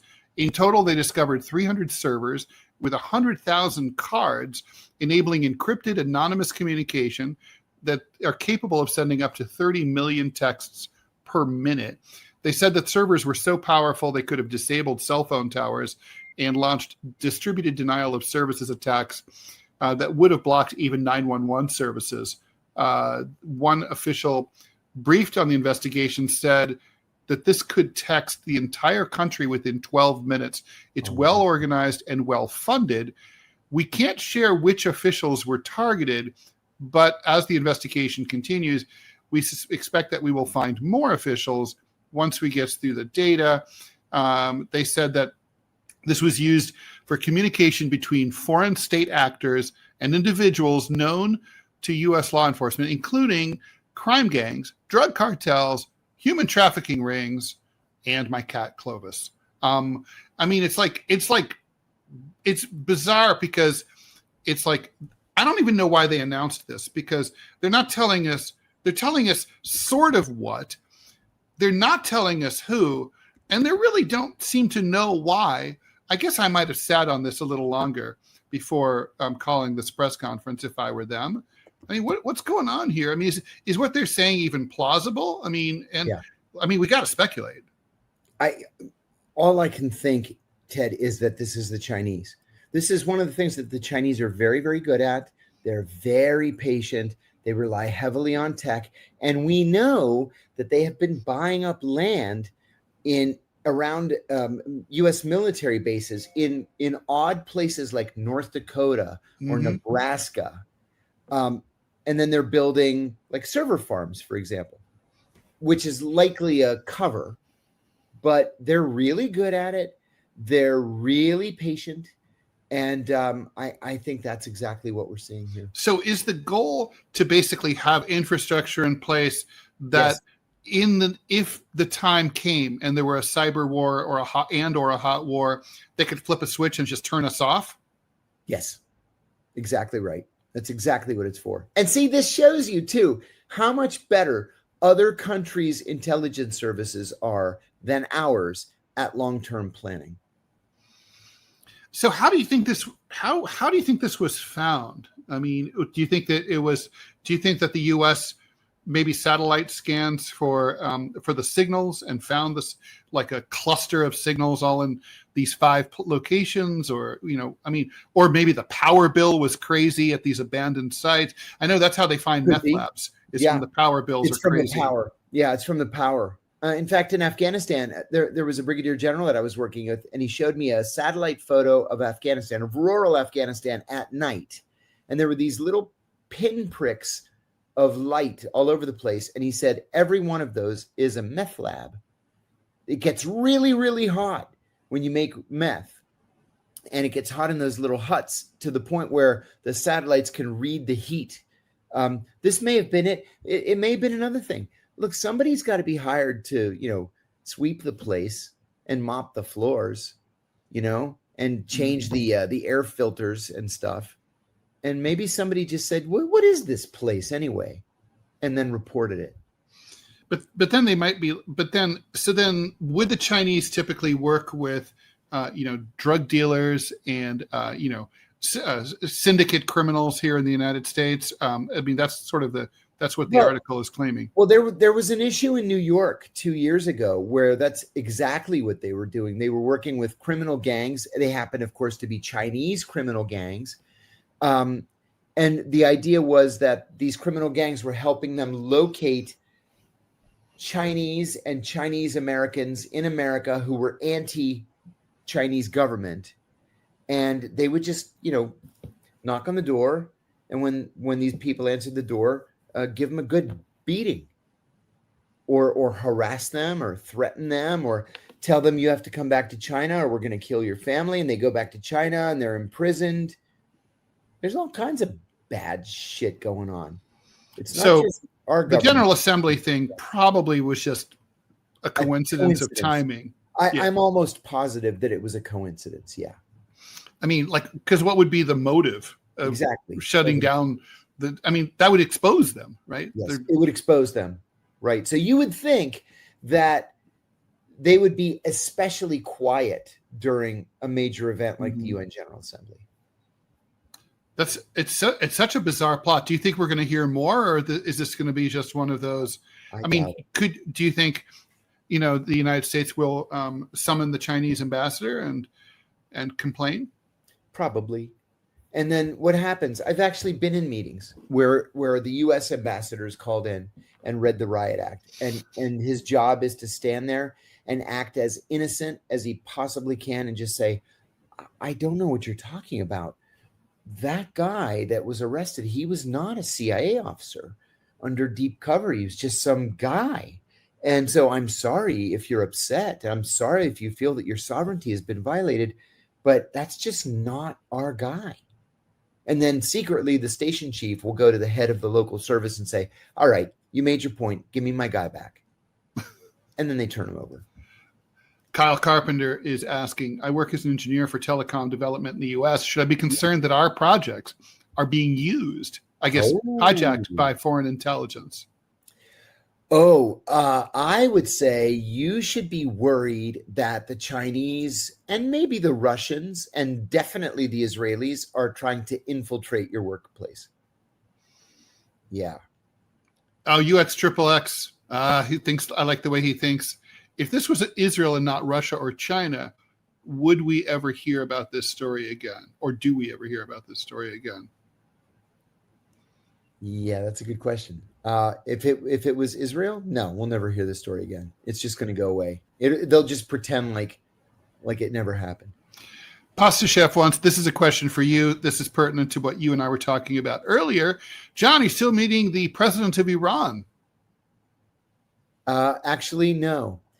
For a couple of reasons. Well, first of all, it was supposed to be tonight, the 23rd. I got an email from the Iranian mission to the United Nations saying that there was a delay in the State Department issuing a visa to President Pezeshkian. So he's arriving tomorrow, and he is not meeting with American peace activists anymore. There were supposed to be the 6 of us. And instead, he's going to meet with a small group of Iranian Americans on Friday evening.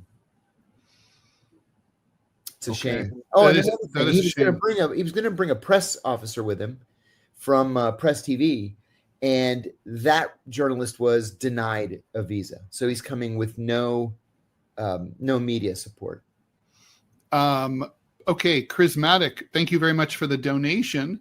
Did you guys see, by the way, if you're looking to donate to us on YouTube, that question came up yesterday. Please, we have about a month to sort something out over on YouTube, and those super stickers should be restored at that point. But in the meantime, if you'd like to donate, please donate to us over on Rumble. Did we see the Secret Service foiled in alleged plot? Oh, it's never mind. This is so we just literally talked here. So they claim there's only 3 countries that would do that: China, Russia, and Israel. Well, we just answered that question. So John thinks it's China, and I'm not going to complain about that. The Chinese are very, very sophisticated. They're not great at recruiting human sources. They never have been, and partly it's because Chinese intelligence officers, generally as a group, do not have a terrific command of the English language. And well, that would do it. Yeah, hard for them to recruit people. It's like they can't. It's like, you want me to do what? You want me to spy on what? Who? That's and yes, Annie Pominus, it likely would have negatively affected my pardon efforts. See, I have trouble controlling myself. Rob Newman says, us two seem to have a healthy stock of American memorabilia you've collected. Ever thought of doing a John and Ted Antique Roadshow? Oh, I would totally do that. We could do that here on the air. Be awesome. Bring together some of our favorite things. Yeah. I definitely have. I know, John, you have a lot. And right now I have my eyes on eBay on this James K. Polk token that I'm dying to have. I've been looking for it for a long time. Starting bid though is over $1,100, and I'm still, you and I know the financial state that we're in. But I'm. It's like one of those pieces that like would really fill a hole in my collection because I don't have a Polk. And wow, that would be very good. Have you looked at heritage auctions? Oh yeah, mm-hmm. Heritage is. I've gotten just marvelous things at Heritage. One thing that I was outbid on that I really should have doubled down on was the original key to Abraham Lincoln's tomb.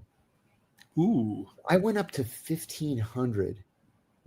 Is it authenticated? Oh yeah. There's a provenance that goes like from the minute they turned the lock for the first time.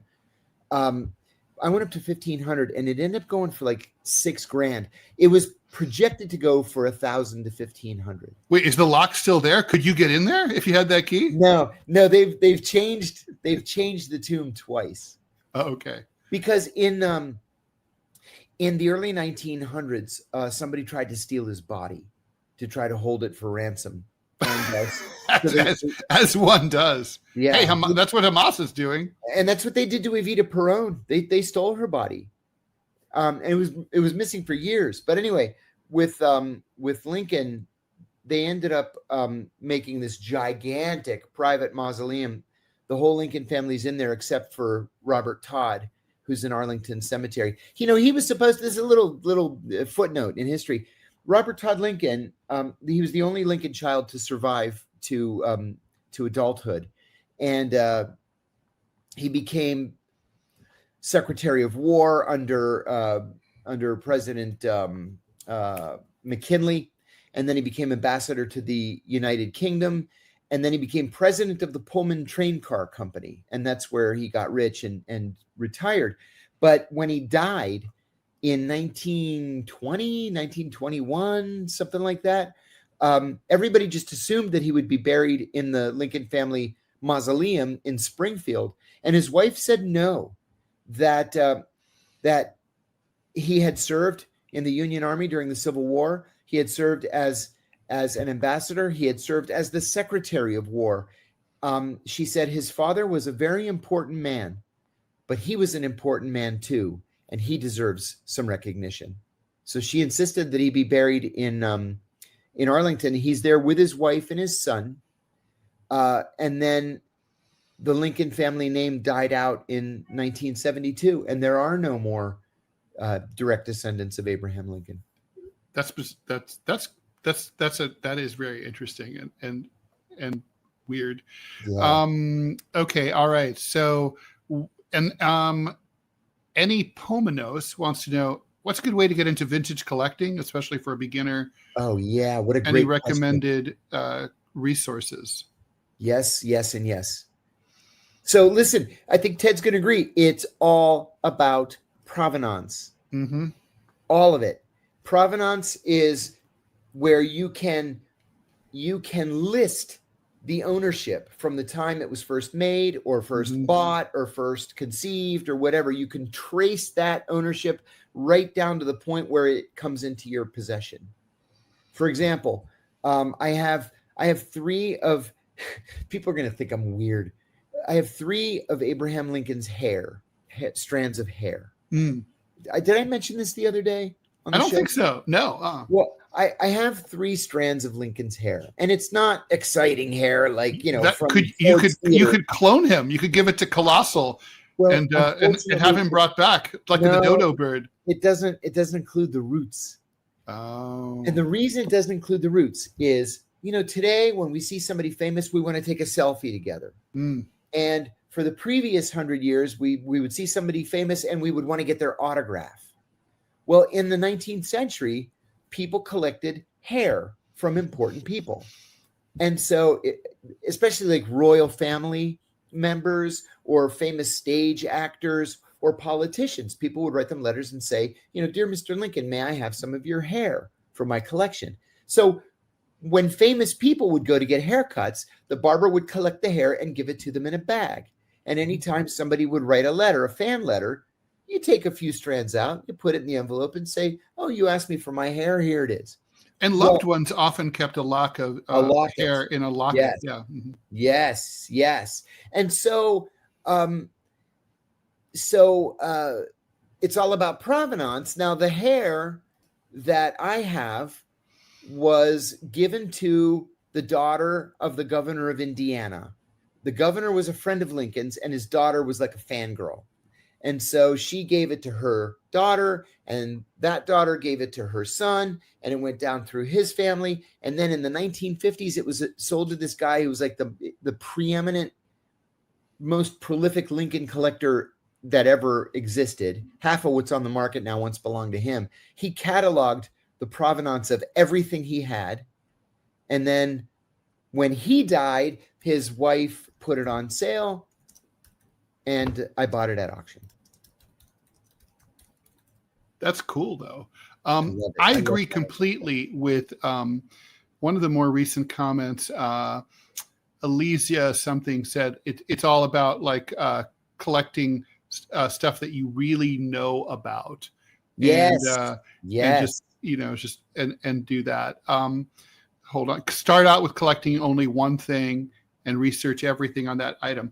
That's correct. I think that's exactly right. I mean, so basically, you also have to be prepared to get ripped off a little bit. So, yeah, political buttons and tokens are my thing, particularly national, but not exclusively national races.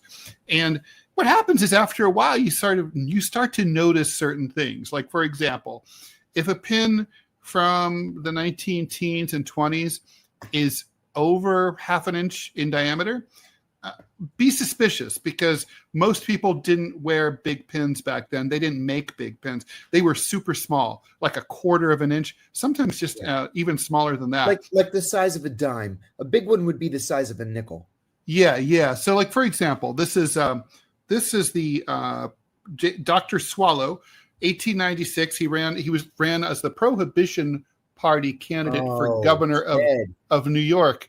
That's a keeper, man. It's cool, right? Look at that magnificent beard, right? Oh, and by the way, let me interrupt you for a second. I found your Eugene V. Debs statue currently on sale on eBay. Starting bid $500. Nice.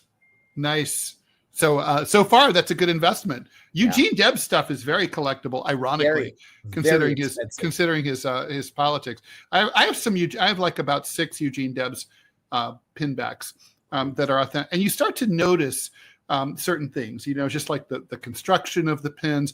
But you do get ripped off. You're going to buy a few things, and you can be like, shit, this is fake. And if you paid a lot for it, you should return it and complain and stuff. But you will just start to notice the patterns. You can buy books, you can research.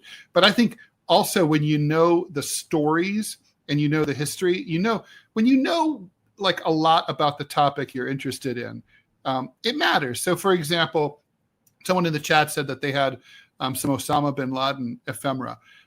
When I was in the northern areas in northern Pakistan in 2001, I bought like an Osama bin Laden t-shirt from an Al-Qaeda recruiting office. It was in the window. I had to have it. Now, of course, obviously, like, let's say I'm selling that to someone. Like, they have to, first of all, there's provenance. They know I was there. Yes. I can prove I was there. I have photographs of myself there at the time. But also, you wouldn't expect a high quality silk screen because it's fucking northern Pakistan, right? So like you're just looking. So it's kind of like there's certain things that you want to, and you're going to look at like who made the T-shirt. It's just like little details like that. But it's a lot of these hobbies are super fun because they tell, like Lincoln's hairs. It's the story. It's not about fucking hairs. It's Abe Lincoln, and then like why do you have his hairs, and how did they get there? That's what makes it so fascinating. Yeah, I couldn't agree more. I just love it. They're almost like sports cards that are now called relic cards, where it's got a little scrap of the player's uniform or a little piece off of his shoe or whatever. I mean, in most cases, they're not worth anything. Little kids love to collect them because they're unusual and something special. But there are some of them that you're like, no, I saw one the other day. It was for sale for $5,000, and it included just a little scrap, like I'm going to say a 1/2 inch by a 1/2 inch from Babe Ruth's uniform, and it was accompanied by a picture of Babe Ruth in the uniform. And with a red circle, they circled where the swatch came from. You could tell because it was like there were 2 different colors. It was like part of the number and part of the lighter color of the uniform. Cool stuff, And what are things worth? Things are worth what somebody's willing to pay you for them. That's true. And I love baseball, and I love Walter Johnson, greatest baseball player to ever come out of the Washington, D.C. area, the greatest right-handed pitcher in the history of the game. And I mean, he retired 105 years ago. So I said to a friend of mine who's an expert on T206 baseball cards, he's actually published the world's leading, study on T206 baseball cards. They used to come in packs of cigarettes. So they're only from the 1909, 1910, and 1911 season. My son and I collect them. Well, I buy them and then I give them to my son is what it is. So I called this buddy of mine who published the big book, and I said, what should I buy? And he said, I just found a Walter Johnson with an unusual back from Polar Bear cigarettes. Most of the backs were from Piedmont cigarettes. So Polar Bears are unusual. I said, how much is it? He said, $665. I said, I'll take it. So I Venmo'd him $665. That was like just as COVID was hitting. And then he called me 2-3 weeks ago and he offered me $3,000 for it. It's this big. It's just a baseball card. And it's not even in very good condition. But stuff is worth what somebody is willing. Well, it's like the James K. Polk thing that I'm after. Exactly. It's small. I mean, it's the size of a dime. And, it's just, they call it a shell token. And it's got the little picture, little stamp of his vice presidential running mate, or his vice president, I should say, not his running mate, Dallas. And it's very, very cool.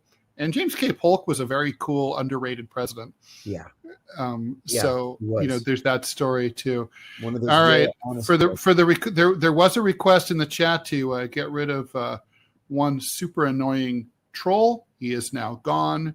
Robbie would have taken care of this faster than I was able to, but I apologize for how long it took me to get to it. Okay. No. Well, there are people. Well, Stephen Victor Andrews, I have a whole story about John Walker Lind. Okay. So the only thing is, John, one thing about collecting, and we should move on a little bit to the news, is like it gets hard once you have a great collection. Yeah. And it's like, so it's kind of like, it's almost sad. Like people will be like, oh, I have this Jimmy Carter pin and, I'm very grateful, but, probably I already have it. Right. Yeah. And so, I mean, like in it's sort of like my record collection is like that. Like for punk and new wave, it's 99% comprehensive. It's highly unlikely I cannot ever again in my life go to a cool record store and find a record that I didn't previously have. Maybe on eBay, if I keep searching diligently, I'll find one. But it's like, and it's kind of sad when it gets to that point, because it's like, you feel snotty, like, I have all the McKinleys, and there's a lot of McKinleys. No, but you know what the next step for you then is, Ted, is to do a book. Oh, yeah, you're right. Yeah, but like a coffee table book with really great photography. I am thinking also of I know, like, it's like this. It'll sound insane, but political ribbons seem like an undervalued, collectible. There used to be campaign ribbons that were magnificent, long, like 5 inches long, and beautiful patterns. Pardon? Most didn't survive. Yeah, that's right. And I'm kind of really interested in cloth collectibles, like because of the fact that they're so unlikely to survive. In the election of 1888, there were a lot of cloth buttons, and between Grover Cleveland and Benjamin Harrison, and I'm always on the lookout for those, because if you have it, it's like not only is it from 1888, which is cool enough, but on top of that, it's cloth and it's still here. You know, I was visiting my sister. My sister lives in Bedford, New Hampshire. I love it up there. So I'm visiting my sister, and all of New England is just full of antique shops. Oh yeah. And so I'm at an age now, like you are, Ted, where I'm not just going to buy just random crap that happens to look fun in an antique shop. It has to fit into a collection. Mm-hmm. Sure enough, we're in this place in Portsmouth, New Hampshire, and it's a tea service. And the only reason I paid any attention to it is that the little sign said it had been owned by Buzz Aldrin. Oh, the astronaut. Yeah. And so I asked the woman that was working there, I said, what can you tell me about this tea service? It was like tea service for 6, I think it was. Mm. And she said, she goes, actually, that's mine. It was my mother's. She said, my mother grew up next door to Buzz Aldrin. And when her mother got married, Buzz Aldrin couldn't make it to the wedding because he was like, going to the moon or something. I don't know. And so he sent them this tea service. And I'm thinking the whole time, provenance. You say it belonged to Buzz Aldrin. And she said, I still have the card that he wrote that he sent with the tea service. And she had it underneath one of the saucers. So she showed it to me, and it says, Dear Maggie, I'm so sorry that I'm not able to make it to the wedding. I bought you this tea service. I hope you enjoyed in good health. Your friend, Buzz Aldrin. And I said, well, how much are you asking for all this? And she said, $80.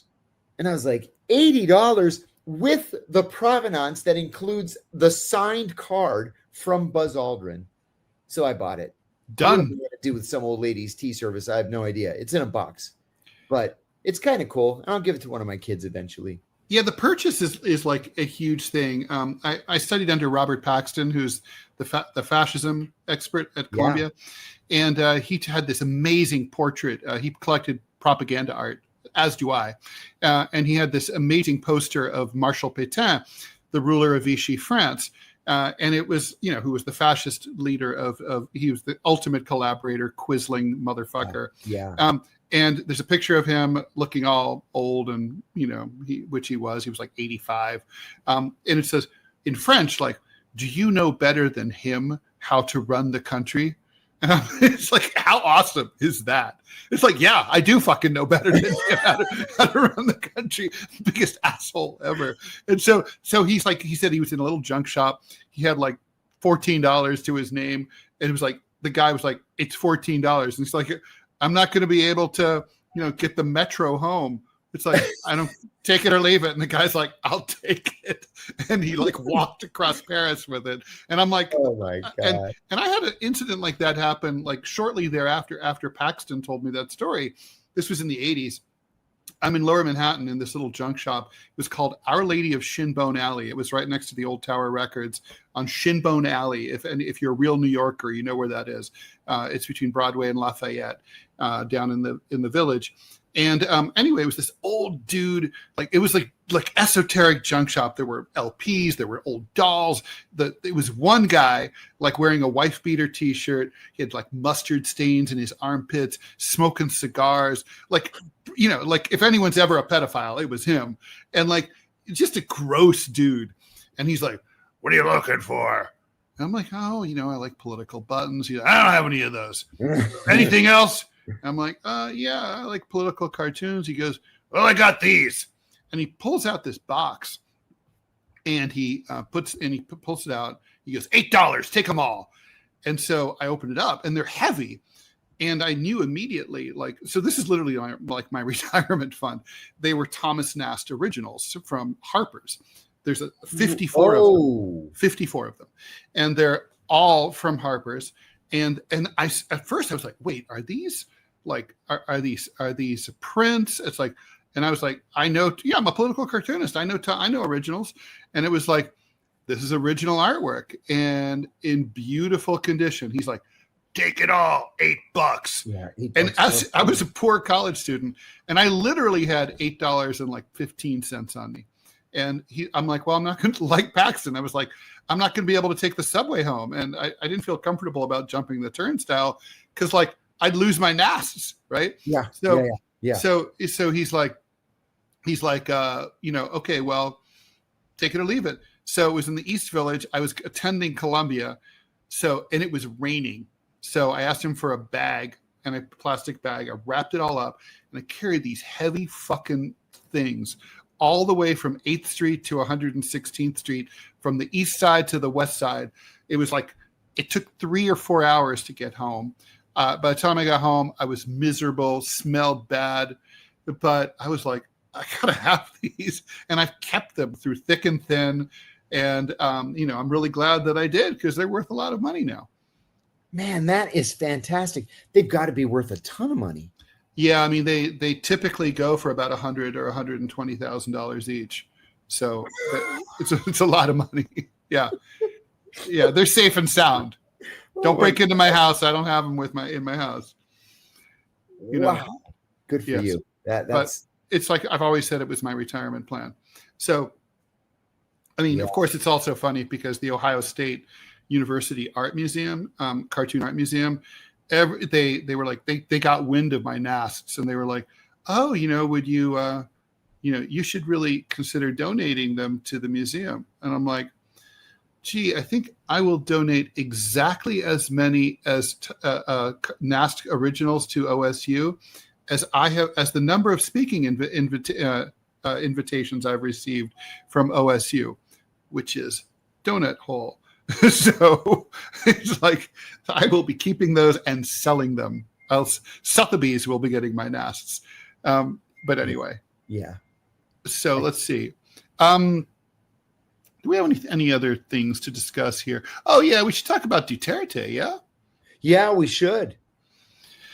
So Duterte, like, he was basically sort of like a more vicious version of Donald Trump. Yeah. When he became the president of the Philippines back in 2013, he basically was like, I'm going to literally have my cops clean up the streets of Manila and other cities by and granted, the Philippines had a massive drug problem at the time. Mm-hmm. And he's like Malay in El Salvador, I'm going to kill them. I'm literally he campaigned on this. I'm going to murder drug dealers. Mm-hmm. And so he was elected, and true to his word, he did. He had death squads go out, and they were cops for the most part and paramilitaries. And they went out and worked the streets and just fucking gunned them down like dogs. And by all accounts, it worked. It really put a dent in the drug business in these cities. But he's also a fucking butcher and a maniac. Yeah, you can't do that. No. Well, apparently he could until he couldn't. Mm-hmm. So now he's in the clutches of the International Criminal Court, and today he got charged. He is currently facing charges for 76 murders. My only regret is that he's not bunking with Bibi. Yeah, seriously, I have to agree. Yeah, Bibi's been charged, but he'll never face the music. No, not a chance. Mm-mm. I am pleasantly surprised that the Filipinos would actually put cuffs on him and put him on a plane and send him to The Hague. That was a surprise to me. Me too. Exactly what they did. Abby Marie wants to know, what are our thoughts on 50 states, one Israel? I don't know about this. One of my friends went on it, and I don't know if I'll be able to depropagandize him. Jeez, I don't know what that is. Heard of it. Okay, I don't know what that is either. Hey, John, did you see Macron had to walk 30 minutes because the streets are blocked? Yeah, they closed the streets on the east side of Manhattan for Donald Trump's motorcade and kept them closed. And poor Macron had to get out of his limo and walk the rest of the way to the United Nations. Crazy.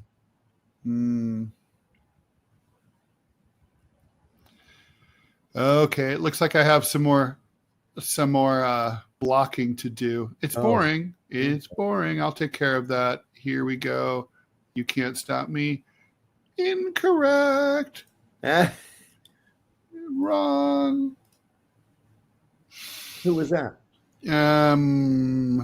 Allah. Hey, Andrew Bustamante, welcome. Andrew is a CIA officer. We've talked about him a number of times, and he and I had a nice debate on the Danny Jones show, year and a half, 2 years ago. Great. Okay. All right. It's so funny. Everybody's coming in. So let's see. Have we ever seen the Sicario films? I have. I don't know what the Sicario films are, so I'm going to assume I did not see them. I apologize. I don't know either. All right. Widow Butta. Are there jobs in the CIA for people with microbiology degrees? Absolutely, yes. There is room in the CIA for people with any degree. I tell a story that on my very first day in the agency, when we're in the bubble, the CIA auditorium, getting our briefings from insurance and security and everybody. I was sitting next to two people, a guy on my left and a woman on my right, and I asked them where they had come from. The woman had just graduated from the Falls Church, Virginia Academy of Beauty, and they made her into a master disguise maker. And the guy on my left had been a cartoonist in the school paper, and they turned him into a master forger. So if you've got either a specialty or the ability to develop a specialty, yeah, there's room for you. Sure. I used to have a great interest in counterfeiting. I didn't do it, but I did have a little business as a forger when I was in middle school and high school. I basically would forge excuse notes so that my classmates could get out of school and take a sick day. So the business was pretty sophisticated. I'd have them collect copies of their parents' letterhead and stationery. I'd keep them on file.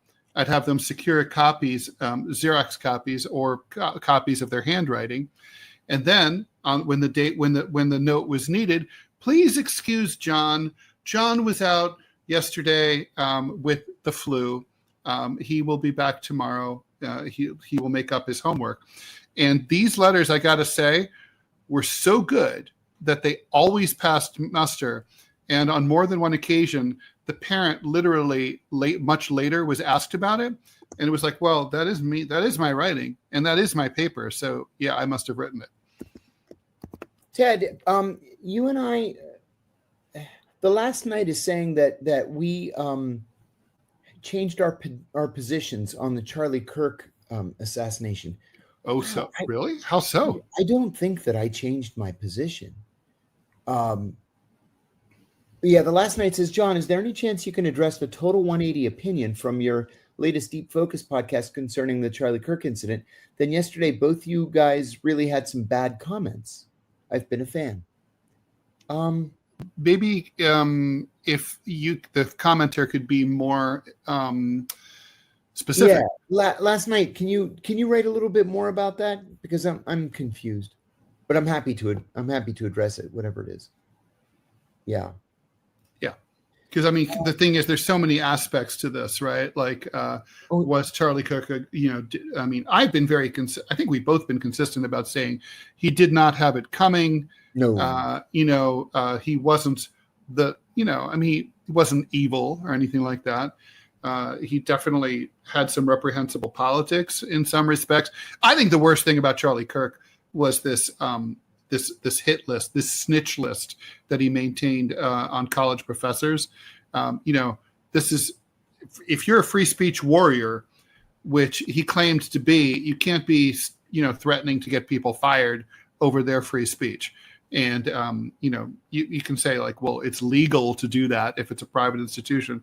Sure. But don't try to get people fired over their free speech. The First Amendment should protect your free speech, even in a private enterprise, even though it doesn't. But yeah, by the way, I don't claim to always be consistent on things. Human beings are not. Yeah. I'm wondering if it's the episode of Deep Focus that night is talking about is where I interviewed Elizabeth Lane. She's an investigative journalist with Unified Television, and she was at the hospital when Charlie Kirk was pronounced dead. Interestingly enough, there were no other major media members at the hospital, just because there was no major media covering his talk at Utah Valley University, because it was the same thing he would do time after time after time at campuses across the country. I think I said in Deep Focus that his killing deserves a fulsome investigation. I believe the kid did it. I don't have any reason to believe the Israelis did it, or right. The Antifa did it or whatever. But I don't think I've changed my position. I've been pretty consistent with that. James Gamalis wants to know, this is for you. Any Yes, thought sir. on doing an update on the return of the Parthenon marbles? You know what? There's movement. The Elgin marbles, right? By the British Museum. No. We don't call it the Elgin marble. I wanted to see what you would say. There's been real movement in the past week. I'll tell you, the Brits finally got to the point where they realized this is untenable. They're going to have to return them. So the idea from the British side was that they'll send them back to Greece as a permanent loan. And the Greeks are like, no, we're not going to play that game. They belong to us. They were stolen from us. They are a major part of our national patrimony. We want them back free and clear. And Greece has a beautiful museum, because the Brits' argument used to be like, oh, well, the Greeks are dorks. They don't have a place to put them. We keep them nice and air conditioned. Everything's cool. Right. It's like, I'll tell you what, the Acropolis Museum is way better than the British Museum in terms of physical plant.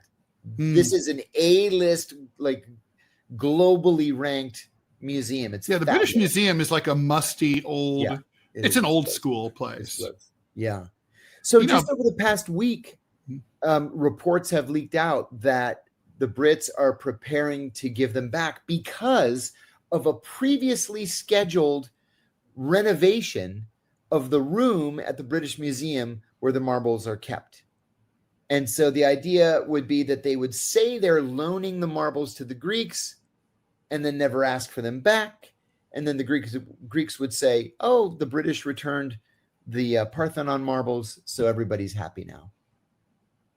We've never been this close. Well, I hope it. Honestly, it is way fucking overdue. Yeah. All right, we should probably wrap up with Jimmy Kimmel.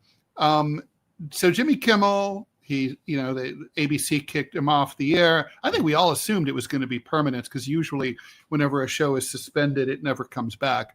But obviously, there was a lot of blowback. A lot of stars said they would not work with Disney or ABC anymore if this went through. There were discussions over the weekend, and adding to the complexity, right? It's like ABC affiliates are their own company. There's Sinclair, there's Nexstar. So Nexstar, and I'm not sure where Sinclair is standing, but Nexstar is saying, we're not going to air it. So basically, depending on which city you're in, Jimmy will either be on your local ABC affiliate like nothing ever happened, or he'll be somewhere else like randomly, or he won't be anywhere at all, and you'll have to like watch him online if you're interested. I think this is overall, without the Nexstar and Sinclair stuff, this would be undoubtedly a loss for Donald Trump in terms of his prestige. Yes. And it would be a win for the First Amendment. But it's a little more mixed and muddled because of this situation with the distributors. Yeah, I think that's right. Trump declared victory on this last week. That Jimmy Kimmel's gone. Next one is going to be, I forget who he said. Yeah. And Fallon, all the Jimmys. That's right. Fallon, like anybody cares about Jimmy Fallon. So my brother's wife, I'm staying in their home right now. My brother's wife is the director of animation at Disney. And so she picks up all kinds of great scuttlebutt at Disney. And she came back yesterday and said that, well, there were 2 points that she made. Number one, everybody is absolutely furious with Bob Iger, the CEO of Disney, because he buckled again. He buckled when ABC, which Disney owns, agreed to pay that $18 million defamation payment to Donald Trump. And then he buckled again by suspending Jimmy Kimmel. So number one, people want Iger to go, which he should for other reasons too. The other thing is that as a standard part of the agreement that Disney ABC has with local affiliates, if there's a show that local affiliates don't want to run, as we're seeing now with Kimmel, ABC has the right to give the show to affiliates of other networks in those markets. So you and I could watch Kimmel on ABC tonight, but he might be on NBC in Tuscaloosa, and he might be on CBS in Mobile, and he might be on Fox, somewhere else. So let's talk about the content. I'm hearing that Jimmy is going to be forced to make some sort of mea culpa. He's going to have to say, like, sorry, I was insensitive or whatever, which is, frankly, very gay that he has to do that. But anyway, I mean, I kind of get it. It's a lot of money and he wants to keep getting it. As Jordan points out, Sinclair not only wants an apology, but a donation for Turning Point USA before letting Jimmy on. I don't think Jimmy can possibly agree to that, right? Yeah, I agree with you. Yeah. So yeah, I this is really going to be the tell as to where late night television goes after this. I watched what's his face on HBO last night, the British guy, and he was just dropping F-bombs every fourth or fifth word, and like daring the administration, daring the FCC to do something about it. So I don't know. I think we're seeing a little bit of a tempest in the teapot here. It's going to be fun to watch in the coming couple of weeks. Hey, the sassier, the better. Yeah, I agree. I love this. The average age of broadcast TV watchers is 65, says Stephen Victor Andrews. I'm not even going to check that because that sounds right to me. I used to say this is kind of like the statistic we used to have about print newspaper readers. And it was like the average age of a print newspaper reader kept increasing 1 year every year. And I was like, well, eventually the average newspaper reader will be dead. Yeah, that's right. That's right. Yeah. Yeah, that's true. Oh, we'll see. Tell you the truth. John Oliver. Yeah, that's right. It was John Oliver. I appreciate that. I stopped watching late night TV when Leno finished. I never liked Jimmy Kimmel. Thank you very much for that. I always liked Jimmy Kimmel. I never liked Jimmy Fallon because he always laughs at his own jokes. Drives me crazy. I hate that too. I like Kimmel only because he seems like a nice guy. But otherwise, I don't know. I just don't pay any attention anymore. It can't be all bad. He dated Sarah Silverman. That's right. And she's fun. She's cute. All right. So with that, I think we will just leave it there. You're watching Deprogram. We are here Monday through Friday, 5 p.m. Eastern time. Please like, follow, and share the show. Don't forget to watch us over on Rumble. Buy our books. You can just, if you forget what the titles are, just go to just Google John Kiriakou and Amazon. Just Google Ted Rall and Amazon, or go to our respective websites. I sell signed copies of my books. I don't know if you do, John. I am very happy to. Okay, there you go. By the way, I'm going to have a big sale. I've been doing a lot of cleaning. I have tons of back issues of my old books, and I'm like, I want these out. And I think I'm going to sort of start I'll do it on the show, but I think I'm going to be like, hey, you want 5 of my books for, a song, I'll ship them to you. So if people are interested in that, I'm just putting it out there. Keep your shekels ready. All right, guys, we'll see you back here. Oh, by the way, a little housekeeping. Starting next week, John's on a secret, undisclosed location, and we are going to be doing this in the morning for 3 weeks. So we will be here, I guess, at 9 a.m. Eastern time for the next 3 weeks, starting Monday. But the rest of this week. Let's start it on Wednesday. I got my flight details today, and I'm going to leave early Tuesday morning. So I won't be on the show next Tuesday, but I will Wednesday, and we're going to start doing it in the morning. So Tuesday I'll do it with Robbie or someone else, or with a guest host, or we'll just take Tuesday off. People can chime in with their preferences in the chats tomorrow, or now, whatever. Let us know. Would you rather have a Johnless show or no show? Up to you guys. Anyway, we'll be back 5 p.m. Eastern time tomorrow. Thanks very much, and see you later.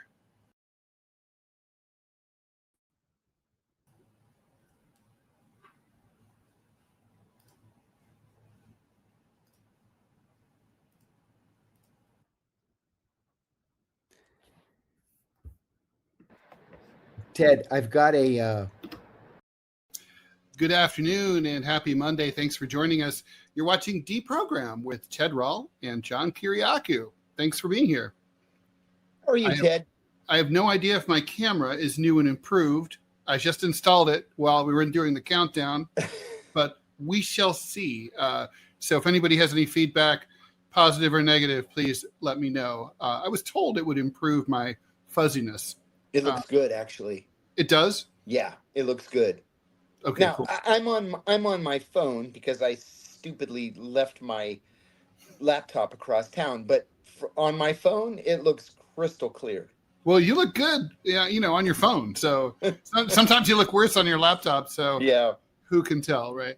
So lots to talk about today. Just as we opened the show, the ABC just broke the news that free speech hero and lion is Jimmy Kimmel, the bravest social commentator in American history, is returning to the airwaves tomorrow night. Woohoo! No, seriously, I was against what happened to him. But we don't really know. We don't really know what the discussions were between them. We can speculate on that. But anyway, that just happened. Obviously, the big news of the day and the week is the UN General Assembly here in New York City. Basically, everyone's recognizing Palestine. All the cool kids, the not cool kids, everybody is. And the Israelis are freaking out. And so is the United States. The U.S. is now thinking of the Trump administration is considering blanket sanctions against the international everybody. Criminal Court.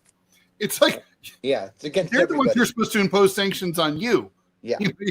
Hey, Ted, did you happen to catch Marco Rubio's comments to the media after the declaration of normalization of relations with the Palestinians this morning? He was trying to be as threatening as he could be, and he was utterly unconvincing. He said things like he warned these other countries that this was only going to make the situation worse for Palestinians, and if they wanted to make things better for Palestinians, then they shouldn't recognize Palestine. And it's like, buddy, how much worse could it possibly get? Like, you are utterly, completely, totally unconvincing. And it was so obvious that this is just what Netanyahu told him to tell the press. That the Israelis are threatening. The thing is, John, the Israelis are now threatening to annex the entire West Bank, like later this week. Yeah, you know what? Nobody gives a shit anymore because nobody's going to recognize that anyway. Well, that's true. And the Israelis are going to do what the Israelis are going to do. Yeah, exactly. And they've had plenty of time to act decently, and we know they're not. So obviously we have to break down the situation in Palestine. Tom Homan, it came out that basically it was like I had like an Abscam flashback. He literally took a gunny sack of $50,000 last fall before he was elected anything, before he was appointed to anything. But basically, he knew he was going to be the deportation czar for Trump if he was elected, if Trump got elected. And he was already accepting bribes ahead of time. You have to assume that, I mean, of course it was a sting operation, but you have to assume that this guy is greedy as hell. I mean, dirty as hell. Yeah. And there's the H-1B situation, which I'm going to say here, I come not to condemn Trump, but to praise him on this matter. So we could talk about that too. And there's Kimmel and there's other stuff. And there's always the questions from our brilliant watchers. So what do you think, John? What should we do first? You know, I would really like to address this Holman situation first, if you don't mind. Oh, yeah, please. Because like you, I was reminded immediately of Abscam. Now, for those of our viewers who don't remember Abscam, this took place in 1981, where FBI agents dressed up like Arab sheikhs and bribed a U.S. senator and several members of the House of Representatives. Of course, it was a sting operation. Some of them went to prison. All of them ended up being heaved out of Congress. But the message was that bribery is wrong, wrong, wrong, and you should not do it. So now here we have Tom Homan, who's the head of Immigrations and Customs Enforcement. And he's taking a sack full of money as a bribe. It's caught on camera because it's a sting operation. Mm-hmm. And President Trump said, oh, he didn't do anything wrong. Leave him alone. They're not asking that he resign. And in fact, the president said today his job is perfectly safe and he will not permit the Justice Department to file charges. We're in the twilight zone, Ted. There was another thing that's similar, that's parallel. Donald Trump has been saying for weeks, months, that he wants to prosecute Letitia James and everybody else who ever did him wrong. Well, last week, the U.S. Attorney for the Eastern District of Virginia, which is the espionage court, resigned under pressure from Trump. Trump now today named a loyal Justice Department official to be the new U.S. Attorney for the Eastern District of Virginia, and he has ordered her to prosecute Letitia James in EDVA. She can't. Letitia James is not accused of having committed a crime in the Eastern District of Virginia. There is no connection to the venue. They can't do it. But Trump said on Truth Social last night that he has ordered the Justice Department to begin going after, arresting, and prosecuting his political enemies. He came right out and said it on Truth Social. And so we're in uncharted waters right now. We don't know where this is going to go, if anywhere. And Congress hasn't said anything. Nobody has the guts in Congress to say anything. And then today, the Supreme Court ruled that Trump is allowed to fire the last remaining Democrat on the Federal Trade Commission. So all that does is it gives the Republicans a very temporary win, and it's a little incremental win. But what the Supreme Court has done is they've essentially said, when the Democrats win the White House, which they will, they can fire all the Republicans and put yes men in all of their positions. So nice country our leaders are giving us these days. Well, you're assuming the Democrats would even have the balls to inflict retribution, which there's very little evidence of that. I mean, Good call. They won't, they might, but I mean, you're right. They can, and they would be tempted to, and there will certainly be that discussion. The Tom Homan thing is disgusting. I mean, he was caught unacceptable, dead to rights. Mm-hmm. He's dirty. He's corrupt. I'm not saying he should definitely go to jail. I don't think they could convict him, because he wasn't holding office at the time. So, I can give you $50,000 if I want. You're a private citizen. Why not? But so it's like a pre-bribe, proto-bribe. We know. But I would say it basically at the moment that he took that he decided to, I guess he's sworn in to his duties as the ICE czar, that he should have told his bosses, hey, this happened, I should give this back, right? Right. You would think. That's what you or I would do. Sure. Well, I wouldn't have taken the money in the first place. And if you're going to take a bribe, just like we always used to say at the CIA, if you're going to steal, don't steal $20. Steal $2 million. If you're going to take a bribe and you're going to risk not just your career and your reputation, but your freedom, don't take 50,000 measly dollars. Totally. Take millions of dollars. No, for sure. These guys, that's, my ex-wife used to always say that about congressmen who would be caught with like a $3,000 bribe. She would be like, they're not just whores. They're like crack whores. They're cheap as shit. You can buy them off for nothing. It's almost worse than the fact that they're dirty is that they'll sell out their civic virtue for nothing, for pennies on the dollar. Disgusting. I hesitate to ask this, John, but Tom Homan's going to survive this, right? Because the boss doesn't care. No, I'm afraid he is. If you don't have a president who's going to put his foot down and demand that you resign, if you have an attorney general who will refuse to prosecute you or refuse to allow you to be prosecuted, then you've got no problems. But then at the same time, see how many pegs we fall on the United Nations corruption list for next year. All right, questions.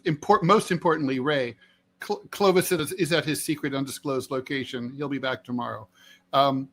Okay, so Stephen Victor Andrews outraged at how a low-rated TV show got canceled. I mean, I was censored a dozen of times over the years at the behest of the official and unofficial government, but I'm really worried about a TV guide. All right. Okay, Ryan Jude, what's up with India? Mostly Modi supporting Israel so much. That is a good question. Yeah, it's a good question. What does Modi get out of it? I actually can't answer. I understand that Modi wants to take a step back from the United States. Frankly, I would too if I were Modi, especially when he knows that his bread is buttered by the Chinese and the Russians and the Brazilians and the South Africans and the Iranians and everybody else that's involved in BRICS. But as to Modi's closeness with Israel, I have no explanation whatsoever. And this question, I know I'm going to giggle, and I shouldn't. EF Huso. So, thank you for the donation. Do you think Kirk had super bones? Was it Jesus who made the bullet stay in Kirk so no one else got shot? Hashtag miracle. So, for people who don't follow social media, what this is about is that the psychopaths who gathered yesterday in Arizona to memorialize Charlie Kirk, literally, it's not enough for them to say that literally he is a biblical prophet, like John the Baptist, okay, or Joshua, like Moses, an actual prophet. They said that over and over and over yesterday. But a lot of people in MAGA world are saying that the bullet should have traveled through him and then hit other people, and that like a savior, like a soldier, heroic soldier throwing himself on a grenade to save his buddy, his extremely miraculous Jesus body thickly prevented that from happening. Ted, did you send me the tweet from the self-described prophetess? No, I think that was Robbie. Oh, was it Robbie? Yeah. So this self-described prophetess, unless Robbie wants to come on and yeah, hey Robbie, put on your pants. Here we go. There we go. Pants are on. Okay. Fire away. So tell us about the prophetess and what she saw when she went to heaven yesterday. Actually, that wasn't me. I don't know. Okay, I don't know about the prophetess. I do have my own was... questions about the ballistics, but I don't know anything about that. Let's do the ballistics and then we'll do the prophetess. Yeah. Give us the ballistics. Okay, so as someone who has done a lot of shooting with a 30-06 rifle, the weapon used to kill Charlie Kirk. Correct. Specifically Mausers. I used to have an old Argentine Mauser made in the 1890s. Beautiful gun. If you shoot a standard round at 200 yards, it's easily going over Mach 2 speed. That's one of the reasons why that they're used here in Montana to take down big game. Now, the question that I had was did they release information on the bullet? Because it seems like to me, if you're going to be doing this, you use a hunting round because it's just going to be more effective against tissue. Well, come to find out, the government hasn't released anything at all. They haven't released an autopsy. They haven't released ballistics on the bullet. And instead, I found out that they said that this 30-06 bullet lodged up under the skin, which as someone who, like I said, who does this stuff a lot before I started losing my eyesight, that does not happen. If a 30-06 round hits a neck bone, it blows the bone out. I have seen this. It works.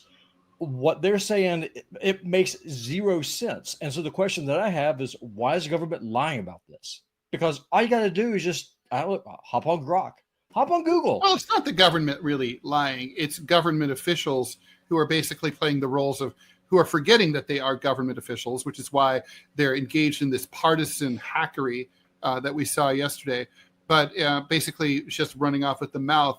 This is not an official, coroner's report or anything, or a police investigation or anything like that. Nothing's been released, which is wild, because if they wanted to clamp down on conspiracy theories, I got to just release the report. That's it. I don't understand why. They've got the shooter supposedly, so why sit on it? It makes no sense to me.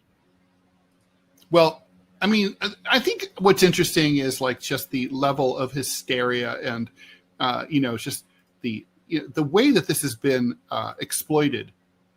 It's so insanely over the top. Ghoulish. I was reminded, of course, this is one of my big controversies, but the Pat Tillman memorial service, which was also in Arizona, presided over by warmongering John McCain.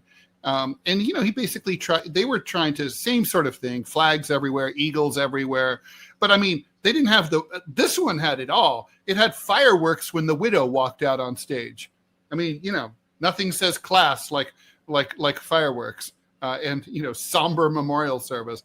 I don't know, the whole thing. I mean, the aesthetics of it really deserve like a deep dive, right? I mean, of the event. I mean, about what it says. What was really interesting to me was all the discussion about like Charlie United America at the same event where the people, all the speakers are talking about how half the country sucks and killed Charlie Kirk. How is there you can't have vengeance and retribution and unity. You got to choose. I think that's pretty obvious which way that they've chosen. I mean, Trump himself said that, he hates his enemies. I am your retribution. That's what he said before he was elected. All right, Robbie, before I take you out, sure. Please remind everyone why they have to go watch us on Rumble. Yeah, so there's a couple reasons why you want to watch us on Rumble. One, part 4 of John's interview will be releasing next month as a Rumble exclusive. It's a good one, too. So if you want to see that, come over to Rumble. If you become a channel subscriber for $5 a month, you can see all the premium content on Deprogrammed. Or if you want to see all premium content across the entire platform, just pay $10 a month. Though you see that sweet Putinbot gaming stuff too. Self-plug. Also, frankly, Rumble pays a hell of a lot more, and also Rumble does not censor the way that YouTube does. So if you want to have conversations about ballistics and about what I think is going on with Charlie Kirk, I don't think that shot in the neck that we saw was an entrance wound. I think it's an exit wound. I can't have that conversation on Rumble, we can have that conversation on Rumble, but on YouTube, because YouTube will blow us up. So there is that. So I'm going to go away now, and y'all keep on going. Thank you. You can take your pants off now. Okay. So, yeah, I mean, did you have a chance to watch that event yesterday? Or excerpts? I did. What do you think? I did. I thought it was frightening, to tell you the truth. It was frightening. There's a lot of anger. There's a lot of hatred. There's a lot of division. And there are a lot of people in positions of authority who believe a lot of crazy things. Oh, which brings me back to this prophetess. Oh, yes. Thank you. So Sorry this about prophetess, that. Whose name I did not recognize, said that she was taken to heaven yesterday. God took her to heaven yesterday, and she saw God chatting with Charlie Kirk, and Charlie had wings. Did God have a God podcast? was talking to him, and God gave him a quiver full of arrows, and the arrows were made of light. There were 1,000 arrows, and they were made of light. And God told her to come back down to earth and tell people that Charlie's in good shape. He's in good hands.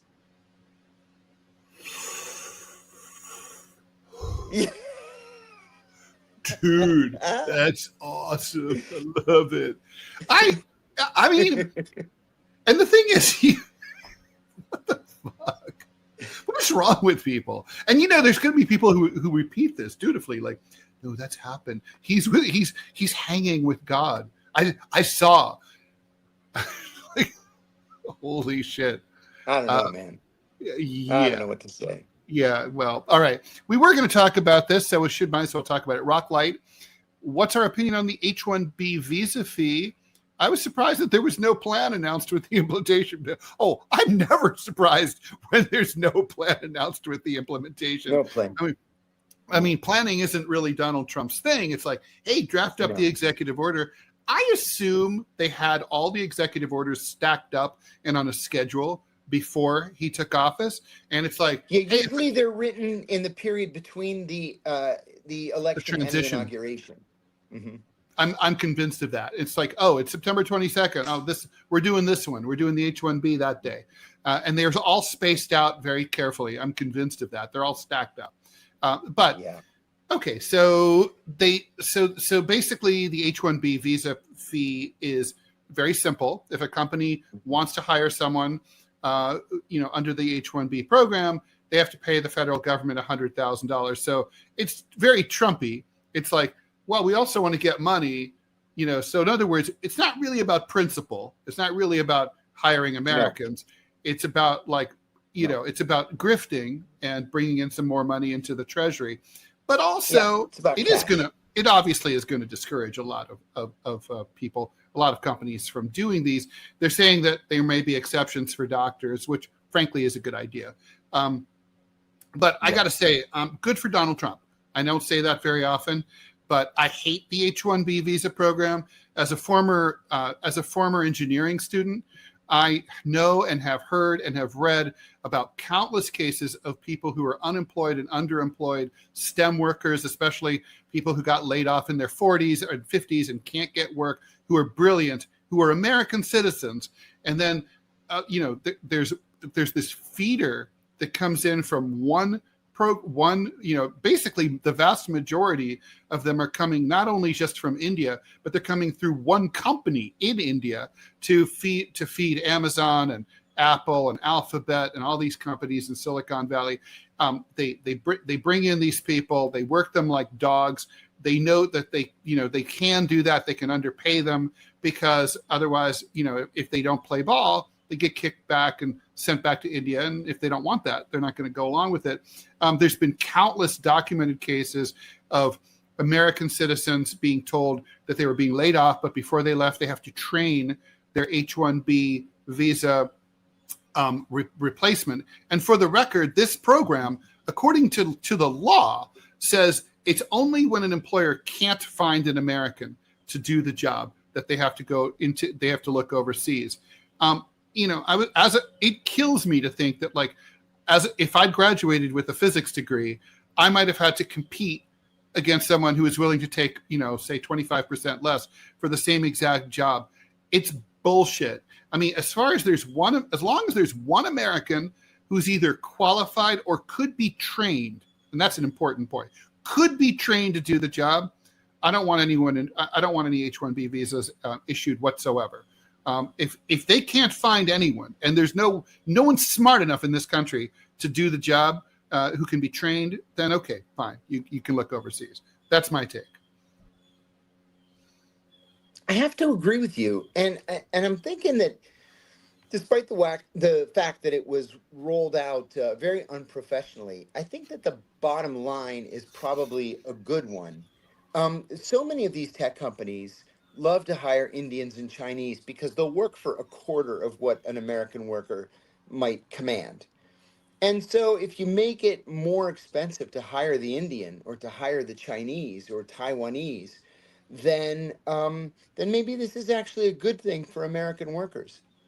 I have to think it will be. To tell you the truth, I'm willing to give Trump the benefit of the doubt on this and see how it plays out. But I think that on paper, it looks like a good idea. This is an intersection between the progressive left and MAGA world. I mean, Bernie Sanders, AOC, me, people, we've all been complaining about this for years. And so this is a place, it does show that there is a possibility for left and right to get together on some things. Question for you, John, from Houdini. Did you ever work with Marty? I don't know who that is. Mm-hmm. Okay. Ted, forgive me. My sound is terrible. I'm gonna leave the room and then come back in. Okay. All right. So I will hold down the fort for a little bit while John leaves the room, and then I'll put him back in. Let's see what other questions we have here. Of course, now I'm not able. Oh, there we go. Okay. Let's see. That's a John question. Oh, Alicia wants to know, who was the last upstanding, trustworthy president? I mean, it's a little bit of a cliche. There's John. All right, I'll put him back. That sounds much better. Thank you. Good. Yeah. We have a question, which is, who was the last trustworthy president?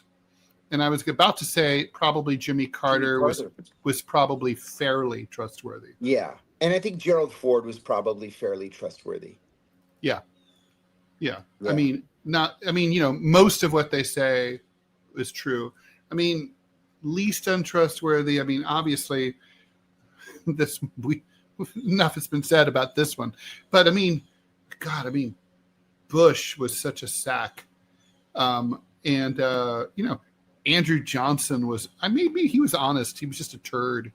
When you get yourself impeached, Lyndon Johnson, Andrew Johnson, yeah, he was drunk all through the presidency, and he was such a racist piece of shit that was part of the reason that he got impeached in 1868. I mean, when you get impeached for being too racist by a bunch of other white dudes, rich white dudes in 1860s, you're a racist piece of shit. You can say that again. So Houdini was asking. Lincoln, I'm sorry. At the 1864 inauguration, Andrew Johnson was so drunk that he couldn't give his vice presidential inauguration address. And afterwards, Mrs. Lincoln said to her husband, like, "You've got to be kidding me. This was the only guy?" Yeah, it's hard to find good help. Did you ever work with Marty? Houdini 09 wants to know. Marty. Yes, Marty was my immediate supervisor in Alex Station. Listen, Marty and I were friends from 1990. We served in a Middle Eastern country together. How come Houdini knows who Marty is? Who's Marty? Like, why is that a famous person? Marty's out there in the news now every once in a while. We're talking about Marty. Well, we're talking about Marty. I'm not going to say because he's a dick. He testified against me in the grand jury in 2012, and I ran into him about 4 years ago, and I said, "Marty, what the fuck?" I said, "We were friends for decades, and you testified against me in the grand jury. You didn't even have anything to do with my case." And he said, "I really regret it, but they were just looking for somebody to trash you. And I was in town and they pressured me." I was like, "Shame on you, man. What the fuck? Shame on you." That's really lame. I was in town. Yeah. That's awesome. They were just looking for people. They were trying to get people together just to trash me before this grand jury. Because remember, I had been arrested in January of 2012, but I had not been indicted by a grand jury. And my lawyer's like, "What do you mean you haven't been indicted?" And I said, "No, there's not been a grand jury." He said, "Oh, this is political." My lead attorney, "This is political." So we made a motion to throw out the charges because I hadn't even been indicted by a grand jury. And so as fast as they could, they called the grand jury together. They got all my former enemies from the agency to testify against me over the course of 4 or 5 days. And then they indicted me. And they said, "Ha, now you're indicted." I always had a great deal of respect for Marty. He was one of the best, most gifted, natural case officers I ever met. But when it came time to show honor, he fucked you. His was out to lunch. Yeah. Thank you for the dollar donation. Couldn't agree more. Kirk's funeral was right out of Idiocracy. That's how I felt. Weird. It was weird, man. It was, yeah. I mean, these are weird times. US XXX A-Rod, thanks for the donation. How can the public trust any of the details the FBI came out with? Yeah. It's run by a buffoon who'd rather release select details and talk about Valhalla than actually investigate. He's right. How do we trust the FBI? We can't trust the FBI. No. Not. I mean, I think you could trust the agency writ large maybe at one point, but not with this guy. Marble, why did it take a genocide for the West to finally recognize Palestine? I hate to ask that question, but either they're a state or not. I love that question. That's a great question. That's an important question. Look, to me, this situation is a lot like East Timor. And I used to have this conversation with my father-in-law, who was Taiwanese. He was a big Taiwanese independence activist. And he was like, when is America going to give us our independence? When are they going to go to the Chinese and say, leave Taiwan alone? I'm like, that's never going to happen, ever. I mean, first of all, the Americans are selling too many weapons and enjoying the whole split. And they love using Taiwan to fuck with China. This will go on forever. And I was like, if you guys ever want your independence, you're going to have to do like East Timor. You're going to have to declare it.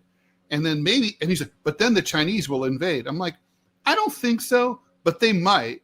And they might kill a bunch of Taiwanese people. And that's the price you pay for freedom. I mean, that's what happens when you are, when you're fighting a much bigger power. And I think what's happening with Israel is the same sort of thing. The Israelis had to go to the mat in order. I mean, they had to kill as many Gazans as they possibly could before. And John, I don't see you. If your camera's off. I see you. I see good. You. There you are. So I felt like So I mean, I think that basically the world was never. I mean, Hamas was right.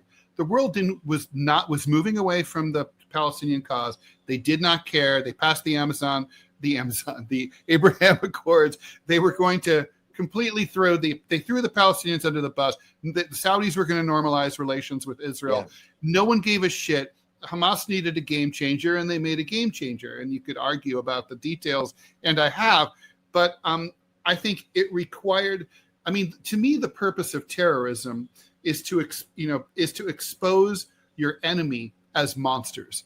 So if you say, look, the Israelis and the Americans are monstrous, anti-Muslim, oppressor, imperialist, murderer assholes, and then you poke at them and you attack them and you make them violently over the top, overreact, or you prompt them to do so, then they've made your case for you. And I think that's what happened. I think it was October 7th was a huge political success for the Palestinians and for Hamas. Palestinians. Yeah, I agree. I think that's exactly right. I can't disagree with anything you said. I looked at a map in the Washington Post today of countries around the world that recognize Palestine and countries that don't. And, we talk about it here in the United States like it's this really big, momentous decision that's going to change the course of humankind. No, the countries that don't recognize Palestine are the United States, Norway, Sweden, Greece, Germany, and Austria. And that's pretty much it. The rest of the world has always recognized Palestine, or has for years. So, no, we make it sound like it's this momentous, cataclysmic decision. No, it's not at all. Well, it's also, everyone can read their polls, right? I mean, recognizing Palestine is probably the only popular thing Emmanuel Macron has done in years. See? And look at, and the latest polls are out. The vast majority of Americans writ large, not just Democrats, now sympathize more with the Palestinian cause than the Israelis. By the way, about the magic bullet, Turning Point USA executive producer Andrew Colvett says Broomhild claimed the surgeon told him that Charlie's healthy bones stopped the bullet. He also said the coroner found it beneath the skin. I just cannot believe that any of that is true. We saw the video. We all saw the video. It did catastrophic damage to the man's neck. It didn't hit a bone. In a 100th of a second. That's right. Not a fringe leftist, but a mainstream leftist murdered Charlie Kirk, says Phil. All of the lies as he was a racist, sexist, fascist Nazi were literally a death warrant. Never mind that they were all lies. Phil, I'm going to agree. I'm not going to break down the exact specifics of Charlie Kirk's ideology. Even if Charlie Kirk was a racist, sexist asshole across the board, he absolutely, that he did not have that coming. But he wasn't. It's true that, like, when I went back to look at, he wasn't Mr. Kumbaya. Okay, this is a guy who had a hit list on professors that he wanted to have fired because they were too liberal from professors. So that's a fascist kind of thing to do. But the point is, overall, he was kind of a garden variety right winger, and I don't think it's true that he would. When you look for like the terrible racist stuff, he was like snotty about affirmative action. Hell, so am I. I hate affirmative action.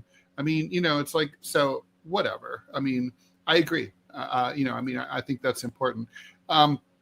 Anal Ape wants to know, it felt like we were heading towards a populist versus establishment realignment, away from left versus right.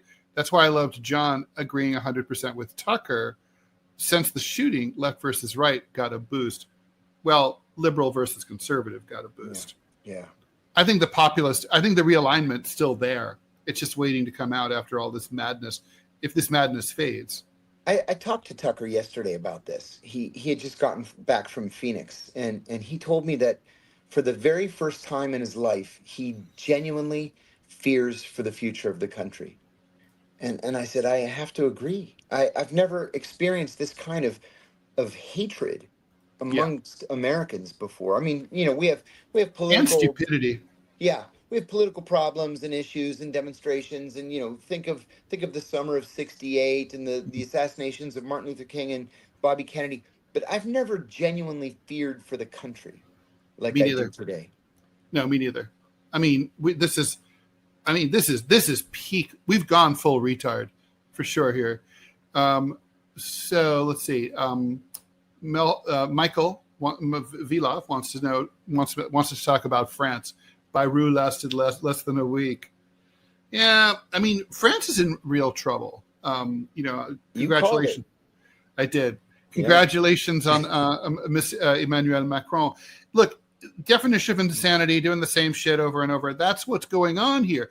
I mean, Macron was told in no uncertain terms by the voters when he called the election last year, the French voters want the far left or the far right. And it's pretty close, right? The far left is a little ahead of the far right. The far right's a little better organized, although last year it was a shining moment for the left. But they don't want center-right austerity bullshit. Nobody wants that. And he keeps coming back with that over and over and over. The French are freaking out. This is going to get ugly. We are going to see May 68. I mean, it's France is blowing up. And, I hate that because France is my stopgap measure. Yeah. I know, right? In case of emergency. Right. Ryan Jude, what flavor of engineering were you? Asking me. I'm a quality engineer. So if I'd graduated, I would have been an applied physicist and nuclear engineer.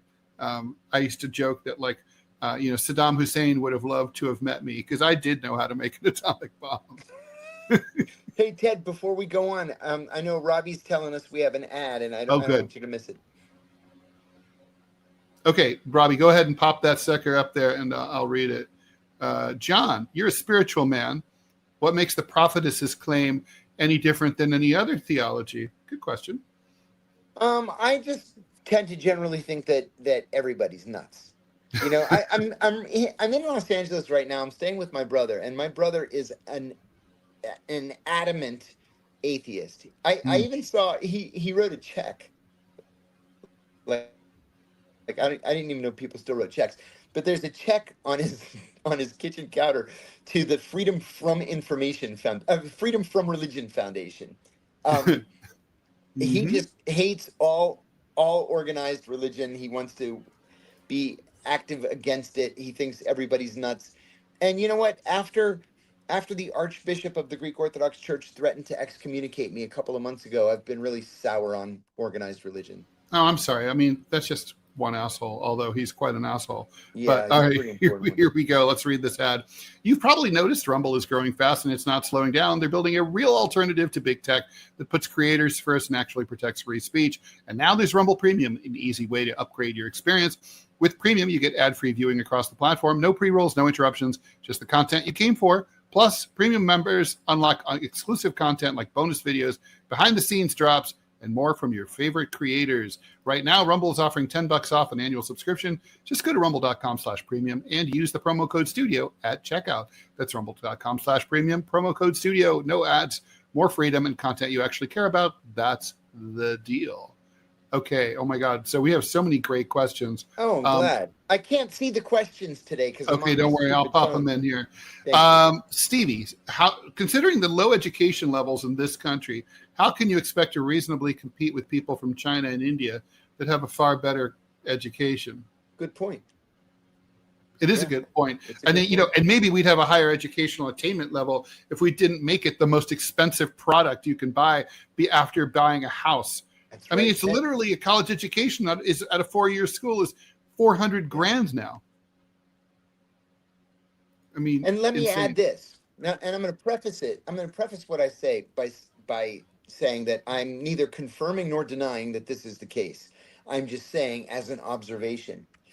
What kind of predicament does this put the CIA in, where the CIA wants Chinese scientists to come and work in big tech so the CIA can recruit them and send them Ooh. back to China to then Mm. be agents in place?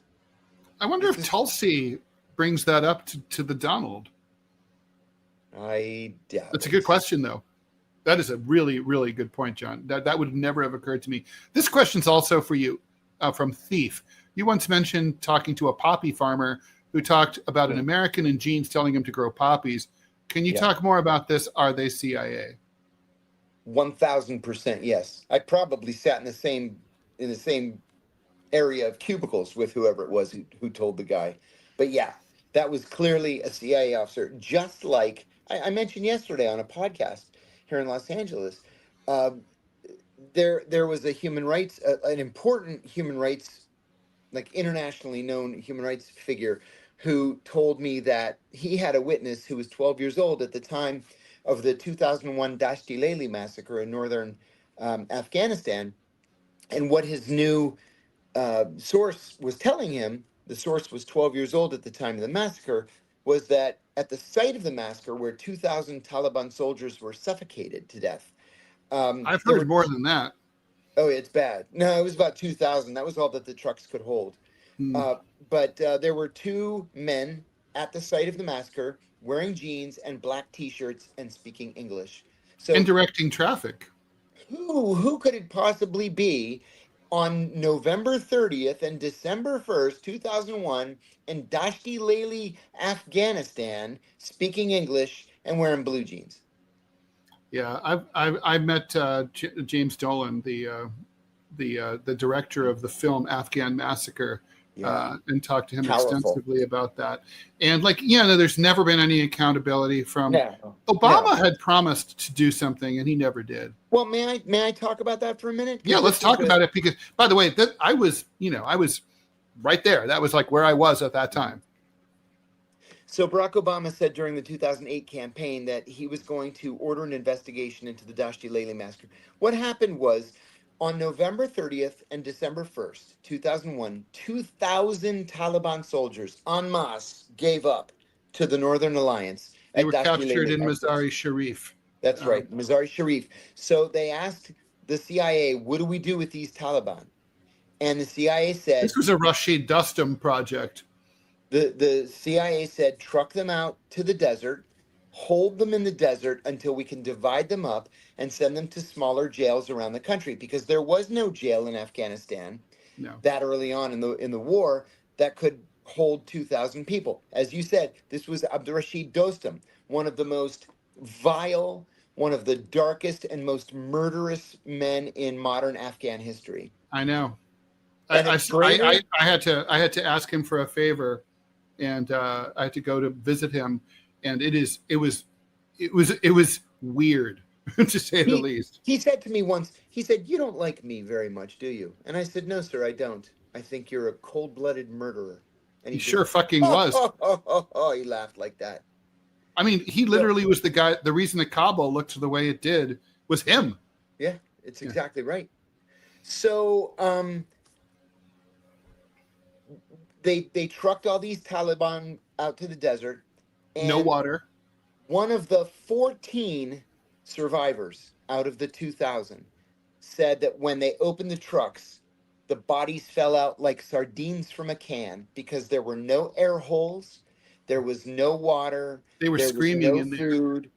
They all suffocated. And as jokers, the Northern Alliance guys, some of them shot holes into the tank, into the shipping containers. That's right. Like, oh, you want some air? Here, we'll give you some air. Here's some air. And they just shot them and killed them. Mm-hmm. I went up there in 2009, and you go to the site of where the trucks were opened up, and there are human bones just all over the place, and clothing just sticking out of the ground. It's grisly. So it's the killing fields of Northern. Very much so. So I told John Kerry, I'm going to fly out to Mazar-i-Sharif, and I want to get to the bottom of this. I know Abdurrashid Dostum did this.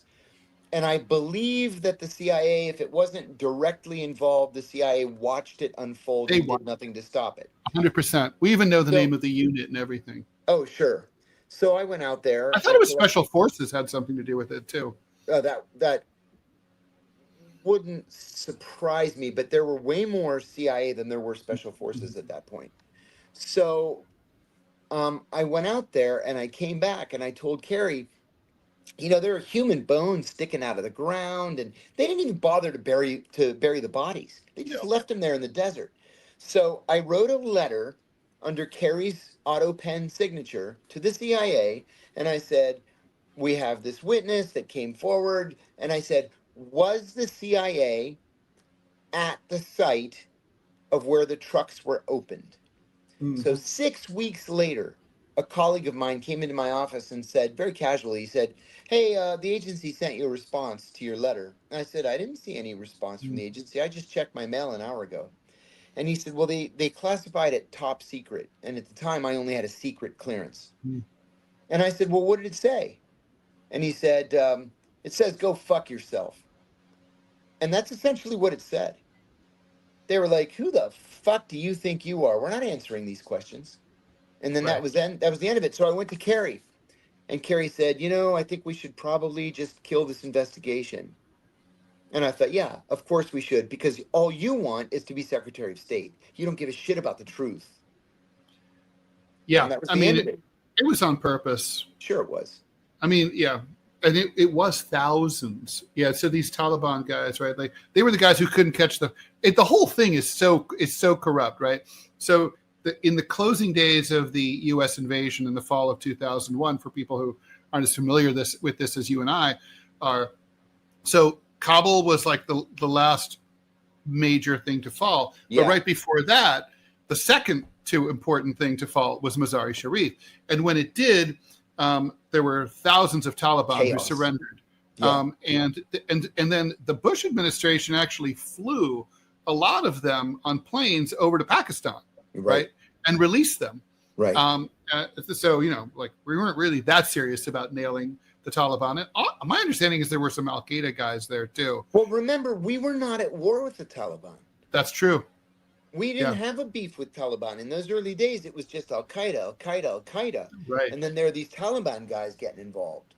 So they flew them away, and they went to Pakistan, but not everyone made the planes, and the plane stopped running, and it's like those who fell in ended up packed inside the shipping containers without any water, and it can be well over 100 degrees in the desert in northern Afghanistan, hotter inside the shipping container, I'm sure.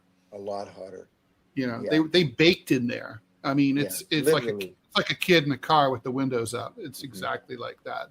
I'll never forget it. The kid said that they fell out of the shipping container like sardines from a can. Mm-hmm. It's disgusting. Mm-hmm. Yeah. I mean, it's one of the biggest war crimes in U.S. history. Absolutely. I mean, it's like been much bigger than My Lai, I think. In terms of sheer numbers. Was what, 35 people at My Lai? Yeah, or 100 people, whatever? We're talking about thousands all at once. Yep. Hey, thanks for the Mountain 16. Thanks very much for the donation. This is a tourist question for you, John. Hi from Mike in Nottingham. John, my sister is going to Rhodes in October.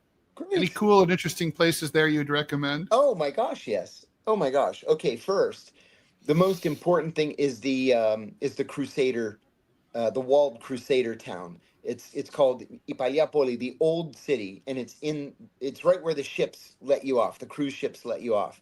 So it dates from the 13th century, and it's one of the most magnificent places in the world. Number one, just outside the old city is something that used to be called Monte Smith, which is a colonial name. It's now called the Acropolis of Rhodes, and it's a mountain that overlooks Rhodes, and it has a temple of Apollo at the top of it. Magnificent view. Then if you go down, there are three ancient cities of Rhodes. There's Lindos, Yalisos, and Gamiros. So Lindos is on the east coast. Don't miss Lindos. It's probably the most beautiful spot on the entire island, and there's a magnificent Acropolis. So it's walled, and then there's a temple of Athena up there, Lindian Athena. The other two ancient cities, one is my paternal village. Gamiros is a little bit inland. So Lindos, the ancient city, was at the top of the mountain. Gamiros, the ancient city, was going up the mountain, and you can go tour the ruins, and there's a wonderful museum there. Our village, Yalisos, they know that the ancient city was there somewhere, and then every few years a 2,500-year-old statue will wash up on shore. So they know it's there. They can't quite exactly find it, but that's what you want to do in Rhodes. Yalisos and Kamiros and the village of Monolithos, which that's where the word monolith comes from, and it's got a castle at the very top of the monolith. And then on the east coast, Lindos, but the old city of Rhodes is absolutely magnificent. You can just get lost wandering around the cobblestone streets. Okay. Question. What would let me? There was. Oh yeah, I like this one. Brunhild.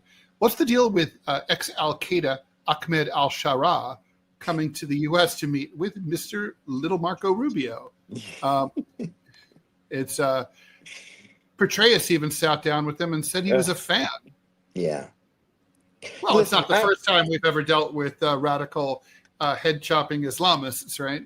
I would put money on the notion that he was a paid CIA agent, that he has been for a long time, and they've brought him in from the cold, and they made him the president of Syria. I would buy that 100%. Yeah. I mean, the Free Syria Army, right, which then morphed into the Al-Nusra Front, which then morphed into ISIS.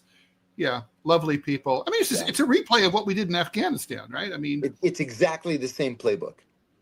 It's what do you think about the theory from Zarki Danoon about the theory that Israel is being so hostile because their religion states that Israel will eventually fight against the whole world and then God will save them? I think there are a lot of Messianic Jews who believe that is exactly what we're at the beginning of right now. And I think there are a lot of evangelical Christians who agree and who actively support it. There are a lot of evangelical Christians in the United States who believe that they can hasten the return of the Messiah by helping the Israelis to attract Jews. But then all the Jews in Israel get killed, right? They're like moths to the flame. Yep. They're all in one place conveniently to be killed. Right. If I'm Jewish, I'm like, this is not I don't know if I want to play along with this particular scenario. That is the prophecy. Question, I think you should answer this one too. Do you believe MAGA is a fascist movement? And if so, do you think violent resistance against fascism is warranted? I actually don't think MAGA is a fascist movement as a movement. I think it's a right-wing populist movement. Mm-hmm. But I think that MAGA leaders are turning it into a fascist movement. That's well said. I think it has. It's the clay that can be turned into a fascist movement. There it is, right there. Yep. It's like, and certainly there are some fascist aspects to it. But it really, this was just the Tea Party that got funneled into the Trump campaign. But, once you see everyone wearing the same hats and going to big rallies and sit and basically cheering on the leader, no matter what outlandish, stupid shit that they know isn't true and can't be true. Once you're talking about like scapegoating the non-existent enemies, right? This situation with the radical left and cells are out there. That's Emmanuel Goldstein from 1984, right? There was no resistance, so the party made it up. That's right. And that's made up. There is no. If there was a radical resistance, I would have signed up with them years ago. But okay, that said, are we in danger of fascism coming to America? Never have we been closer. Oh my God, I so agree. And what makes it that much more dangerous, Ted, is that it's so incremental. Like literally every day, It's fast. We get these push notifications every day. The Supreme Court allowed this to stand. The Supreme Court allowed that to stand. there's a new Trump executive order that's, doing this thing or that thing, or the FBI is going to do this, or the U.S. attorney's doing that. It's like it all adds up to fascism. This is very similar to, after Hitler was elected in 1933, it took 9 months before the Reichstag passed the Enabling Act, and that was like the final death knell for German democracy. And I mean, I was talking to Scott Stantis, my friend and colleague at the Chicago Tribune, about this morning, and he said, Trump's a little slower. It's like it's going to take 3 months longer, but he's like, I wouldn't be surprised if the Republican Congress passed a law that said anything that Donald Trump wants is automatically the law. And at that point, fascism is here, or totalitarianism is here anyway. Maybe not traditional fascism, because you really have to have rampant militarism and invasions of foreign countries, which Trump, fortunately, doesn't seem to be that into. Yeah.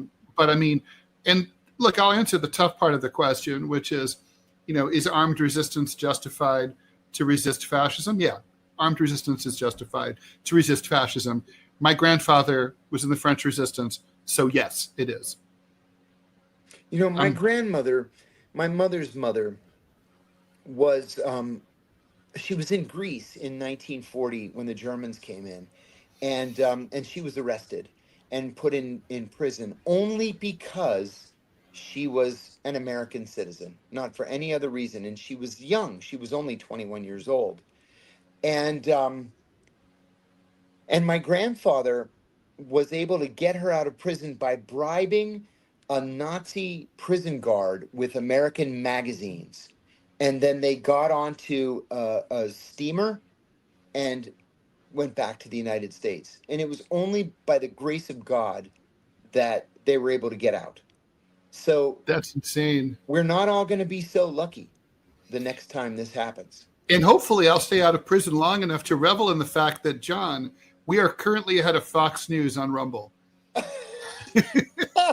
Oh my God. We're on the front, Thanks, not everybody. on the front page. We are number 8 in America. Wow. Live. Wow. Our little show. That is absolutely wonderful. It's stunning. Thank you, everybody. Yes. Thank you. And also big thank you to Olaneos, just gifted 5 subscriptions to the show. Wonderful. Scary girl, much deserved. Glad to see her get that. Ryan Jude, thank you. So thank you so much for that. That's amazing.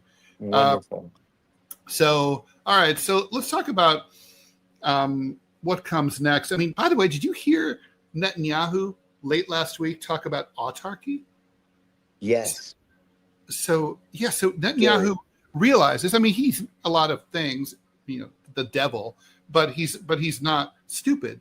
And he can see the direction that this is all going. So people have been asking me, what's the practical, direct impact of the statehood, a declaration? None. But the point is that the word is now out that it's not cool to hang with Israel anymore. So big business isn't going to want to do business with them anymore. There won't be contracts. They won't be able to import or export. They won't be able to recruit people or send their people overseas to work and send money back. So basically, Israel is going to find itself more isolated than South Africa did under apartheid. And frankly, they deserve it because their behavior, their conduct is even worse than South Africa during apartheid. I mean, at least the South Africans weren't just systematically butchering hundreds of thousands of people just for fun to steal their land. So now you've got, but I think what's going to happen is it's true. Bibi is literally thinking we're going to have autarky. We're going to have to be completely independent. And I'm thinking, okay, the last time anyone said that was Pol Pot. He was like, we don't have to deal with anyone. At least Kampuchea was agriculturally rich. Right. Okay. I mean, yeah, I like the wines from the Golan Heights, but they don't have that much there. I mean, I don't see how this works. I think Israel will collapse. I mean, I think, we're not going to have a negotiated settlement. I think the economy of Israel will collapse, and we might, and it'll be a post-apartheid type scenario. They're just going to have to say uncle and just somehow work it out with the Palestinians because their economy will be dead. See, but I think maybe I'm expecting a lot worse, but I don't think they will give, because I think they would rather nuke themselves and everybody around them rather than to be destroyed from the outside. I think honestly, I think they're like a rabid dog. I mean, I think they need to be put down at this point. I mean, this is ridiculous. I think the world should invade Israel and take it over. Yeah. I mean, and administer it. Yes. Yeah. I mean, I don't know how you secure the nukes. Yeah. Yeah. So let me put Robbie back on. He has a question here. All right, here we go. Robbie? Howdy. Yep. So no, we've had a couple of people on YouTube ask how they're able to donate. The short answer is you have to come to Rumble, because YouTube pulled the ability for people to donate using super chats. They gave me a BS reason that does not hold water, because up until about a week ago, people were able to donate, and YouTube is now playing games. So if you want to donate to John and Ted, go to Rumble. I just shared a link over on the YouTube chat, and frankly, Rumble also pays them significantly better. So watch them over there. You can donate, and also you can support the show and just by watching, which is huge. So thank you, everybody. Rumble. I think maybe we what we'll do is we'll create a PayPal account, and we'll put that up so people can donate. And thank you, by the way. Oh my God, thank you so much for that, for your support. Is just amazing, you guys.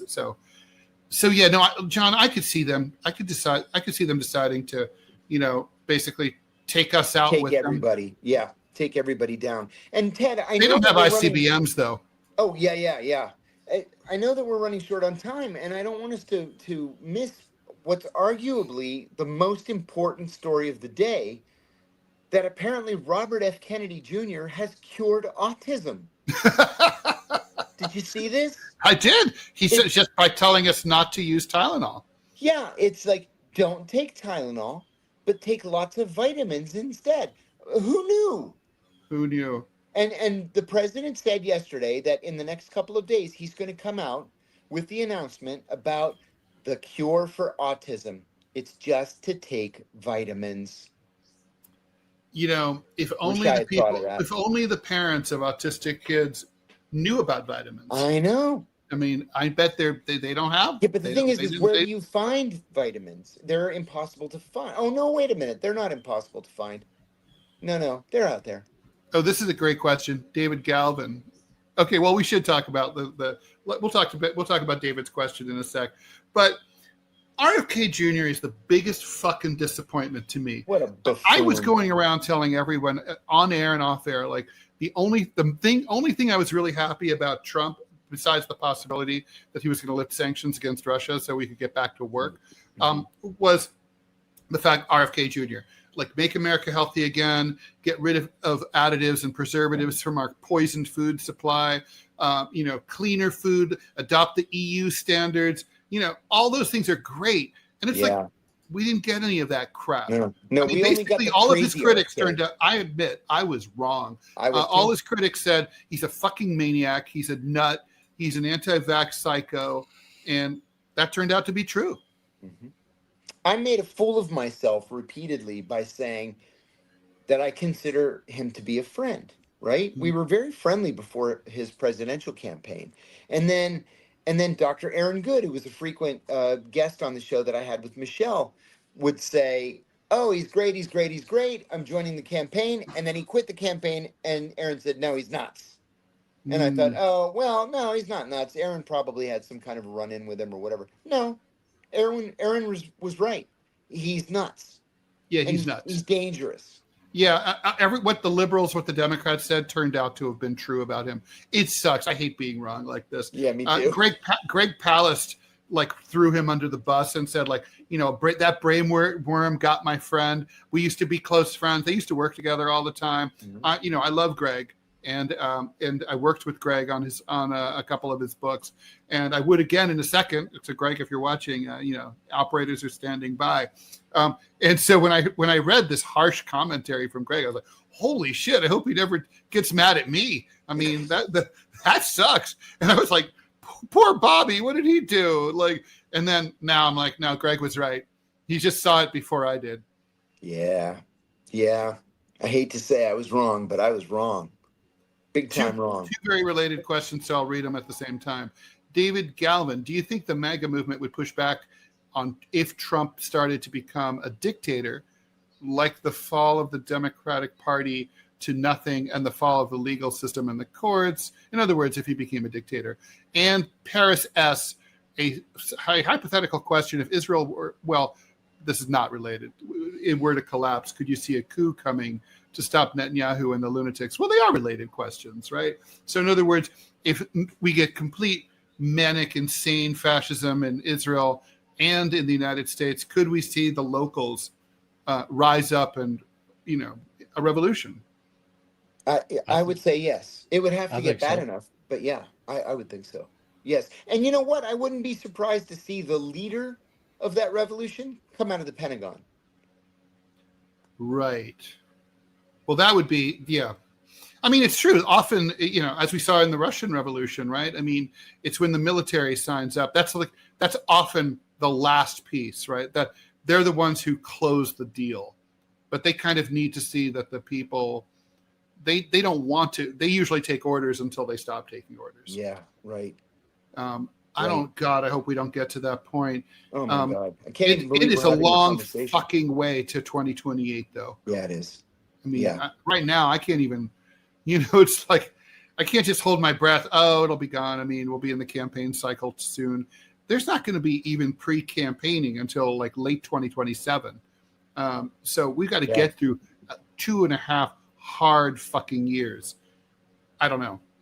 I agree. So in the meantime, we will continue to deprogram you as long as they'll allow us to do that.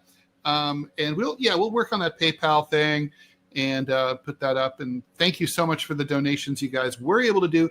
Please like, follow, and share the show. The Deprogram Show with Ted Rall and John Kiriakou is here Monday through Friday at 5 p.m. Eastern Time. And we will therefore be back tomorrow, Tuesday at 5 p.m. Eastern. See you then. Thanks to Robbie West. Go check out Robbie's gaming channel, Putin Bot Gaming. Buy my book. I'm not going to put up the cover today. What's Left? Buy John's book. What's the latest book called? It's called Remains of the Day. It's coming soon. Okay. Soon, all right. soon. Can you pre-order it? 4 weeks. Is it Pre-order pre-orderable? should be up in the next week or two. Excellent. All right. We'll keep an eye on that. Okay. Bye, all. Bye.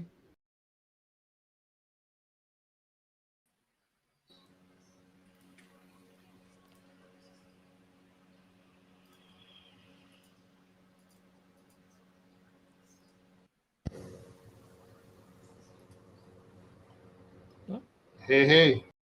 Good afternoon, and thanks for joining us on Deprogram with Ted Rall and John Kiriakou. It's Wednesday, September 24th. Hi, John. Nice to see you again. Hey, Ted. Good to see you. And just want to say, by the way, a little bit of housekeeping. I'm on the board today, so any mistakes are mine, not Robbie's. Also, please like, follow, and share the show. We appreciate your questions, and we will answer them in the chats. Please watch us on Rumble if you can. Next week, we're switching to a morning schedule for 3 weeks, but not until Wednesday. But heads up, we're here at 5 p.m. Eastern, Monday through Friday. Until then, also, we're about to drop. We just recorded a couple of really cool things. We just interviewed Reality Winner this morning. We will be playing that Tuesday night in lieu of the live show, but we'll run it as a live so people can have the chat. But John and I will not be in the chat, but we'll be airing that at 5 p.m. Eastern Time. Great interview, very, very wide ranging. Check out her book, I Am Not Your Enemy. Also, John did part 3 of his interview with yours truly. We're starting to get into the LA Times bullshit, so keep an eye out for that. Robbie will announce when we're dropping all those interviews as Rumble Premium content. Okay, John, let's get to the news. Dallas, in the Dallas ICE office, we have another rooftop shooter. They shot at indiscriminately at a van and at the field office. Presumably, they were aiming at ICE because Kash Patel showed unused ammo that said anti-ICE on it. subtle. Yep. Of course, that could be misdirection. But it's 2 detainees who were killed. No, as far as we know, no one from ICE has been injured. We'll get into that. YouTube has decided to roll back its bans of users who were deemed guilty of COVID and 2020 election denialism. We'll get into that.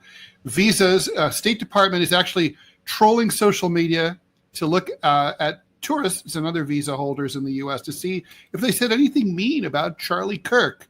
So and they're being banned and thrown out of the country. Ben Carson, remember him? He's back in the Trump administration. He's joining the USDA. He'll be RFK's sidekick for Maha. And this might be, in a way, the most formidable news of the day.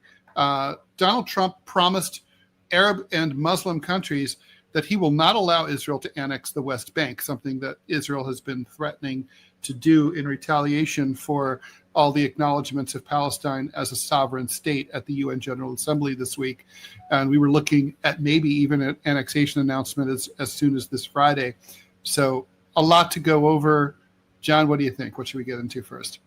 You know, as much as I would love to talk about John Bolton and disappearing statues on the National Mall and a couple of other things that really aren't that important but are kind of fun, I think we should probably start with Israel's threat to annex the West Bank. Okay. Israel has annexed the Golan Heights. That's an act of war. It's a violation of international law. You're not allowed to annex land that is conquered during war, a time of war. The threat to annex the West Bank would be, from the Israeli perspective, the end of any Palestinian attempt at statehood. It would be over. Donald Trump says not going to happen. It shouldn't happen, but this is going to be that classic pissing match. And who blinks first, Donald Trump or Benjamin Netanyahu? We already see that Netanyahu is willing to bomb Iran and to bomb Qatar and to do anything he damn well pleases. What's to stop him from annexing the West Bank and then saying to Donald Trump, what are you going to do about it? That really frightens me. Now, nobody in the world will recognize that annexation. But I'm not sure Donald Trump has the wherewithal to stand up to Netanyahu. What do you think? I'm not sure either. I mean, I want to point out that the facts on the ground are already pretty rough for the Palestinians and for the people of the West Bank. I mean, by some accounts, there are as many as 2,000 checkpoints inside the West Bank, all manned by the IDF. They allow their violent colonialist settlers to run wild and steal people's houses, destroy their houses, trash their cars, beat them up, set them on fire, and even murder them with impunity. And the IDF just stands by and laughs and doesn't give a shit. By some analysis, 60% of the West Bank has effectively already been annexed. And as much as I would like to say, well, in a perfect world, all those illegal settlers would be evicted, and all of that would be turned over en masse, turned over to their rightful owners, the Palestinians. I don't think, you and I both know that's not likely to happen, even if we do move in a better direction from the standpoint of a free and independent Palestine. So, it is a pissing match, right? I mean, you sized it up exactly. I mean, this is a game of chicken. Israel, the far right part of the Netanyahu war cabinet coalition wants annexation of both the West Bank and the Gaza Strip. Yes. And I don't know if Netanyahu can say no to them, right? So Trump is making this promise.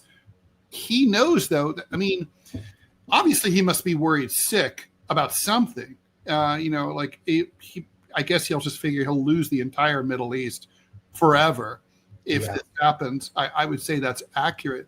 I can't imagine an Arab country continuing to maintain diplomatic relations with Israel if they annex the West Bank. And I'm including Jordan and Egypt in that as well. I think I agree with that. Be like the worst possible thing that Israel could do for Israel. Besides the fact that Houdini points out correctly, it would also increase Israel's Arab population by 45%. 45%. Well, then Israel would have to pretend to be a democracy. Right. That would be a major problem. I mean, I don't think they would, right? I think they would annex it and they would give them second-class citizenship. Yeah, sure. Exactly. Yeah. No voting. Yeah, which, I mean, in a way, they kind of already have for the Arab Israelis. They're not full-fledged Israeli citizens in the same. They don't have all the same privileges at all, right. No matter how much the Israelis like to claim that they do. I think it's a big deal, right? I mean, look, I'm glad that Trump made this promise. Obviously, it's way belated and it's not nearly enough. And truly, we should completely cut off Israel financially and militarily and in terms of intelligence, and no more vetoes at the UN. None of that, right? So this seems to me like, I guess this is Donald Trump's red line for Israel. This is the one thing he will not allow them to do. Yeah, that's my read here. I hope. I really, really want to believe Donald Trump on this, but who knows? I mean, he promised to be the anti-war president. He promised to end the war, for example, within 24 hours between Ukraine and Russia. That's a joke. Which brings up Matthew Blair Rain's question: have we heard about Trump in Ukraine? Yeah, of course we have. Oh yeah. And Trump has obviously been. He did it seems to be a total flip flop, but John, I don't read it that way. I think with Donald Trump, who's not exactly the most coherent communicator, I think what this is, it's a cheap way of making good on his threat from a few months ago, where he said, if I can't make a quick deal, I'm walking away and just allowing the war to go on. I thought the key part of Trump's statement about Ukraine was he said Ukraine could take back all of its pre-war territory. He's not defining whether the war began in 2014, so whether that would include Crimea or not, or whether he starts it in 2022. I'm suspecting he's thinking of 2022, but I don't know. Right. But the key phrase in there is with the help of the European Union. He's not saying the United States. No. He's not even saying NATO. He's saying the EU. I thought that was a very carefully chosen phrase. Most definitely. Yeah, very carefully chosen. I think really the how should I say this? I think that Donald Trump really doesn't have a policy. I think he pretended to, and he thought that he could fake his way through it by beating up on Zelensky. And that's why we saw that very well staged, previously choreographed fist fight, smackdown in the Oval Office when Zelensky went and was told off by Trump and Vance. But I think deep down, there really isn't a policy. I think that Trump believed that if he spoke loudly enough and belligerently enough, that the Russians would declare victory and just stop. And that he, Trump, could bully Zelensky and the Ukrainians just to accept the status quo. And it's not Zelensky that's been the fly in the ointment. It's been Putin. And now where do we go? Well, that is the question, right? And you're right. I think Donald Trump wings it. That's his personality. And as much as his people inside his administration might try to get him to form a coherent policy, that's just not who he is. Scary Girl's asking, would Crimeans even want to be part of Ukraine again? Fuck no. They voted in a plebiscite that was considered free and fair by the observers from the Organization for Security and Cooperation in Europe. Overwhelmingly, they wanted to be part of the Russian Federation. And that's the same is true, by the way, of the Eastern, certainly the people of the, I'm going to say the Donbass, but certainly the Eastern Donbass. There's no question. They do not want to be Ukrainian. They never did. That's right. They never did. It was clear. I mean, so I don't even know, to this point, I don't even know why Ukraine even wants them back.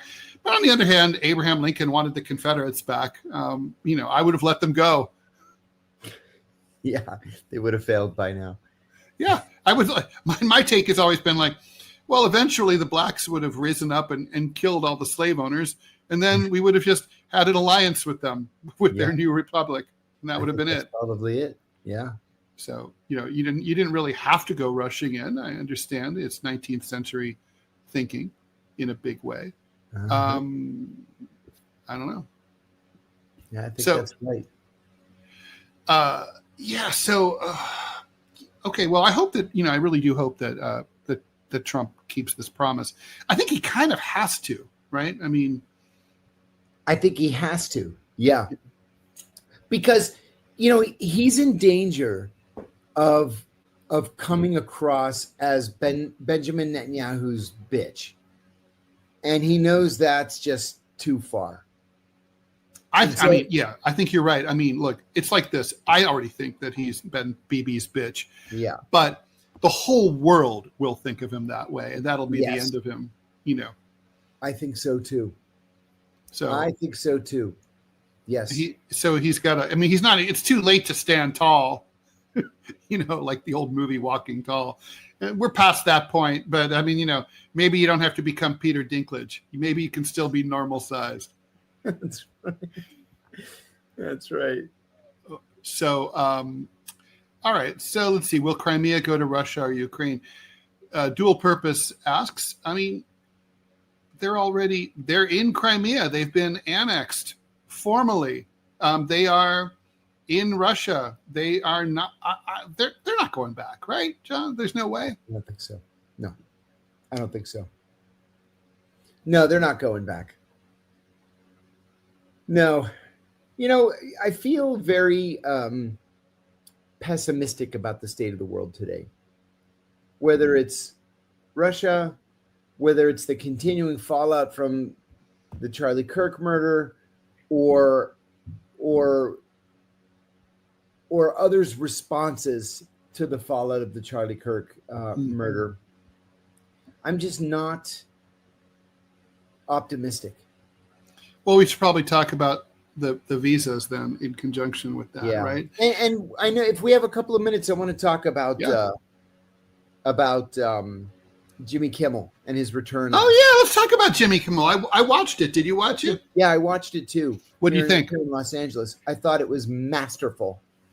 Really? I do. I think that he perfectly positioned himself. He almost brought himself to tears twice. That's true. He still took a swipe at Trump, but he took a swipe at Disney, took a swipe at ABC, took a swipe at Pete Hegseth. I thought it was terrific. You disagree with me, though? Yeah, but that I couldn't help looking at it as a writer of comedy and of cartoons, and I just kept thinking Stephen Colbert would have handled this better. I mean, what was missing here was irony. You got it in the first section, where it's like he's wearing the silly banana the monster outfit and his sidekick with the banana out loud. And it's like, oh, we should change. That's funny. But okay. You start, everyone's tuning in. As he pointed out, millions of people that never watch are now watching. You've got that audience. They're tuning in right at 11:30 PM.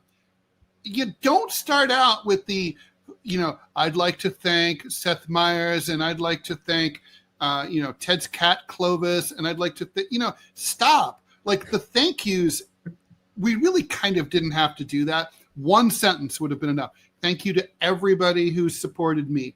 Done.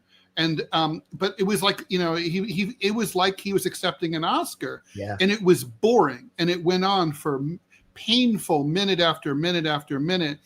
And then it actually wasn't that long. I'm sure that it felt like it. It felt long. And I feel like in a way, many people were watching the Jimmy Kimmel Show who have never watched the Jimmy Kimmel Show. So you only get one chance to make a good first impression. From a comedy point of view, I thought it was a fail. Basically he went on there like as a Mr. Serious cultural commentator about America, capital A, drop shadow, Gothic lettering. And I was like, okay, like you can do that, but like you should really keep it light. and make fun of the absurdity of the whole situation. Don't be so fucking serious. And I thought he could have made fun of the whole thing. The best moments were when he did joke. I understand that he was really moved. You could see when he first walked out that he was crying twice. Yeah, when he first walked out, I could see his eyes were tearing up. Yes. So that's, I get it. I mean, and I could see why. I mean, it's really a meaningful moment. There aren't many times when someone in American politics or humor or culture gets censored and then is brought back. That almost never happens. And he, I think, understood the gravity of the situation. I didn't disagree with anything he said about authoritarianism. The German line was funny. But I did think, I'm sorry. I just thought, it could have been funnier, but I don't think he's that funny. And I guess this just sort of reinforced it for me. The Washington Post today has a little review that is it should have been on the opinion page, to tell you the truth. They're saying that, he's back and he was confident and he was funny, but he knows his days are numbered. It's like, well, what inside information do you have that his days are numbered? You're going to just throw a grenade into the middle of the room and just, watch to see what happens. You don't know his days are numbered. So I didn't like that, but I thought he did well. And you're right about him having far more viewers last night than he probably ever has. I said to my brother, we were watching it together, that it had to be the longest standing ovation in the history of late night, right? It must have been. So people. Yeah, no, I mean, he normally has about 200. Previously, he had about 200,000 nightly viewers, and he had to be well in the millions yesterday. Yeah. Yes, US XXX. I hate the Oscars where they thank everyone. I'd abolish that. I'd be like, we're going to revoke your Oscar if you thank one person. Don't thank anyone. Go up there and say something interesting. This is why nobody watches the Oscars anymore, because it's boring. It's like, I'd like to thank my literary agent who did the adaptation of my Serbo-Croatian edition of my book based on this film. Shut the fuck up. If you have nothing interesting to say, don't say it. Yeah, I agree. Sorry, I'm churlish. No, that's okay. Hey, I did want to say something too about John Bolton. Okay. So the FBI said today that they did indeed recover classified documents, classified at the confidential and the secret level, from John Bolton's home when they raided it. Now, tell me if this is a coincidence or if this is a setup, but Donald Trump went on Truth Social just a couple of days ago and demanded that Attorney General Pam Bondi begin prosecuting his enemies. He did not mention Bolton. He specifically mentioned Comey and Schiff and somebody else, I forget. He didn't mention Bolton. But I've said this 1,000 times. I'm going to say it again. A precedent, a very ugly precedent, was set in my case when Judge Leonie Brinkema redefined espionage as, very simply, providing national defense information to any person not entitled to receive it. In the case of an espionage charge, the person not entitled to receive it can very simply be the cleaning lady who cleans your house and may or may not have had access to it. That's an espionage charge. There's also a subsection of the Espionage Act that makes it espionage to take classified documents out of a secure area and to house them in an unsecure area. These documents were housed in an unsecure area. So he can be charged with multiple counts of espionage here that are legit charges.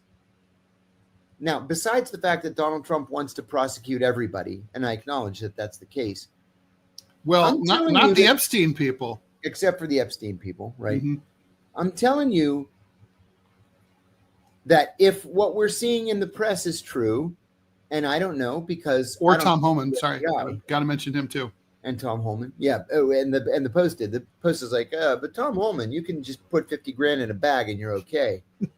But if what we're seeing is true,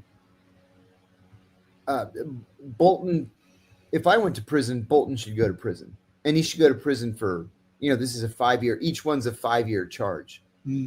So, there it is. I mean, okay, so I understand that sentiment.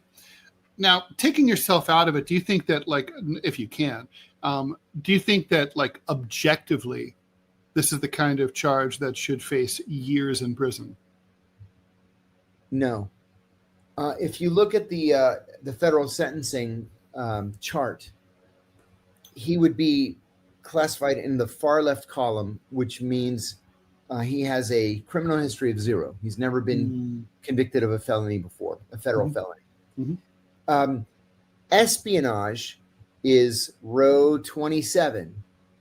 So if he went to trial and was convicted, the government would ask for 7 to 10 years.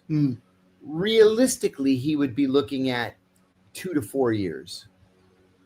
But again, a precedent in my case, thanks to the good old CIA, was if you have been charged with a national security offense, you may not serve your sentence in a minimum security work camp. And so he would have to go to honest to God prison. Now, he may get a sweetheart deal, who knows?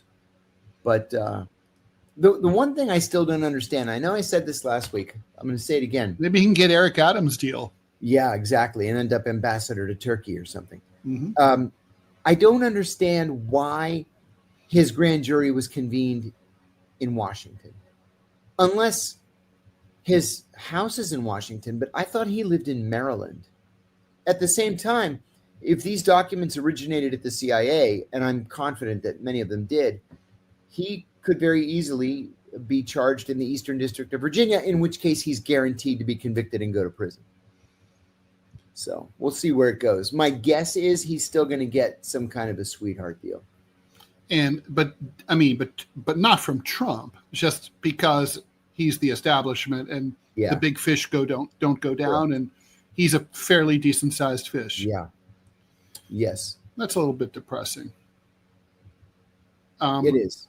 But talking of administration, I mean, we should take note. I don't think there's a lot to say about this, but Ben Carson, he's joining the Maha gang, RFK Jr. He's going to join the U.S. He's going to become the USDA's National Advisor on Nutrition, Rural Healthcare, and Housing. This is very esoteric, and he's supposed to lead efforts to implement Make America Healthy Again through state SNAP junk food prohibitions and dietary guidelines. First of all, I just want to say that, a good night's sleep is a very important part of our health, and no one makes me sleepier than Ben Carson when he talks. Yeah, I'm sure he's a lovely man, but he should be on at around when I'm trying to go to sleep, which is around 8:30. he should play for about an hour, and I will probably sleep right through tomorrow into the next day. I'll live to be like 110. My father's 97 years old. He only told me they just renewed his driver's license. What? Till he's 101. Yeah. Oh my God. Yeah, that's how it is. Oh my God. It's crazy. Great country. Wow. Man. Those are at least half my genes are good. Anyway, so Ben Carson, I think Maha is it's a case study in squandered opportunity. Yeah. It depresses me. This really needed to be taken seriously, and just like all of Trump's stuff, the good, the bad, and the ugly, nothing's ever taken seriously except for the really bad shit, like expanding ICE into the biggest armed force in the entire world. Yeah, but I would have loved him to, be serious about this, and he just clearly wasn't. Do you remember the painting that he had commissioned of himself, and Jesus is standing behind him with his hand on Carson's shoulder? Oh, yeah. There's so many of those. Like there's like all this like right wing kitsch of like Jesus with his hand on Trump's shoulder as Trump's leaning down. Trump, who's whenever he's leaned down, it's usually doing something profane, maybe to Bibi Netanyahu. Not it's certainly not like worshiping the Lord. It's like, but I love the one with dead Epstein with his hand on Trump's shoulder. The corpse of Epstein. That's great. Oh, you should have AI make those. You could sell them and get rich. Oh yeah, you could just keep doing this. You could have like the bodies of the dead Gazans. It's just like, it just goes on and on and on. There's no end to it. I shouldn't have said that out loud. I should have just kept it to myself and just do it. True. Now the idea is out there. Now that the show is becoming popular, we have to be careful. Right? It's not a secret thing among a few friends, right? I mean, it's like people are getting out there. We're like we're like on the splash page on Rumble every day. I mean, incredible. No telling. I'm very proud. There goes a prophet. I'm sure other people are doing it. They probably are. Right. Hey, speaking of which, and I'm sorry if I'm getting a little bit too off topic. Please. But my Facebook feed today was absolutely full of these medals. What do you call it? The national, whatever, Franklin Mint. There are these medals about the size of an Eisenhower silver dollar, but they're Charlie Kirk on them. Oh God. And they come in a framed shadow box with a picture of Charlie Kirk praying like this. Oh, brother. Yeah, he's on his knees and he's praying like this. And then it has like the Lord's Prayer next to it. Oh, not since the Trump Bible. Exactly. It's sickening. It's so blasphemous, right? I mean, and then it says a portion of all profits go to the Turning Point Foundation. Yeah. Yeah. Right. I mean, sure they do. Yeah. I mean, someone who's smarter than me needs to do a book about like MAGA kitsch. There's a book, I think it's called Tourists of History, and it's about like 9/11 kitsch in particular, but it's really fascinating. And basically it talks about how after big tragedies like 9/11, Americans love to put like stuffed animals and stuff like that. Like now, if you think about it, like let's say there's a fire at let's say it's like Newtown, Connecticut. I mean, that would seem appropriate because it was the victims were children. But we in this country, like if you have like 9/11, almost none of the victims were children. And most of them were adults. They were office workers for the most part. And yet New Yorkers and tourists piled up these dolls and these stuffed animals and stuff. And so anyway, this sociologist, anthropologist who wrote this book, she kind of makes the case that it's kind of amazing that historically the countries that do this kind of like childish form of memorializing, they tend to be extremely violent, militaristic, and expansionist. And she traces it to Nazi Germany, that the Nazis like would do like stuffed animals and stuff, like when like a top-ranking SS guy would be assassinated or something like that. And it's basically like her feeling psychologically, and I buy this, is that a society can't really live with itself being a bunch of aggressive sons of bitches, the way that, say, Nazi Germany was, the way that the United States is certainly in the post-war era, but even before. You can't live with yourself if you view yourself as adults. You have to view yourself as children, because children aren't responsible for what they do. Oh, that's deep. Right? That's deep. Right. What an interesting idea for a study. The book's great. Strongly recommend it. Wow. Yeah. Yeah. That's something. Yeah. So this is, I think this Charlie Kirk shit is like that. It's like, it's infantilized. It's kitschy. It's also this whole like we are victims. Like everyone just wants to be a victim. Like, no, why are you picking on us? We on the right have never said or been mean to anyone. 9/11. Why do they hate us so much? Oh, I don't know. Can't imagine. Like, really? But we were asking that over. Why do they hate us? But we weren't really interested in the answer. What we were really saying is no one should hate us because we're just little kids and we shouldn't be hated. Thank you to Pamela. Pamela Drew explains it. Franklin Mint is Roll Resnick Empire dirtbag with Aspen, with monopoly in California almonds and pistachios. Awful human. See, I did not know that. You know what? I get a shout out to Pamela. Pamela always knows this kind of stuff. And it would never occur to me to even look. And then when she says it, everything suddenly makes sense to me. So what is the Resnick Empire? I'm not getting that. Oh, it's multi-millionaires out west. They're in the Inland Empire or something in California. They have a monopoly on almonds. They're the ones that are taking all the water. Oh, right. Like it's a gallon of water per almond, supposedly. Right. Exactly. Something fucking insane. Couple of questions. I mean, sorry, here we go. Muhammad Ali's asking, this is for you. If I'm not mistaken, you're an Orthodox Christian. I am. Is something Islam as a part, is Islam part of studying the Arabic language and your CIA agent? Why did you not convert? Since Islam is part of studying the Arabic language, why did you not convert? Well, you know what? Islam was not a part of studying the Arabic language, which was a complaint that I had. It's funny. I just gave an interview about this a couple of days ago. It was a complaint that I had to the dean of the School of International Affairs at George Washington University. How can you have a Middle Eastern studies degree with no component on Islam or on any other religion for that matter? So I complained about it. And then my junior year there, they hired Syed Hossein Nasser, who had been very briefly the Shah of Iran's last chief of staff, but he was a like globally respected thinker on Islam.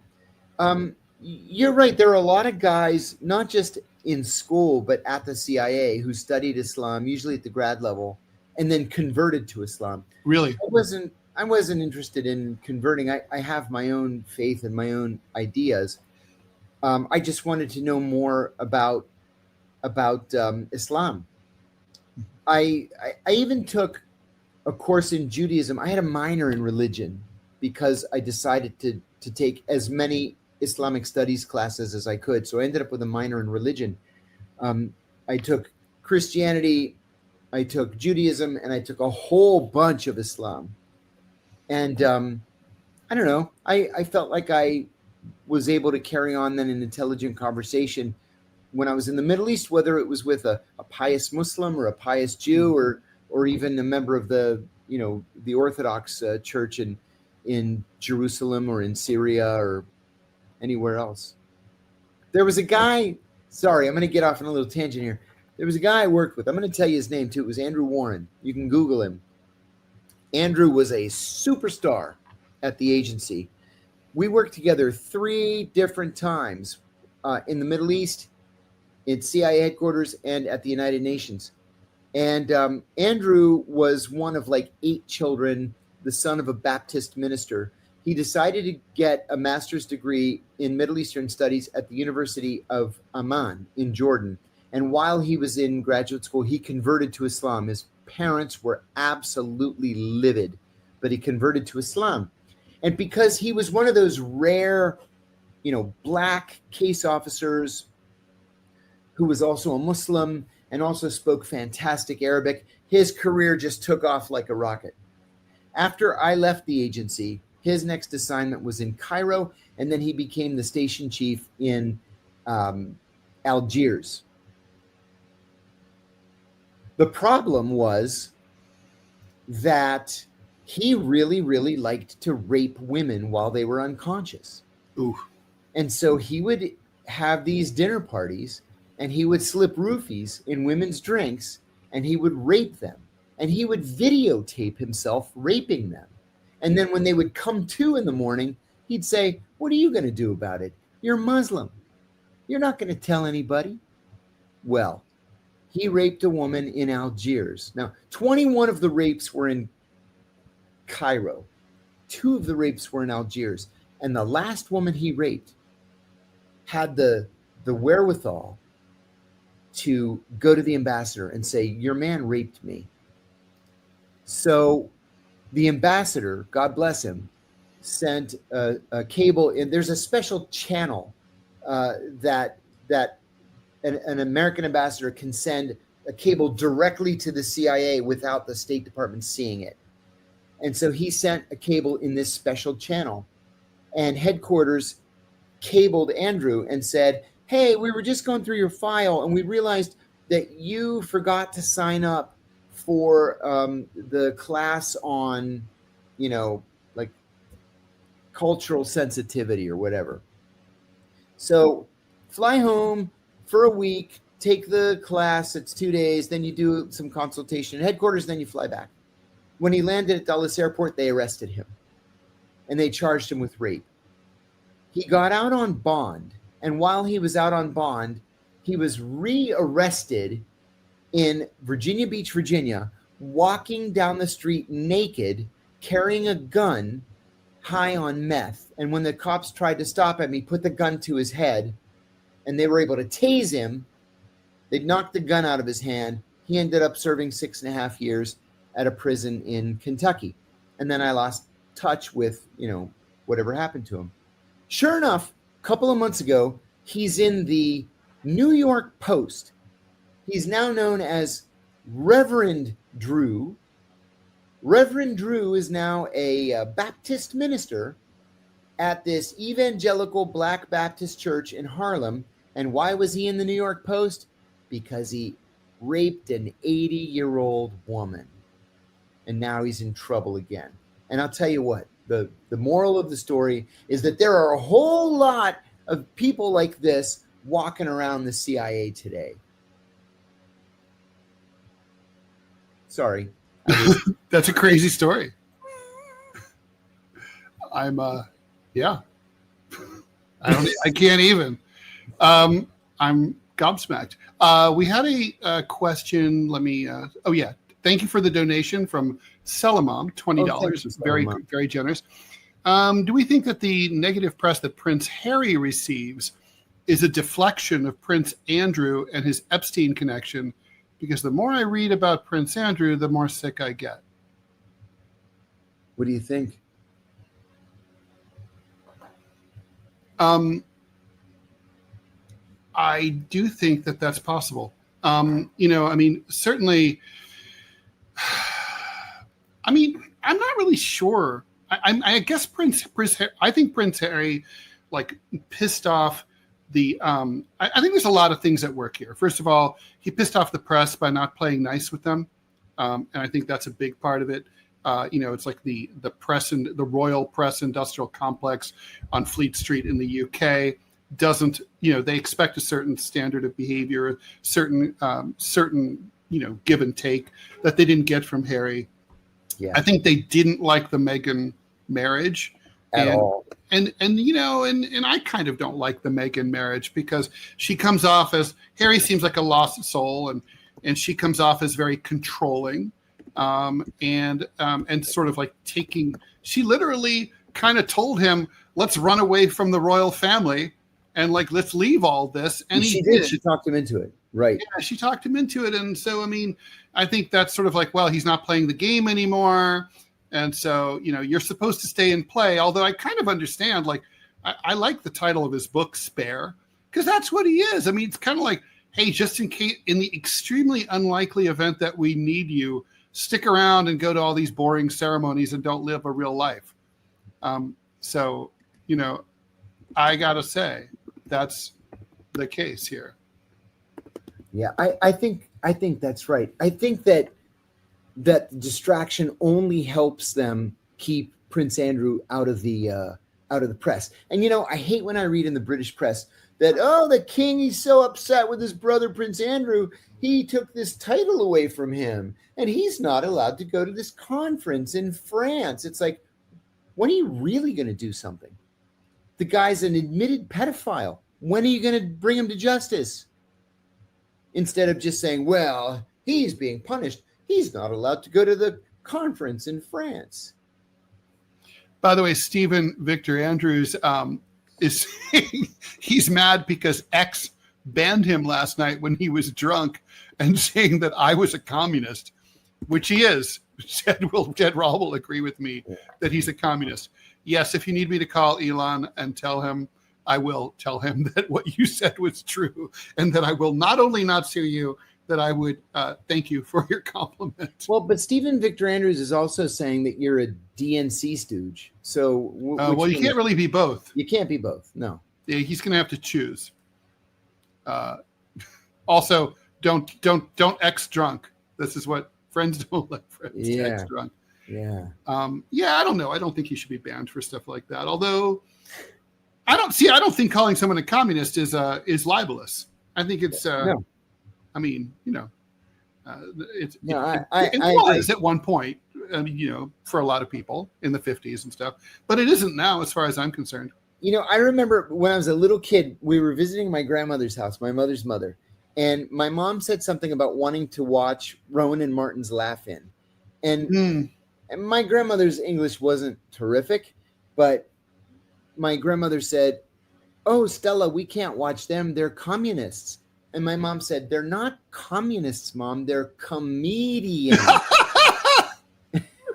That's awesome. Still remember it. I think I must have been 6. Oh my God.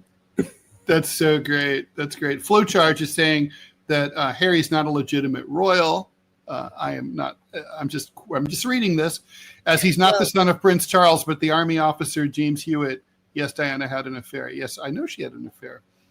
I guess I have no idea what the truth is, but he looks exactly like James Hewitt, just like Ronan Farrow looks exactly like Frank Sinatra. Those two statements are very true. Yes, I mean, yes. There's no question about that. Oh boy. Anyway, I guess we should, since we're talking about banning. So Alphabet, which is the very poorly named but extremely wealthy parent company of Google, sent a letter to the House Judiciary Committee saying that if you were a creator banned for saying shit about COVID, vaccines, or whatever, or COVID in general, or the 2020 election having been allegedly stolen by Biden at Trump's expense, that you can apply now for reinstatement, saying that in particular, if you were a conservative, they're really interested in reinstating you. In other words, there's lots of lefties who were banned for the same exact reasons, especially for COVID. I wrote a whole article for the Wall Street Journal. It was a news piece, really, even though it appeared on the opinion page, talking about all the people who lost their jobs during COVID for just refusing to be vaccinated or being skeptical. Anyway, so Alphabet's rolling that back. Deputy FBI Director Dan Bongino, Steve Bannon, other people are all like looking to go back to Google, going back to Alphabet, that they would be back on YouTube. They don't have to just live on Rumble exclusively. They'd be like us. They get to be both on YouTube. I guess I'm okay with this. I don't like the prioritizing of conservative voices over liberal voices any more than I would like the other way around. It shouldn't be that way. I mean, look, I'm very deeply uncomfortable with the idea that, like, there's, things that, like, I don't know, for example, anything about any links between autism and vaccines. I've looked into it. I've read a lot about it. I don't understand it. Okay, so I don't have an opinion about it, really. But I mean, it bothers me that we can't talk about it. It bothers me too. And so I guess anything that rolls back censorship is good. Jace says, a coworker of mine got fired for talking about Charlie Cook on Facebook. Someone screenshot his argument and sent it to the company. There's a piece on the front page of the Washington Post today about that happening to an elementary school teacher in Kenosha, Wisconsin. And it seems to be, and this is not exclusive to the Republicans or to conservatives, certainly, because the liberals do this all the time. But this is the trend. If you don't like someone exercising their constitutional right to freedom of speech, you get them fired from their job. And it's happening all the time now. Yeah, well, that's for sure. I mean, that's routine. I hate that.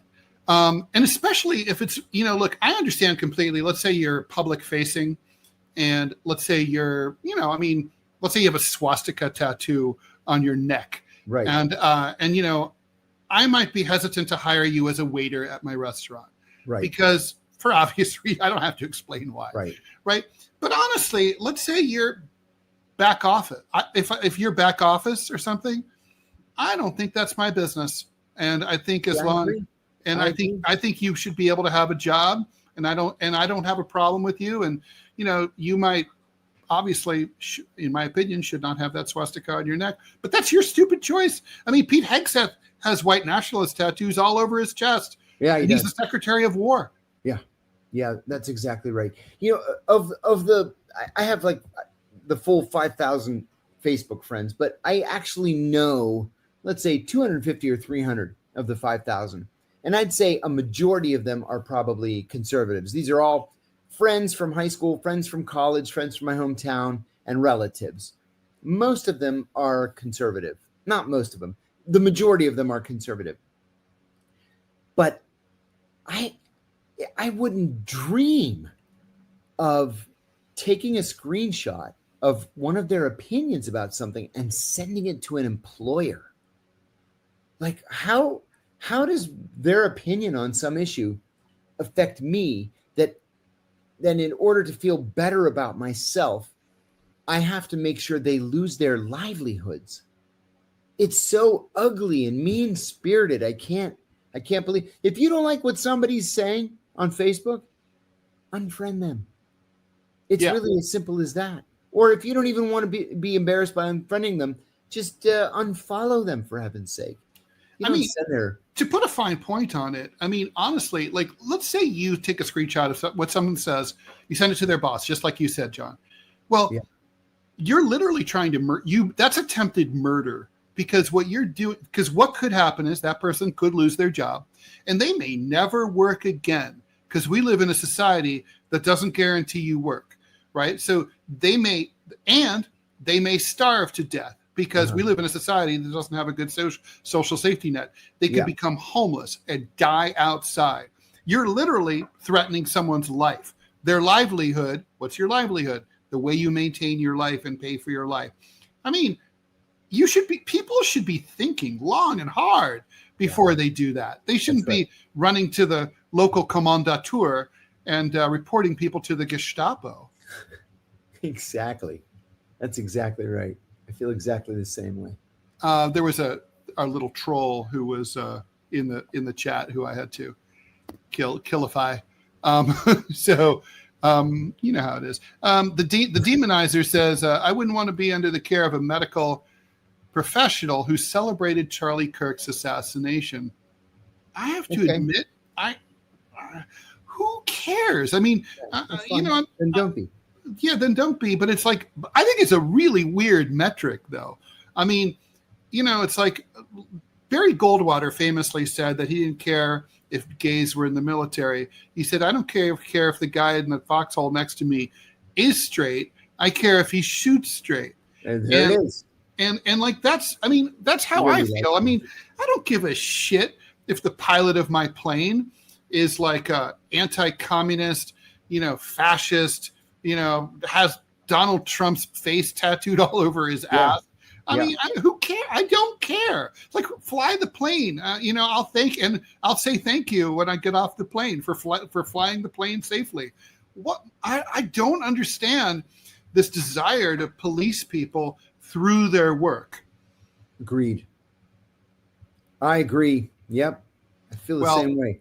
I honestly, I don't care what other people's opinions on these political issues are. I just don't. I don't know. Maybe I'm unusual in that I respect people's rights to have differing opinions. Now, if you're advocating violence against somebody, that's different. Sure, I'm going to object to that. Or, racism or something overtly horrible like that. But otherwise, I don't care what people's positions are on these issues. I mean, I definitely know people who have say racist shit, and I argue with them, and I think that's also part of it, is to engage with, these are not just evil opinions; they're mistaken opinions. Yeah, and you can there's good scientific, strong, logical reasoning that should prevail if this person that you're talking to is reasonably coherent. I'm glad this comment came up. Dorina Filippini, said these ICE must be stopped. These are Nazis coming to the earth to do harm and break up families. I don't know. I'm assuming that's a straightforward, non-sarcastic comment, and it serves as a good jumping off point to talk about this attack in Dallas. John, you and I have been talking about ICE's tactics, driving around in unmarked cars, masking up, no ID, wearing cheesy, outfits and gear that they bought online or whatever, or at Dick's Sporting Goods, or at the police, surplus store, and that this was going to inevitably lead to violence, and that people were going to start, lashing back. Look, I'll fess up. I generally have a dim view of ICE. I think they are bad people. I think what they're doing is bad. I think if you're an ICE employee, you have a moral obligation to resign under protest at this point, not because they're deporting people, but because of the way that they're doing it. If this is a free country doesn't have people wandering around in vans, snatching people off the street. Yeah. And who could be anyone, and there's already been major cases of impersonation. Women have been raped. Oh yes, like by people. I'm ICE. Come with me, and then they take them somewhere and rape them. And how's the woman to know, right? So now we have the situation in Dallas where someone shot at the ICE field office. Ridiculously and tragically, it wasn't the ICE. I mean, it was 2 detainees who were killed and another critically injured, so the death count may go up. And apparently this was an anti-ICE attack. There's been 3 attacks against ICE in Texas in a matter of months. There was an ambush outside the ICE office in July, and a bomb hoax in August. Ted Cruz says that we should avoid divisive rhetoric, and that we can't paint opponents as Nazis, right? To which I say, well, if the jackboot fits, wear it. That's right. But, Cruz. I mean, Please. I understand. I mean, come on, that has to go both ways. I will give Ted Cruz props for what he said about Jimmy Kimmel, although it was still kind of partisan. He's like, oh, if we do this to them, they could do this to us. That's not the right reason to be against this, the censoring of Kimmel. The reason to be against it is because it's wrong and it's anti-American. Yeah. But whatever, I'll take my grace where I can get it. But anyway, we're going to see more of this. ICE's behavior is so provocative, so violent, so cruel, and so fundamentally un-American that I can't really blame. I'm not justifying this. It's not justifiable. But I'm not surprised at all that people are lashing out violently against them. Really can't. I'm not surprised at all. And part of me was sort of like, I can't say that I would be as upset about this if they had gotten the ICE guys instead of the detainees. Yeah. I really wish I couldn't say that. I mean, I'm upset. Like, I remember reading about like the New Left in the early 70s. There was some crazy left-wing group here in New York that was assassinating New York police officers while they were like sitting in their squad cars. And even though I was like 6 when that happened, I read this all these years later, and I found it really upsetting. And I should find that upsetting. When Ronald Reagan was shot, who I hated and who got me, I was all my classmates lost their financial aid, and I lost my financial aid. But when he was shot, I was upset. I should be upset as someone who didn't like Ronald Reagan about that. If I wouldn't be upset at an attack against an ICE officer, it could say something about me, but it also says something about them.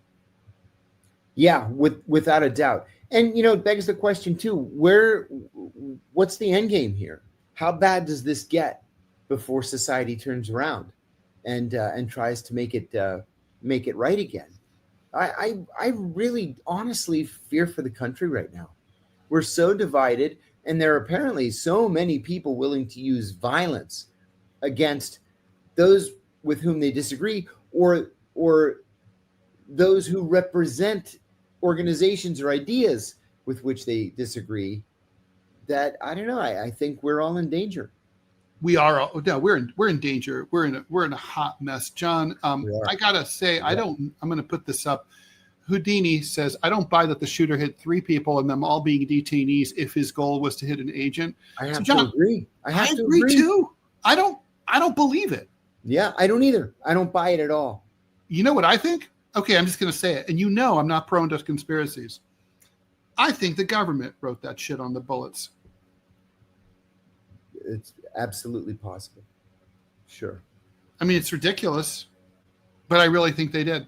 I wouldn't put it past them. Yeah, I think that's right.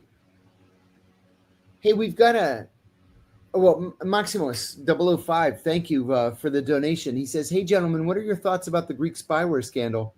I read from the BBC that 2 Greeks and, interestingly, 2 Israelis have been accused with marketing the software. Greece has a long and very unfortunate history of allowing themselves to be bugged. The Greek leadership has been bugged, apparently by the CIA. That was the early part of the last decade. The early part of 2 decades ago, before and after the Olympics, and political parties have bugged the other side repeatedly. Now there's yet another bugging scandal at the highest levels of the Greek government. I will tell you that I believe the CIA bugged the Greek leadership 20 years ago. I believe the Israeli leadership bugged the Greeks now. Yeah, this is going to get ugly. And, previously, this has been bad enough to bring down Greek governments. US XXX Arad says something. He's agreeing with me. So, of course, I agree with him. I agree with people who agree with me. But he says, no one says anti-ICE. That's exactly right? You'd write fuck ICE is what you would write on those things. No one would ever write anti-ICE. That's a very good point. It's so dumb. Who said that? US XXX. That is a very good point. We've never seen or heard anybody say anti-ICE. You're right. The chant is fuck ICE. Yeah. There's a song by The Damned called Anti-Pope. And it's like so funny because it's hilarious because it's so deliberately clumsy in the way it's like, that's the day I became anti-Pope. And like, who would do that? Who would say that? And that's why it's droll. And like, no one would ever say like, anti-MAGA. You just wouldn't say that. No, you would not say that. No. Yeah. I also don't buy for one split second, as we talked about yesterday, that the bullet lodged in his neck and didn't break the skin. Nope. In terms of Charlie Kirk? Yeah. No. that is not true and could not be true, as my lawyer used to like to say. Yeah. So, well, I guess we ticked all the boxes here. We talked about everything we wanted to talk about. We answered a bunch of questions. It's been a long day. How many podcasts? How many interviews did you do today? I think I did 5. This is my 4th, and I'm going on the Jimmy Dore show in an hour.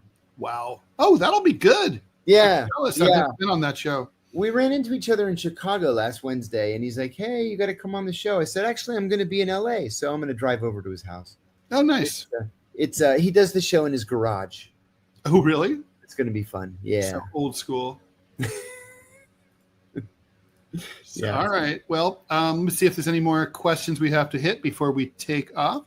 See, I like that. Flowcharge Very says, those who would say Antifa would say it.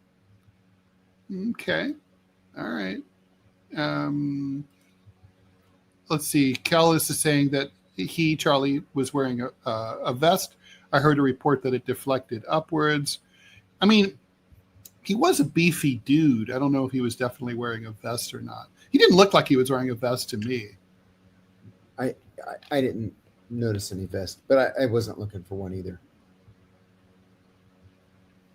Yeah. Everybody's agreeing. No one said with us. Nobody says anti-ICE. Yeah. Alexander Lucia says, like spraying the word anti-Semitic somewhere to insult Jewish people. That's exactly right. Ridiculous. Hey, thank you, Mr. Athenian. I would absolutely jump at that job. I could be out there in 24 hours. Mr. Athenian 89 says I should be ambassador to Greece. Well, yeah, that would be a sweet gig. Get to live in that beautiful house in Athens. Love it. All right, guys. Love it. All right, so we will be back tomorrow, 5 p.m. Eastern time, on Thursday at 5. Please like, follow, and share the show. Thanks for all of your questions, your donations, your comments, and so on. To the guy I had to ban, why do you do that? We'll just ban you if you keep trolling. Trolls are not welcome in the Rumble or the and they're not funny or ironic. They're just it's a waste of time. Stupid waste of time. This is a place for smart conversation, whether we agree or disagree. Yes. So anyway.